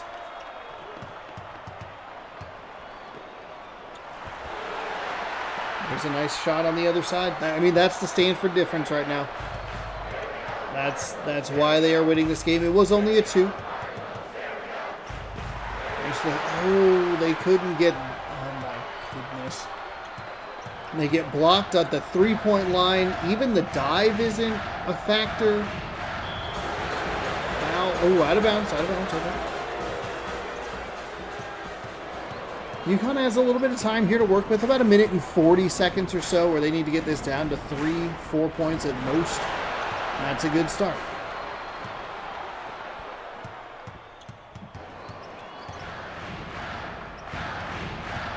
There's a nice bounce pass inside. A great response from Stanford. That's where you just need one of those little UConn, just like a steal. Running into something on the other side. 2 bounce passes in. Blocked yet again. The Stanford's doing a really good job coming up with a loose ball without that diving animation that turns the ball over. However, they have stepped on the baseline about 3 times in just this second half. And maybe it was a little bit at the end of the first half. Actually, well, no. I think all of this happened in the second half.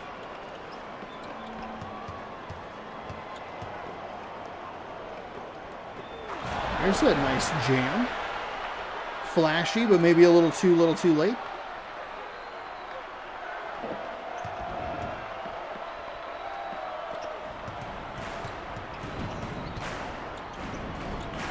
Now they're pestering in the backcourt, down by 7. Hey, one good defensive stand and a nice shot on the other side, and you're looking at not a terrible 2-possession game. That pass looked a little errant. Oh boy, there's a lot of traffic in the area. Stanford spread things out a little bit. I like the way that they're... Oh, that's not the pass to make. Oh god, there's just so many Huskies in the area. This is terrifying. That is the dagger 3. And that is one of the bigger problems with this game, I would say, is that once that 3 seconds hits, it feels like such an advantage for the offense when it should be an advantage for the defense. They played that really well. They had 30, I guess they technically had 32 seconds to come up with a steal, but they didn't. And Stanford leads by 10 in the very late stages of this one. The Final 4 pick will survive in each one of these last couple of games. Flipped it up, no good. Oh, they're gonna try and foul, but there's no reason to. What the heck?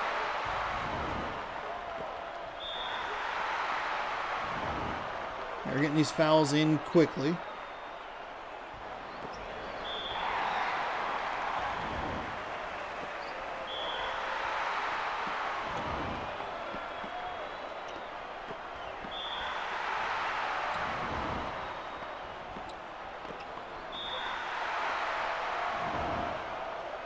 All right, Stanford finally at the line in the bonus.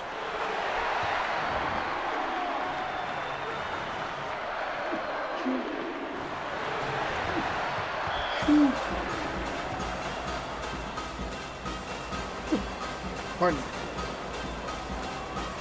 So 43-32, Stanford only makes one of the 2 free throws. Stop me if you've heard that sentence before.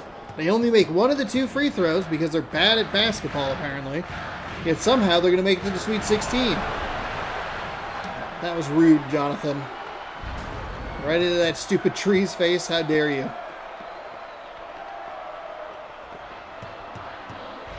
I thought they might go for the foul. We'll see if maybe they try to just create a turnover back here, or they just kind of throw in the towel.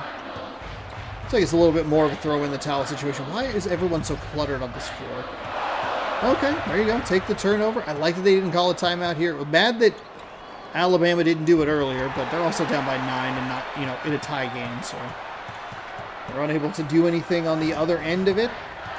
And that should just about do it. Another steal the other way. Ooh, that's wrong, that's wrong, that's wrong. Nope. Okay, we're going to double check, because I just want to make absolutely sure. Stanford wins 43-34. Okay, I have it correct. I put it in incorrect. I put it in incorrectly, but I corrected myself. Stanford 43, UConn 34. Things have already gone kind of wonky with the video, so I don't want that to be incorrect. All right. Hey, that does it. That's the end of it. We were so close. So close to finishing, computer, before. I don't think it loved that I was gone for an hour, but whatever. Exit the game. I don't think there's anything we really need to look at. That was a pretty dominant Stanford performance. And they will set themselves up against Wisconsin, so a couple Final Four picks going against each other. Duke is a team to watch. Temple is a team that I have. That Louisville-Syracuse game is great. And I think the top part of the bracket just isn't all that interesting. I know for me personally, Florida is a team in the Sweet 16 that I need to keep an eye on. But for now, let's get you caught up on the standings. I am in first place. That's fantastic for me, but I don't have very much to work with as far as a point potential. I am in first with 26 points and a 46-point potential. I forgot that I need to actually get this into a thing. We can just look at that. It's fine. Because I don't want that to be a copyright strike. Let's go in second. They are one correct pick behind me. I had a pretty good second round here. They are one correct pick behind me. I think if they were to get one in the Sweet 16, they'd actually overtake me. So if a Louisville were to win, that would be good for them. They have a score of 24 with a point potential of 84 because their champion is still alive. Beeb's prediction is at 24 in third, but a 44-point potential only because Alabama lost. And Baylor, they are running out of time to try and catch up here. 22 points with a 34-point potential. They are riding with Texas Tech. So I have Wisconsin. The Beeb has Stanford. Let's Go has Louisville. And I think Texas Tech is still alive if I remember correctly. Let me pull that up just real quick. Ball State, North Carolina, Texas Tech. No, Texas Tech lost. They lost by 5. I think you must just have a couple of,